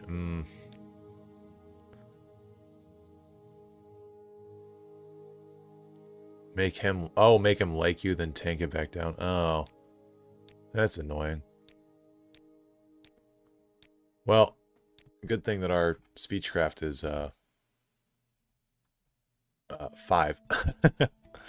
Bribe a bunch and taunt. Okay, I don't have the money for this. Too rich for my blood right now. Yeah, too low now. Yeah, we'll come back later. I haven't seen that before.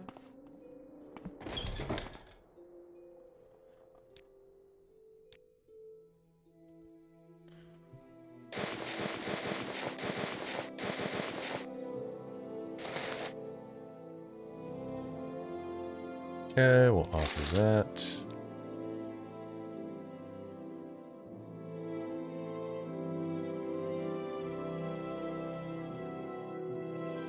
I do remember medium armor being really good in this game. Maybe I should have put medium armor as one of my skills.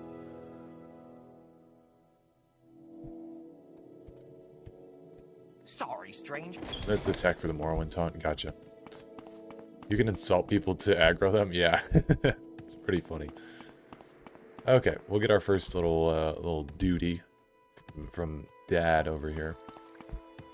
He told us to get a job. We got a job. He's gonna be so proud. Just taunt them the old-fashioned way, beat him until he stops moving. I would do that if they specifically told me not to do that. Okay. Ready for orders? Good. Go talk to Hasfat Antibolus at the Balmora Fighters Guild. Ask him what he knows about the Nerevarine secret cult and the Sixth House secret cult. You'll have to do him a favor first. Probably an ugly favor, but do it. Then get the information from Antibolus and report back to me. I have an old meme saved. Instead of Hasfat Antibolus, it's Assfat Antibolus. It's just him caked up. By the way, Hasfat is a student of Morrowind history.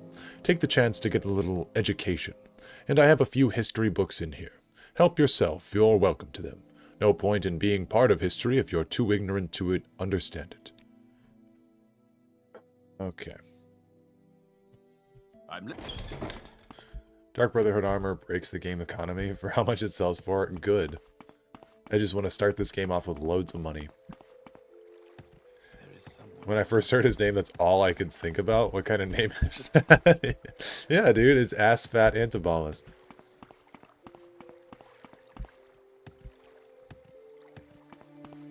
It's a very normal name. This is what I said at the beginning of the stream. Because Morrowind didn't have voice acting, they have the most unhinged names in the whole franchise. Like, Daggerfall names are generated. So, the way names work in Daggerfall is like, if you're a Redguard, you are, you're given a first part of your name and a last part of your name. And then there's like 16 of each, and they're just randomly mashed together. So they just come up with a random guy that has a random Redguard generated name. Morrowind, though, I don't know if you guys have noticed, every single bandit that we fought has a name. Every single NPC has a name. It's not just like in Oblivion and Skyrim where they're called Bandit, or where they're called, you know, Marauder or whatever. These people have names. So, it's funny when you kill them and you look at them, and their names are like Asmalovav Vadada Dabimbaba, and it's just like an unpronounceable thing. It was like 15 syllables. But they just like probably were running out of names. And they were like, well, we'll just make the Ashlanders have fucking insane spelling for their names. My Redguard, Ass Kisser Supreme. Askasar Supreme. Yeah. Well, there's I took a Japanese history class when I was in college, and the professor one time, he was from Japan. He had us do this joke. We didn't know it was a joke, so I kind of spoiled it. But he was like, today, guys, I want to teach you some Japanese. And so he wrote some Japanese on the board, and he said, this word is kisa. And he said, I want you to repeat after me. And so we all said, kisa. He said, maya. He said, maya. And then the last word he wrote was asa. And then he was like, now you put it all together to get the word. Kisa mai asa. And he had all of us say that. And for about like, I don't know, a decent bit of time, nobody really understood what he was doing, but he got this look on his face. It was also during COVID, so the bottom part of his face was covered, but you could see his eyes kind of light up, like he was smiling. And one guy in the back of the class he was like, oh, I get it. And then we all started to think about it, and we were like, oh, that's fucking funny, Professor Yoshida. And he was like, yeah, it's a small joke. He was a great teacher. I really love that guy. Yes, friend. Okay. Good day, Thasad Alcazar. So you're with Caius, eh? And Caius wants information. Of course. There's a this for that involved. I require a favor first, and then I'll tell you what you want to know. Alright, what's your favor, buddy? There are Dwemer ruins nearby called Arkenthond. Or Arkenthond. I need you to run over there and find me a little cube with a circular design and some symbols on one side. It's called a Dwemer Puzzle Cube. Bring me back the Dwemer Puzzle Cube, and I'll tell you what you want to know. Okay.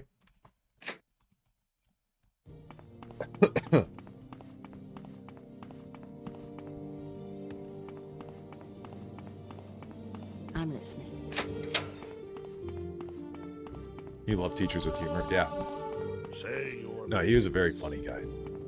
His class was kind of boring, not gonna lie. You made it sound like your professor was a Khajiit. Oh. Well, I hope I didn't do him any disservice. It's pretty funny. Yeah, no, his classes, I took 2 of his classes, and one of them was so boring. It was an online class. I used to just play Elden Ring while he was talking, unfortunately, because it was so boring. But the in-person class, that was the one where he made that joke. He's definitely a much better teacher in person than over Zoom. Which I understand as like as a teacher myself to an extent. Like, I get it. It's very difficult to teach kids when you're not in person with them. Okay, what's the way to this bridge? It's over here, right?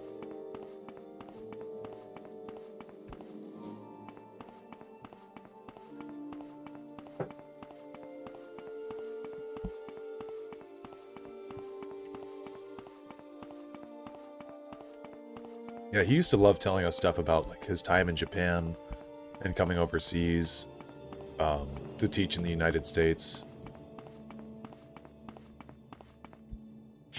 So, really cool teacher. Alright, here's the PewDiePie bridge moment.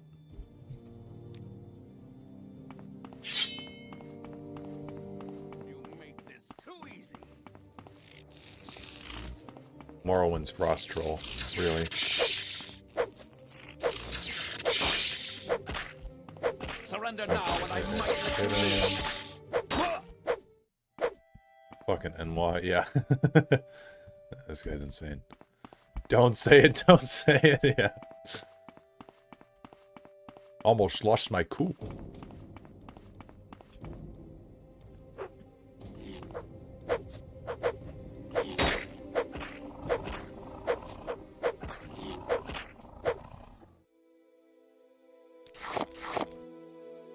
Dude, I absolutely need to get a new chair. It's got this insane squeak.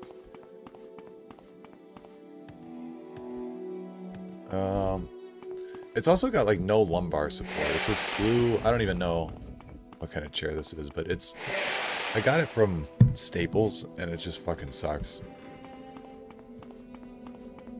I feel like when I'm streaming a game, like I cannot move because my mic picks up everything. Like it picks up my drinking, picks up my chair,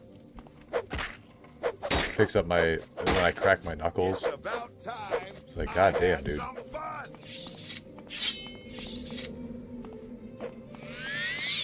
Okay, but once again, you need to use Adrenaline Rush. I'll be back, and you'll be dead. PewDiePie bridge thing will forever be ingrained in my brain. Mic is a little too quality. Yeah, and I have the gain turned all the way down. It's crazy. But it picks up everything.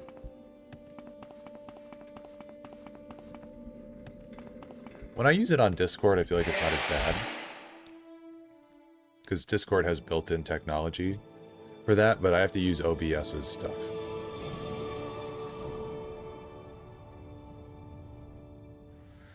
I also haven't been reading the level up things. Everything you do is just a bit easier, more instinctive, more satisfying. It is as though you had suddenly developed keen senses and instincts.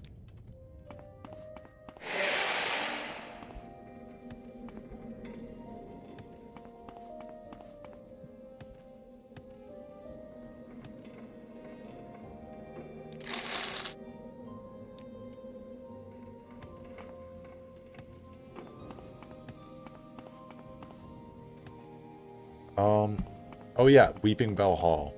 So this is named after a Pokemon for all you Kanto region fans.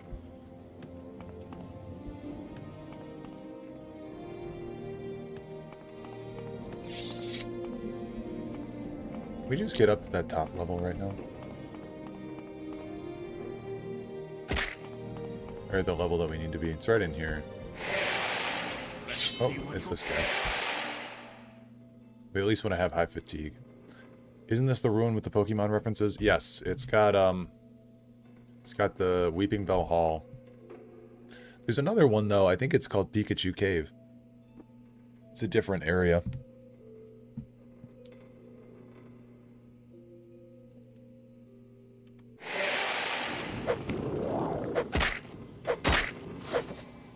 Surrender now, and I might let you live. Your favorite Pokemon game is Heart Gold and Soul Silver. I played the remakes, or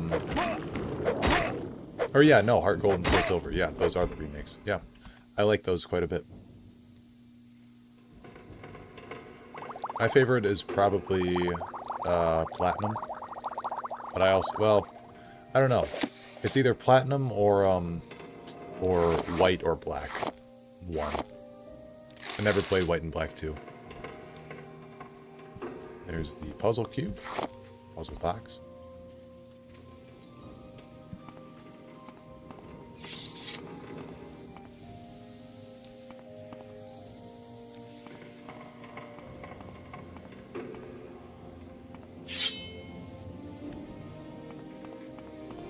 White and black are also amazing. Yeah, those are the last Pokemon games I played.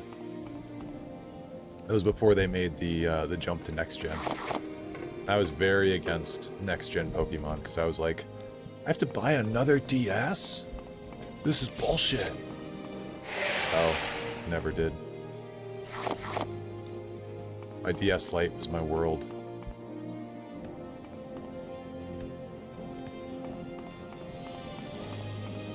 So yeah, we don't really have to do anything else in here.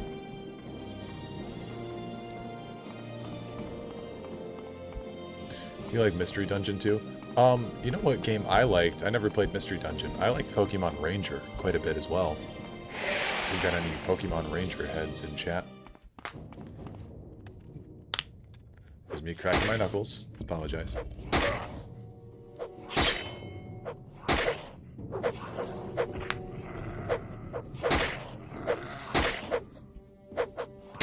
Okay, if this Kagoody kills me, I'm deleting my YouTube channel.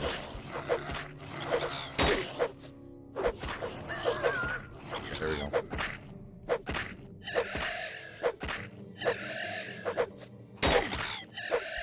Jesus.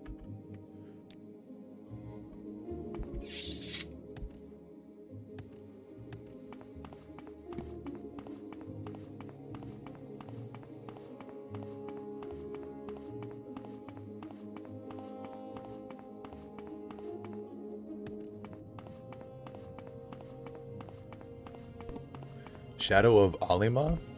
That one is Chef's Kiss? I don't think I've heard of that one before. Unless that's a reference back to Pokemon Ranger in some way.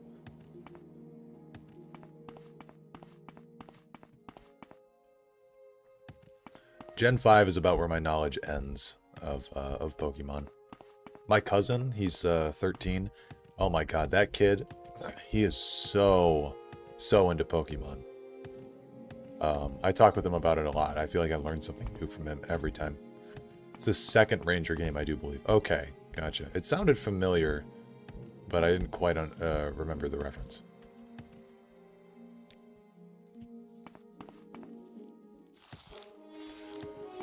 Insane Gamers production. Pokemon Ranger games were awesome, weren't they? I remember catching a Darkrai in those games, and I felt like God. So cool. The stylus. Honestly, the DS Lite with the stylus system, such an interesting way to play video games. You guys remember too, like, definitely need another one, or ports at least? Yeah. I really do wish that Nintendo would port their games onto Steam or something. Like, honestly, they would make money. That's what I don't understand, is like, they'd make money doing it. Instead, there's tons of like copies and torrents and stuff anyway, so I don't understand the point of not doing it.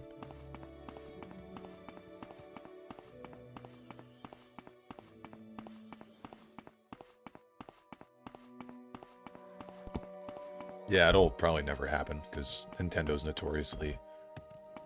Yeah, Nintendo's Nintendo. It's a good way to put it.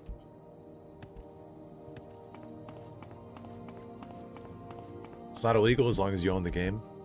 Mm-hmm.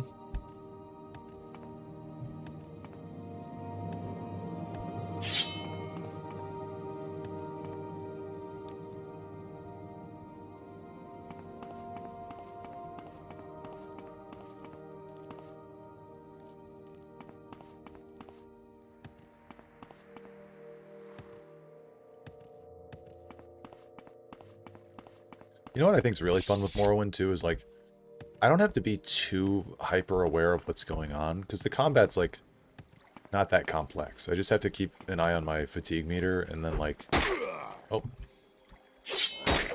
there we go. a Nick sound. But, yeah, I just have to, like, keep an eye on my fatigue meter, and that's about it. And then I can look at chat and talk with you guys and just walk, and we can chill.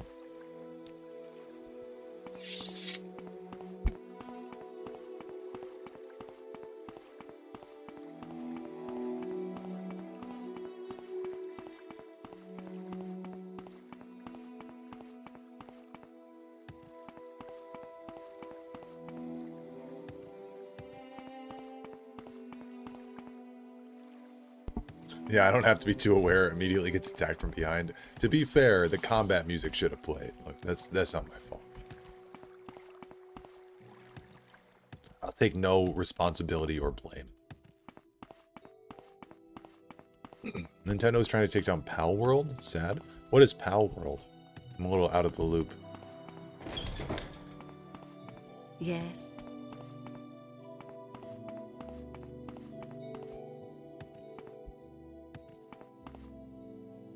So, have you done that little favor I asked? Yep. Did I not grab it? Favor. Perfect. Just what I was looking for. Just let me take this Dwemer puzzle box, and then I'll tell you what Caius will want to know about the 6th house, and about the Nerevarine. By the way, the inscriptions on the box seem to be the directions for setting a Dwemer key to open a specific lock. If you're interested after you've delivered your report to Caius, come back and maybe I'll have a key for you to take back to Arkenthond.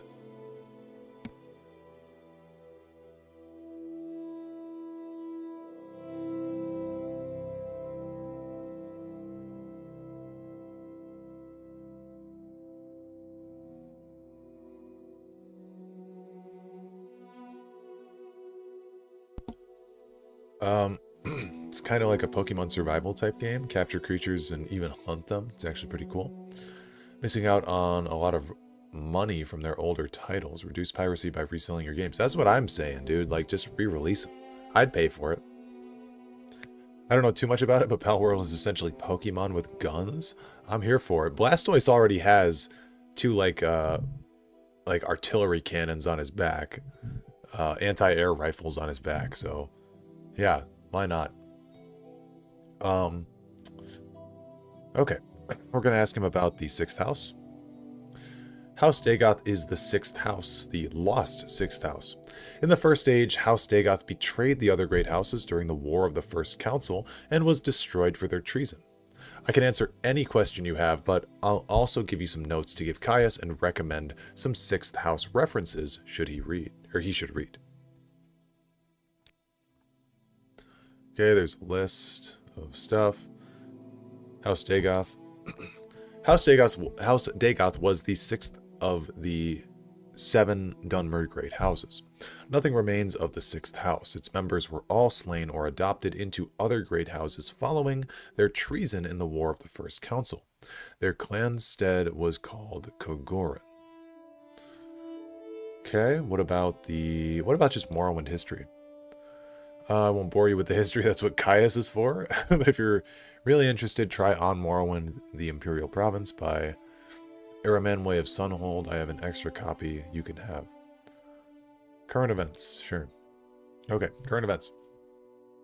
The great houses hate each other. Theft, murder, assassination, secret raids, standard stuff. The temple is trying to kill off a rebellious faction called the Dissident Priests. Ashlander nomads raid each other, attack traders and pilgrims.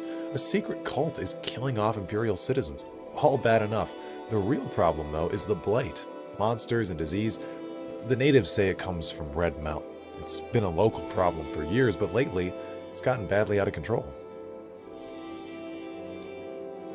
Okay, cool. Disappearance of the dwarves. Yeah, cool. Okay, well, boys and girls, ladies and gentlemen, of all ages, I think we're going to end it here. I'm going to do a hard save and say, end of stream 1. So, thank you guys all for hanging out with me. It was a great stream. I really appreciated all the conversation going on, and I thought that we had a really good time. Had a blast talking with you guys as well. stream as usual. Thank you, Nefarious Man. We'll be back on either tomorrow or later this week. Hopefully my voice clears up a little bit by then, because it's a little bit untenable talking like this and having to take a drink in between every single sentence I say. So I appreciate you guys for sticking through it with me. And hopefully we'll be able to get more into the guts of Morrowind as we continue on. We are, of course, level 5, so we're going to want to just continue on with the main quest and try to kill Dareloth and get to the Clockwork City ASAP, so that way I can digest a little bit more of the Clockwork lore. Even though I know it all and I can read it all, it does help for these lore videos for me to actually play the games and have it referenced up close and personal once more. So congratulations on over 1 million views. Yeah, I need to make a community post about that. Thank you very much, though. It means a lot. I seriously, like, I believe I read somewhere that humans have a hard time even picturing things over 100 or 1,000. So, like, imagining 1 million people having seen my videos is fucking crazy. So, like, genuinely, like, I know it's generic, but I really appreciate all the views on the content and stuff. So, yeah, anyway, I will catch you guys in the next one. If you have not joined the Discord, you can find that linked on my channel, and I always post when I'm streaming on there. Post a link to it. We've got stuff for channel members and whatnot, and, you know, topics about Elder Scrolls Legends and all different kinds of stuff about lore going on. So please feel free to join. We've got a great community, and yeah, very impressive, Sayo. Thank you. But yeah, feel free to join, even if you're not a big Discord person. You know, you'd at least be able to see when I'm going live if you don't have notifications turned on for YouTube. So yeah, I'm gonna call it there, and we will catch you in the next one. Thank you guys for hanging out. Peace out. Hope you have a good week. See ya.